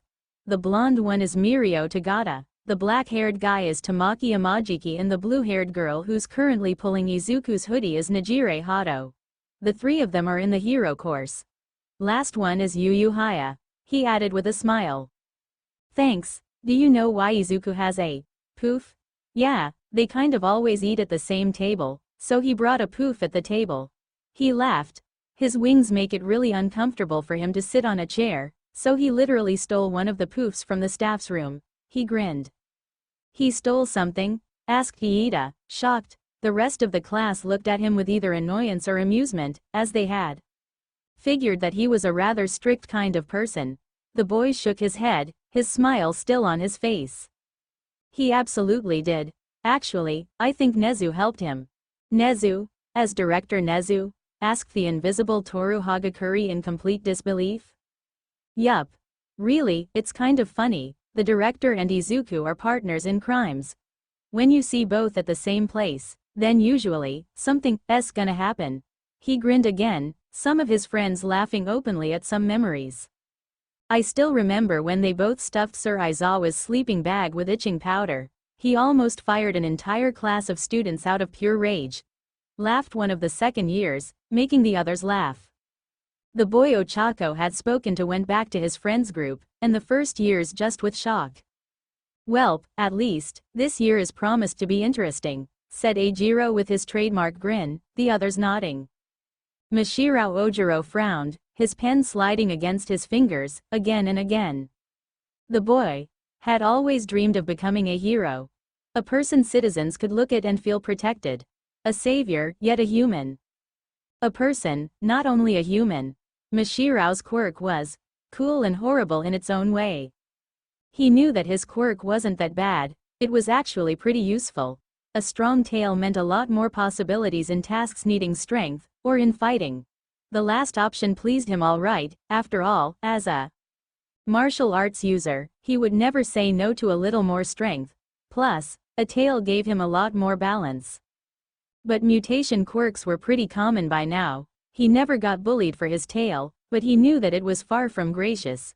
When twisting in different ways, you could see veins and muscles stretching, and it was not the best thing to watch. This aspect of his quirk made it pretty average. He had always wanted to be a hero, he knew it deeply. His tail was good hero practical material, even if it wasn't the best. However, it wasn't aesthetic, and it was a problem. He was average. He was plain. Oh, how he downright hated this word. He was not a good future hero, or a bright student because of his really good notes. He was just plain. Barely noticed for his qualities, and ignored, even for his defaults. He had always wanted to join UA. It would be the first step to become a hero. It would be the place where he would rise and shine, where he would be finally accepted for his capacities. But, deep inside him, he knew it was a lie. UA was a place full of prodigies, and Mashiro was certainly not going to pop up in such an environment. The perfect example of this was Izuku Aizawa. As every kid, he had admired the actions from the angel as he grew up. Learning directly under All Might, training to be a hero full-time at such a young age. He saved people with a smile, and then escaped before the media could ask him any questions. He seemed smart, a jovial person. Easygoing and fun to be around. He was what every kid wanted to be. And so, Mashiro had joined UA, and he had met Izuku. He had never been so disappointed. Not of Izuku, of course. The angel was everything Ojiro expected him to be. Smart, handsome, gracious and kind. Beautiful wings, and while he had not fully seen his quirk, it was obviously going to be amazing. No, Ojiro was disappointed in himself. During the quirk apprehension test, he had finished 8th. Of course, he should have finished 9th, as everyone knew which place the angel would have occupied had he taken the test. Again, it was average, but it was a good average. It had been right in the middle among prodigies, bright students from all around Japan. It didn't last long. The first actual lesson they got after homeroom was mathematics with ectoplasm.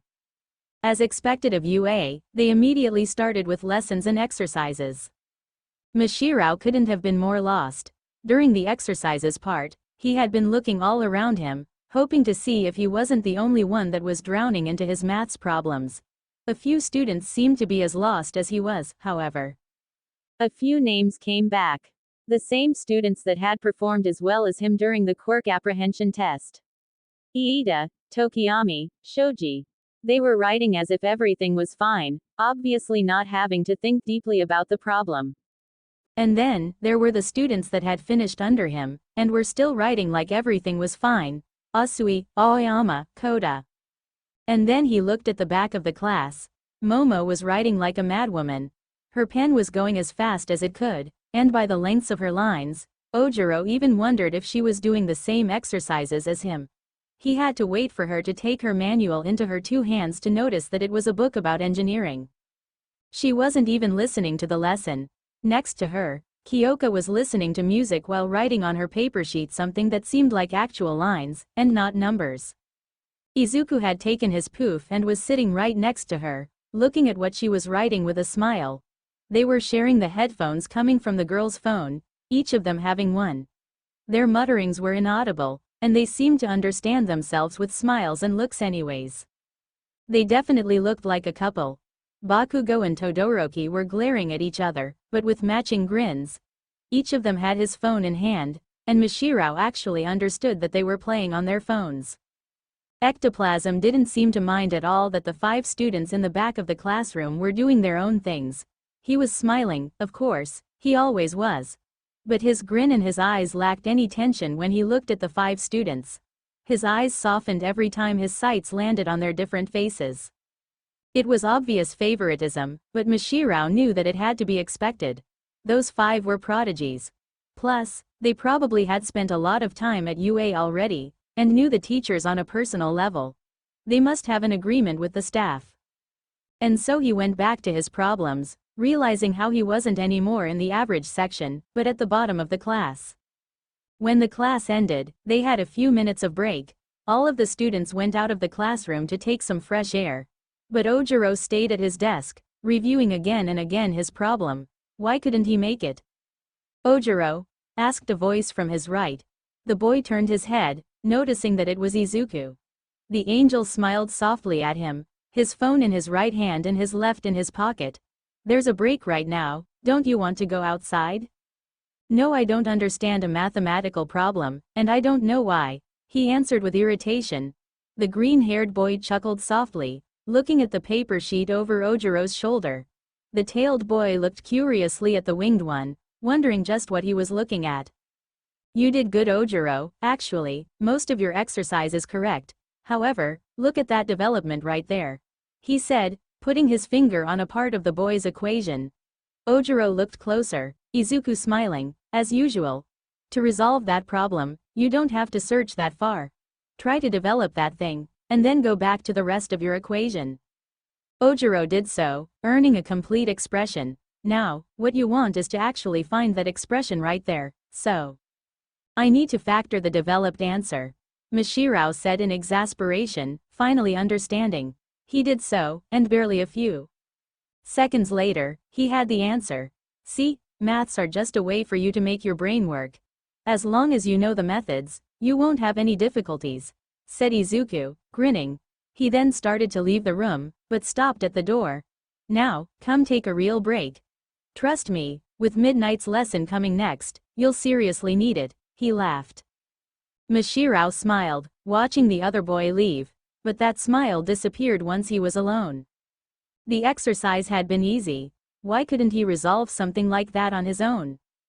Midnight's lesson proved itself to be even harder than maths. When Ojiro left the school, going back to his home, he couldn't help but feel down. Like he didn't really belong in the school. He knew that he would have to look at his lessons again at home, because otherwise he was going to be lost, and quickly. He passed next to a group of older students, who were dancing and laughing to music under one of the trees and on the grass, enjoying the warm weather. He obviously recognized the 5 prodigies of 1A among the group, and frowned. They didn't have to worry about their lessons, about being average. They were in top conditions, both physically and mentally. He thought that Ua would be where he would rise. Instead, he was cursed to remain as plain and hidden in everything he would do. He passed the school's gates, noticing how almost everyone had already left, or had remained on the campus grounds. However, he did eyes looking right at him. Hey, Marsupilami, said a voice from behind him. He turned his head to the person making the rude remark, only to see that it was Bakugo. He raised his eyebrows, ready to ask what was wrong with the blonde boy, only for the explosive teenager to add other things. Quit moping around like a bitch. Keep that chin up and look right in front of you when you walk. I've seen you gaping like a fish at the board during class. Stop acting like a lost child, said the blonde, looking right into Ojiro's eyes. Easy to say, right? Angrily snapped the tailed teenager. He wasn't used to letting his anger take over him, but he was just so disappointed in himself that the words left his mouth before he could process them. You are a prodigy, someone strong and smart. You don't know how it feels like to feel so stupid and... He couldn't end his line, as Katsuki slapped him, hard. I hope that it hurts, because do you know what's going to hurt far more if you continue acting like that? Your fucking pride. Ojiro's eyes widened. You see, Marsupilami, I have a group of friends rather good. The hope of their generation. I failed the recommendation exam, and they all succeeded it. He marked a pause, looking right into the eyes of the tailed boy. He put his finger on his torso, poking Ojiro's body. I know how it feels like to be behind others. And do you see me looking down like a fucking depressed kid? Nah, I'll fight until I die to prove that I can be as good as them, even better. Ojiro looked straight into the eyes of the blonde boy, his red pupils burning with fire. He could feel the determination and the anger of seeing Ojiro acting like a loser. You are at UA, the best school of that fucking country. You're here to become a hero, a savior, and a creature of sheer resolve. Another pause. UA will shatter you, only to rebuild you stronger. So you better get a hold of yourself, because I will make sure to break you. You've crossed the doors of hell, and we will not let you go before you've reached your best. By the end of your training, you'll be a soldier, a monster, and yet, you'll be one of the lights that brighten this world. Ojiro thought about every time he looked at the heroes with admiration, seeing their work and their determination when helping the others. Their smiles, even in pain, and their will of being the best, not for themselves, but for the others. So, what are you going to fucking do, you daft moron? Katsuki blocked with his hand the tail that was going to hit his head, centimeters away from his face. When looking at Ojiro, he finally saw that fire in his eyes, the one that sweated determination. Better, he said with a smirk, dropping the boy's tail. He started to walk away from Mashirao, only for him to call for the other blonde. Thanks, Bakugo, said the martial arts user, his fists clenched and his face brightened by his newly found resolve. Katsuki. Anyways, you can call me Mashirao. Fuck off, Marsupilami. Just finished Bakugo, waving at the other teenager behind his shoulder. Ojiro looked at the blonde boy, who went back to his friends. He smiled. Katsuki was right. The first day had been rough, but it didn't matter. He was going to give his very best. He will never be invisible anymore. He would show this world that they could count on him. And that he could count on himself. Izuku, give me one good reason not to kill you. You'd miss me? A few days had passed since the Quirk apprehension exam. Most students had started to finally understand how rough UA was going to be, but they also had started to build relationships with the teenagers who would grow up alongside them. 1A had started to feel a little more lively as a class, and except a few individuals, the students had already formed their groups of friends. However, there was one group that seemed to always be in the middle of things, and it was Izuku's group. Of course, it was not that surprising. The angel was excessively friendly, so friendly that some students had thought that he was being like this to earn friendships with everyone. However, after a few days of observing him, they had just accepted that he genuinely was a bundle of joy and energy. It was almost scary when he was with a blue-haired third-year girl named Nijire Hato. Both being able to fly, they had witnessed many races around the school. It was especially disturbing when the two teenagers, flying at a few hundred meters per second, passed in front of the 1A classroom when they were having a lesson, and the teachers didn't make it easier for the students to focus on their lessons. Most teachers would just ignore the two students, but the entire class could see their smiles, giving them the envy to look through the windows. However, Midnight and Present Mike literally opened the windows to cheer on the race. And then there was their good old teacher, Eraserhead. After what seemed to be the third lap between Nijire and Izuku, the man had sighed, had angrily walked out of the room, and came back with a hunt rifle. Apparently, it had made the race even more entertaining for the two flying morons. Speaking of Izuku, even if he had been building trust bonds with his classmates, it was still hard for them to fully appreciate him. He still was, in their eyes, a celebrity, and some students had not managed to dissociate the fact that he was now their classmate as well as a celebrity. It was easily understandable, of course, but it still made some discussions awkward. The angel really didn't make it that easy for them to accept him as a regular student, either. He had quickly started to ditch a few lessons, not because he didn't want to go to those, but purely because he already knew the stuff. Nezu and his teachers had given him free rein during the lessons they didn't see as important for him. Of course, it was another sign of blatant favoritism, but the boys' classmates understood the way they thought about it. They were pretty sure they would also feel restrained if they had to sit through an entire day of lessons they already knew. The angel usually helped the other hero classes, or even the support department. He also helped the one as with anything if they needed help. He still came to at the very least 2 lessons per day, and never missed anything that would relate to physical training. And today was one of those days. Hero training, finally. It had been like waiting for Christmas to literally all the students. Some were literally inches away from breaking their desks in anticipation. The ones were waiting in their classroom, talking among each other to make time pass faster. I don't think I would. Kyoka replied with a glare at the angel, who had both of his arms around his head. His poof was standing against the wall, and Izuku was leaning on it, his gigantic wings displayed fully.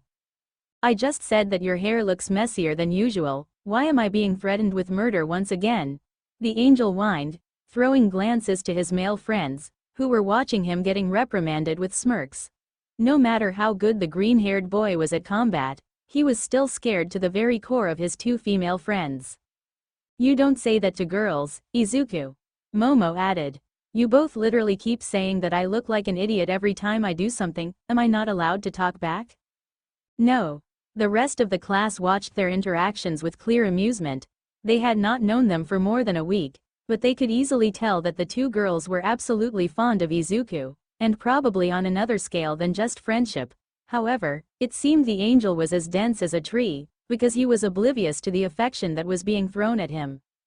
Hey, Izuku? Kirishima asked, earning a nod from the angel, who looked at him. Do you know who our teacher is going to be? Yup, I know. What I still don't know is how Nezu agreed to give him the job. He answered, repressing a shudder. Why? He's not a good hero, Zero added, hoping that it was not the case. He was hoping for a badass hero who would teach them great beast at being a hero. He's just the worst teacher I've ever seen in my life, and what the? Here I am, entering the classroom through the window like a normal person, yelled a voice the entire class turned to, some of them diving under their desks with frightened cries when they noticed the form going straight for the window. It exploded the window in tiny pieces, and it was a miracle that nobody got hurt. They looked at the man that had entered the room, only to see that it was All Might. Shocked silence filled the air, the realization hitting the teenagers like a truck. So that's why Dad was so pissed about not getting the job, Shoto started. All Might. The rest of the class except the group in the back yelled, who were looking at themselves in panic. They had seen Izuku's condition after training with him for more than a day. Oh boy, they were utterly screwed, he looks so cool. I can't believe we have All Might as a teacher, is that his Silver Age costume, Kiro? Entering the room by the window is not being normal. Please calm down, All Might shouted, trying to calm the students. They looked at him in admiration, the shattered window soon forgotten, and waiting with rapt attention for his next words. As you may have understood, I will be your teacher during this year. I can't wait to see what you all can do. Today, we will be going to the ground beta, where we will directly start a villain versus hero situation. The students didn't need to know more. They say that the costume makes the hero, and looking at you, I can say that you all definitely are heroes. As All Might said those words, the hero students looked at each other, standing proud in their hero costumes. Most of them had fancy clothes that made them a colorful bunch of people, like Aoyama's shiny armor or Mina's coat. And there was Katsuki, who looked like a fucking time bomb machine, or Momo, who was making Manetta drool on the floor. A few students looked pretty casual. Shoto and Kyoka were in rather simple costumes, not that they were not effective. Izuku looked like usual, black hoodie, jogging, and white sport shoes. Apparently, anything more than solid clothes with a few resistances would slow him down, and part of his quirk was having wings. Dude, the hero course is the best, Manetta stated, glancing once more at Momo. She had put a golden zip on the middle of the costume, as it became very apparent that people could see her chest and belly if she did not. She could still open it from the bottom, and reveal just a few centimeters of her stomach if she had to create anything big. It still didn't stop her curves from being incredibly appealing, and to be quite honest, Momo absolutely didn't want to. There was only one person she wanted to look at those curves, but he was actually looking at a flying bird as if the thing was far more interesting than the entire hero course. Not that she could blame him, really. He was rather obsessed with everything that displayed flying abilities. She heard a yelp from her side, along with a quiet sound of ice shattering. Momo mentally grinned, thanking Shoto for being a true gentleman. Alright, you zygotes, All Might started, clapping his hands to earn the silence. Today, as I want you all to completely understand the goal of this lesson, we will directly go into what I call the good stuff, alias combat situations. For today, you will be put in groups of 2 students, before being matched against another team in a hero versus villain situation. Many students grinned, and some started to bounce up and down in sheer excitement. Every person would firstly think of fighting when thinking about heroes, and to the students of the 1A class, it was a dream becoming reality. The hero team will need to locate a bomb in a 15 minutes timer, and secure it. To secure it, just touch it with your hand. The villains need to prevent that from happening. Both teams have some tape to capture their enemies, but be careful.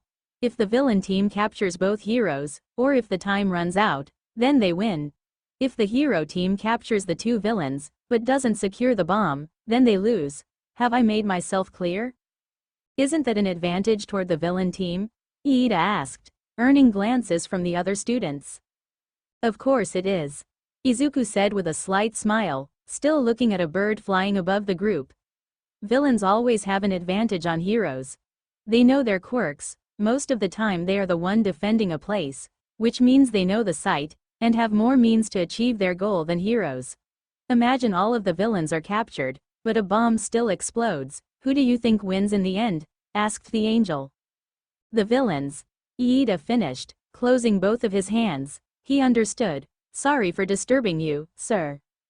It's okay, young Iida. Now, if we don't have any more important questions, the blonde hero said, glancing at Aoyama, who was itching to ask if his cape was great, I will draw the teams. I imagined that the first lesson would go worse, Kyoka murmured, Shoto smirking next to her. He had a bit of training with Izuku, but it is just the beginning, he added, the girl nodding. Alright, I'll let you know that the teams are going to be completely random, and yes, the teacher said, glancing at Iida who had his hand back up. There is a good reason for me making random teams. He took 2 pieces of paper out of a box, and the students silently wondered which students had been picked, as the man's eyes widened. The Team A will be composed of Izuku and Miss Hagakure. The invisible girl, unknowingly to anyone, stiffened immediately, the only person being able to tell how her stress just increased tenfold being Mina, and that was because she heard her friend gasp. She could understand, really. Izuku had distinguished himself by being the top student of the class, and teaming up with him meant having to keep up with him. Most students remained as far away as they could from him when there was a question of work, as it made them seem stupid, and nobody liked to look like a weakling. Except maybe his friends, and Ojiro. The tailed boy had been pretty adamant on getting his ass kicked by Bakugo and Midoriya. Worse was that he seemed to like it, and they will go against Team B, Katsuki and Kyoka. Nobody really cared about the 2 students being called by the first names. They were Izuku's friends, so they probably knew All Might before that lesson. However, it seemed like an interesting enough match. We're so fucked. The angel whined, while Toru just started to sweat harder. Let's not lose any time, go, you zygotes. You guys should know which building the exercise is going to be at, just take that paper. Team A will be the heroes, while Team B will be the villains. The rest of the class, follow me. Jiro and Bakugo left as fast as they could, almost running toward the site they would be having the exercise at. Toru hesitantly followed after Izuku, getting a few encouraging slaps from her female friends. She was not scared. Bakugo could make explosions, while Jiro was like a human sonar. Okay, maybe she was a bit scared. You're okay? Izuku asked, getting the girl out of her thoughts. She turned her head to the angel, who was looking at her right in the eyes, even though she was invisible. I mean, not really. I was really excited to do my first hero training, but I didn't expect to be paired up with some of the strongest guys in the class. She answered while turning her hands. She had hoped for mercy the first few times. I'm sure you'll be fine. If we are being completely honest, the odds of winning should be around 50%. They can win, like we can. Izuku added. I was surprised, because I didn't expect to go against my friends, who, I won't lie, are the best students in this class in terms of pure fighting skills, but after a quick analysis, we're mostly fine. He looked at the sky, walking absently. In terms of complete 1v1, we are fucked, that's for sure. Katsuki is the closest thing to a counter IH cause his explosions allow him to completely avoid my attacks, as well as go faster than expected, hide shit in smokes, etc. Kyoka probably is your greatest counter, as you may be invisible, her best weapon is her audition. This doesn't seem like even at all. True, but then, we have the next setting, which is far more important than 1v1 utility. 2v2 utility. I asked you the other day what your quirk was, and you told me that it was invisibility, right? Yeah, my entire quirk is being made of light. The synergy we have is greater than theirs because of its differences, yet similarities. Katsuki and Kyoka are without a doubt the worst synergy of this entire class. Their quirks counter each other's. As Toru proceeded the word she heard, it started to look like basic logic. She didn't know what her opponent's quirks completely consisted of, but she had heard a few things about them, and had deduced other things as well. Truly, making a team with someone having super hearing and another one having explosions was not the best idea. They want to engage us in 1 versus 1 situations, and we want 2 versus 2 situations. He paused, before grinning like a shark. And since they are very intelligent beings, what do you think about being completely stupid? He approached her and started to tell her his plan, Toru gaining back a confident smile. Sue, which team do you guys think is going to win? Kirishima asked, openly staring at the rest of the class. It seemed like every student had taken a sudden interest in the fight that was going to happen. It was probably because one of the fighters was a celebrity, but it didn't change anything. I really don't know. I'd like to bet on Izu and Toru, but they're going against some seriously strong opponents. Mina answered, most of the class agreeing with her. Shoto, Momo, don't you both have an idea of who's going to win? Asked Tsuyu to the 2 students who were the most likely to have an answer. If I didn't know any of them, I'd probably bet on the villains. They have the perfect counters to normal confrontations, and while the building is not a restriction in any way to their quirks, they have an insane advantage on the hero team. When you realize that Izuku can't fly inside of a building, Momo said, her arms crossed in front of her chest, to the displeasure of Manetta, who was begging for her to put her arms lower. But, Ochako continued, as the black-haired girl continued to gaze at the screen. Sorry, however, I know Izuku quite well, and when he has one of those shit-eating grins, things are going to go not as planned. The students looked at the screen displaying the hero team, and noticed that, yes, Izuku was grinning like a shark. This is going to be fun, Shoto said with a slight smile. I'd prefer having them in complete pieces by the end of the exercise, Momo replied. Lame. Exercise starts. Understood the plan? Izuku asked quickly. Yes, Toru answered. Then good luck, he replied, before flying away. The girl looked at him go, before she slapped herself, and ran toward the building. She had one goal. Find the bomb, and not get caught by Kyoka. She would have liked to say easy enough, but it was not. Izuku, however, just wanted to find Katsuki and beat the shit out of the guy. As he flew around the building, he managed to notice a moving form between one of the windows. Without wasting any more second, he dashed through the window, breaking it immediately. He turned his head to where the form was, and without completely understanding who was there, he created several swords and launched them toward the moving person, who dodged all of them. The blonde didn't wait a single second before dashing toward Izuku in response, trying to hit him with a punch that didn't connect. Their eyes met, for a second, and their determination to go through the fight just burned harder. The angel, still midair in the corridor, kicked the explosive user, who backed off. They just looked at each other like angry dogs, before Katsuki sprinted forward, using explosions to go faster. Izuku prepared himself for the impact, but didn't manage to block it, as he received a nasty hit to the jaw. However, he used the opportunity of Bakugo being close to him to grab the other boy's arm, and slam him to the wall next to him. Before the blonde could move away, he activated One for All, and delivered a kick to his friend's stomach. Before Katsuki could be thrown away by the force of the kick, he used an explosion that collided fully with the angel, who grunted in pain. He stopped moving after 3 broken walls, immediately getting up, tasting the blood in his mouth created by the shock in his internal organs. That hurts, bitch, Bakugo grunted, the angel only smirking. Izuku didn't look any better. His right cheek was completely burnt, as he had not managed to parry the explosion because of his body shifting forward with his kick. Could say the same. Before the students could proceed, how hurt they already were. Both boys dashed toward each other with war cries, hoping that the attack they had delivered was not going to be the last. Toru raced through the building, her heart pounding faster every time she heard the sounds of explosions and cries of pain. She knew that the fight between Izuku and Katsuki was going to be ugly, but she had not understood how dangerous it was. When she had climbed the stairs, she had briefly seen the green-haired boy crash against a wall, as he was being thrown away by one of Bakugo's explosions.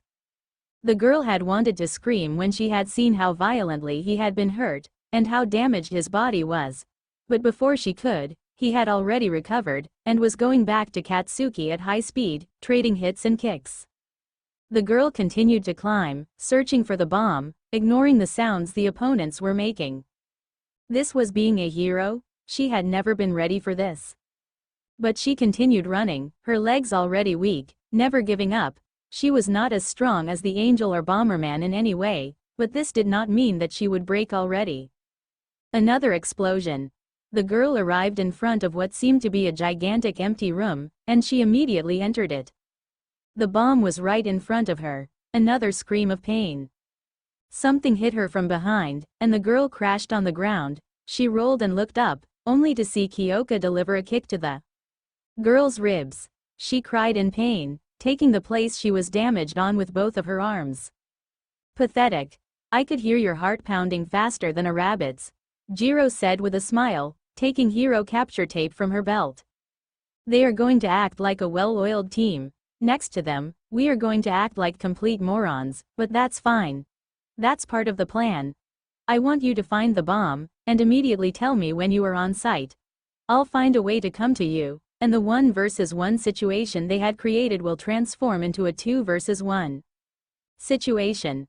But what if I fail to find it? What if Kyoka captures me before I even see the bomb? The angel softly grabbed her arm, the girl's eyes widening in shock. How could he completely find it, when she was invisible? I trust you, he said with an honest smile, the girl's heart stopping. Exercise starts.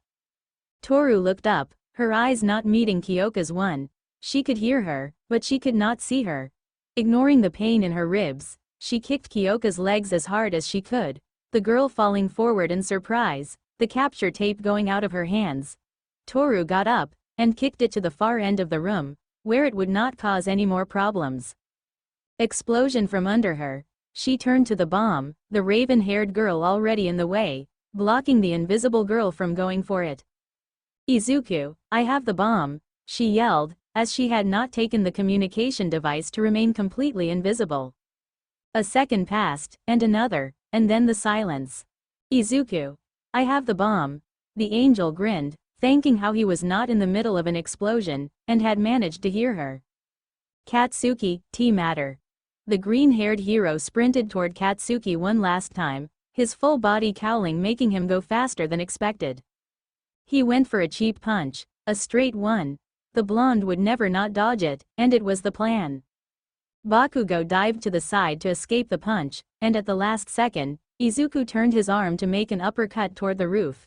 The explosion user looked at him in wonder. Before the white electricity in the angel's arm started to be clearer, meaning that he was going beyond his control limit. This is going to hurt like a bitch. Aizawa delivered his punch, creating such a powerful blast that all the roofs above him immediately broke in a perfect circular way. Later, he yelled to Katsuki, using his wings to fly through the broken roofs, reaching the bomb site in a second. Immediately, he created swords that shot toward Kyoka, who dodged the projectiles.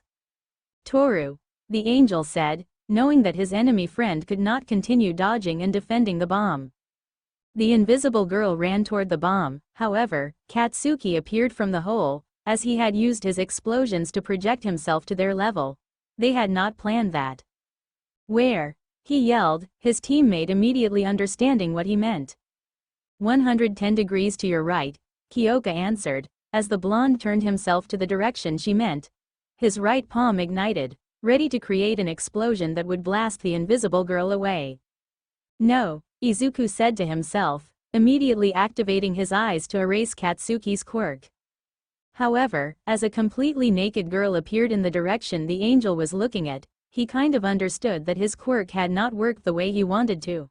However, because of the surprise, Bakugo hesitated, not firing the explosion that would save him from defeat. "Fire, you idiot!" Kyoka yelled, the blonde's thoughts clear again. If the villain girl would have thought a few more seconds, she would have known that Toru couldn't handle in any way a head-on blast from Katsuki. However, she was not used to fighting with weaker people than she was, and the order she gave her friend was the same she would have given against Momo or Shoto. "Die!" he yelled as the explosion erupted from his palm. However, it was too late. Izuku had used these mere seconds to reposition himself, and managed to create a wall of light that blocked the fire from reaching the girl. "Weapon retrieved," Toru yelled, touching the bomb with her hand. From the control room, All Might, too stunned, took several seconds to finally announce the verdict. Hero team wins. The fighting students finally heard, all of their stances dropping immediately. The villain team crashed on the ground, one from exhaustion and pain, and the other from shock after what happened. The fight had taken insane proportions, and the building was probably inches away from collapsing. If this was any other fight, All Might would have stopped the ongoing exercise, but he had decided to trust his students. Now, they were facing a bigger problem. A very naked Hokage looking at her body like she was discovering it for the first time. The girl took her time to look at her hands, her stomach, her legs, and every parcel of skin she saw for the first time in more than a decade. How did that happen? She turned her head to the other students, and immediately blushed when she realized the situation she was in. Katsuki was literally munching on one of the cameras, doing his best to look everywhere except at the girl. Izuku had his back turned to her, and Kyoka didn't seem to care at all for the other girl's privacy, as her uninterested look told Toru. "Why am I visible?" the seemingly long brown-haired girl asked, too used to being invisible to cover her breasts and the rest of her body.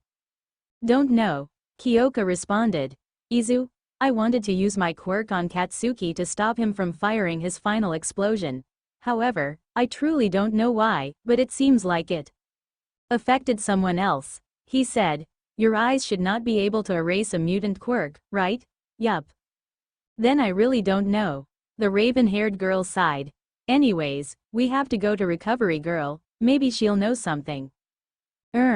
Like this?" the previously invisible student asked, pointing to her naked body. "How else?" Kyoka replied as a matter of fact. "I can carry you to the infirmary while flying, if you want," Izuku proposed hesitantly, not that it calmed the girl in any way. The green-haired boy sighed deeply, and started to take off his hoodie. After a few seconds of hard work, he managed to get the cloth out of his wings, and threw it behind him, aimed at the girl. "Put that on, and please, hold it as low as possible." As Izuku carried the almost naked girl to the infirmary, with Kyoka and Katsuki going back to the control rooms, both teens wondered why they were so unlucky. "You should be fine, Miss Hokage. There is no lasting damage to your body," Recovery Girl started, speaking to the now dressed in a UA uniform student. She nodded weakly, still wondering why she was visible, and why she couldn't go back to being invisible. "However, the hero continued, giving several hits to the angel's head with her cane. The green-haired boy only responded in onomatopoeias, covering his face with his arms. His body had been badly damaged, and Toru had stared at it for several minutes as he was being healed. Due to the boy's quirk, he wasn't tired in any way after receiving the youthful hero's kiss, when she had said that any normal students would have collapsed immediately from such injuries.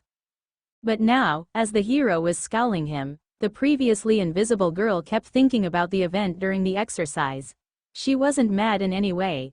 Everything that happened had been involuntary, and it would be very petty to be angry at the boy for trying to protect her. When the youthful heroine was finally done hitting the angel, she left the room, leaving the two kids alone in the room that suddenly felt far too big for Toru. However, she did not back down, and opened her mouth to say the first words to the angel. "Hey, Izuku, MMMMH. The green-haired boy answered curiously, still touching his hair where he got hit by the angry lady. "I can't go back to being invisible." The angel's eyes brightened, and it was as if his mind went back to being an analyzing machine. What do you mean? I don't know, it's like I completely forgot how to become invisible. I feel quirkless, she ended, shivering at the thought. It felt weird, to say the least. She had always taken her quirk for granted, like almost everyone. But now that she was powerless, she felt so weak. She used to be naked a good part of her time when she was invisible, yet now she almost truly felt as naked as she could be. Izuku looked at her closely, his eyes narrowing, as he hummed to himself. He had a few theories. Don't worry, you definitely aren't quirkless, he said after a while, a small smile on his lips. The erasing part of my quirk comes directly from my father. I may have a ton of other abilities, but destroying quirks just isn't one of them. He got up and walked to the girl. Softly, he put his finger on her forehead, smiling slightly when she didn't try to move away. See, everything you need is right there. Not in your body, or anything else, but in your mind. Sensations are what's preventing you from becoming invisible. Did you ever feel different the first time you went invisible? He asked. At 4, yes, I did have something like a tingling sensation. I don't really know how to explain it, she answered, thinking. But have you ever tried to shift back into a visible form? Of course, I never really succeeded. Then I think I know what's wrong with you, he said with a bright smile. He sat in front of her. You couldn't go back to normal because you were thinking the wrong way about your quirk. Seeing she was about to speak, he put his hand up, meaning he was not finished. You thought your quirk was a mutant type 1, right? Yes? That's what's wrong. There is a huge difference between others. Mutant types have a different way of activating their quirks. For example, if a stone-like quirk wants to transform his arm in a rock, he'll simply want the sensation to appear in his arm, and it'll shift. People have a way of over-analyzing quirks. Most of the time, it's pretty basic. For example, my light control would definitely be an emitter quirk. I have to think about creating swords if I want them to appear. However, when I want to fly, I don't think about flying, I just fly. What you need is to think about making yourself invisible. Maybe it won't work at the first try, but I still believe that's how you're going to do it. Toru nodded slightly, before closing her eyes. She didn't want to just go invisible, she wanted to make herself invisible. She felt something in her arm, and immediately opened her eyes. Her arm was invisible. There you go, Izuku said with a grin. You never tried to go back to visible, you just thought about becoming visible. Then why was I completely invisible in the first place? She asked, still touching her invisible arm with her other one. My guess is that your quirk immediately made you go completely invisible when it appeared, simply because it had to activate itself. I'd guess your skin is different than anyone's else, could be interesting to study really. I don't think your quirk is becoming invisible, but mostly reflecting light. He grinned. That's actually pretty sick. Really? That's it? She demanded, clearly surprised. After all these years, the answer was just so simple? Of course. He laughed softly. Everything behind your quirk is going to be oh so complex. Your cells, your entire body, everything is going to be different than a regular one, which makes quirk study so fascinating. However, if you think of it as an ability you were granted, then it wouldn't make sense if it was impossible for you to use it easily. I mean, birds don't theorize about why they have wings, or how they use it. They just have, and they use it. It made sense, even if the subject was still a little confusing to Toru. Now that you know how the basics of your quirk works, you're going to be able to truly experiment. How did your quirk change your cells? How many parts can you make visible while some remain invisible? How far can you push your light reflecting to its best? That is what Ua is going to teach you. The girl just remained quiet for a few seconds, before meeting the eyes of the person that had taught her so much in a period so short. Izuku, thank you so much. She was special, she wasn't just an invisible girl, she could be more than any of that. She grinned, and so did he. Izuku washed his face with his hands, a small smile on his lips, as he got out of the shower. The day had gone great, and by how much he had been injured, he was probably going to sleep 2 or 3 hours during that night. It was welcomed, as while he was not a particular fan of sleeping, resting couldn't be bad for him. He briefly looked at himself in the mirror, his naked torso reflected to himself. There was no mark, no imperfection. Only defined muscles that proved his hard work and his dedication to making every day a better day. Drops of water were everywhere around his body, his hair still soaking wet and his ruffled feathers only asking to be smoothed. As he hummed a little song he often heard Kyoka play, he continued to wash every bit of dirt he could find between his eyes. Take me high and I'll sing. He started to hum to himself, like a silent prayer, only for him to profit off. Oh, you make everything okay. He closed the faucet, taking a towel he found next to the mirror. We are one and the same, oh you take all of the pain away, he continued, his eyes closed, drying his hair. Well, what do we have here? A voice that Izuku had not heard in a while asked. He sighed, opening his eyes to meet the reflection of himself in the mirror. Or at least, he hoped it could only have been a reflection of himself, and in a way, it was. An almost black-haired boy, with dark green strokes, and dark green shade of sapphire for his eyes. It seemed like it didn't matter how Izuku appeared, his eyes always looked like gems, in a way. If it was all, maybe it could have been okay. But the body of the boy in the mirror was the complete opposite of Izuku's real one. It was almost only bruised, burned, and destroyed everywhere. Some wounds almost looked still opened, and the deepest injuries showed themselves more easily than the simple scratches. And the injury that was easily the biggest to see was the torn left side he got himself during the fight at the Yaoyorozu mansion. It had been so deep, at that time, that in the reflection, the boy was still bleeding. Finally, even the angelic features had been changed. His wings were now completely black, and the bright aureole he usually had was now a black, red, and dark blue mix, as if the light around him had been replaced by a cut piece of space. Izuku just continued to stare at the mirror, the reflection of him smirking almost cruelly. Where are your manners? Are you not going to respond? The reflection taunted. As much as I would like to make you shut up, I can't, so what's the point? The angel only replied, closing his eyes once more. The reflection laughed freely, not linked in any way to the real display of Izuku. Indeed, you can't, for I am you. Tell me something I don't know. Bro, you are more grumpy than usual tonight. Did you finally get dumped by your chicks? I told you the blonde was the only real deal, said the reflection, its arm crossed over its chest.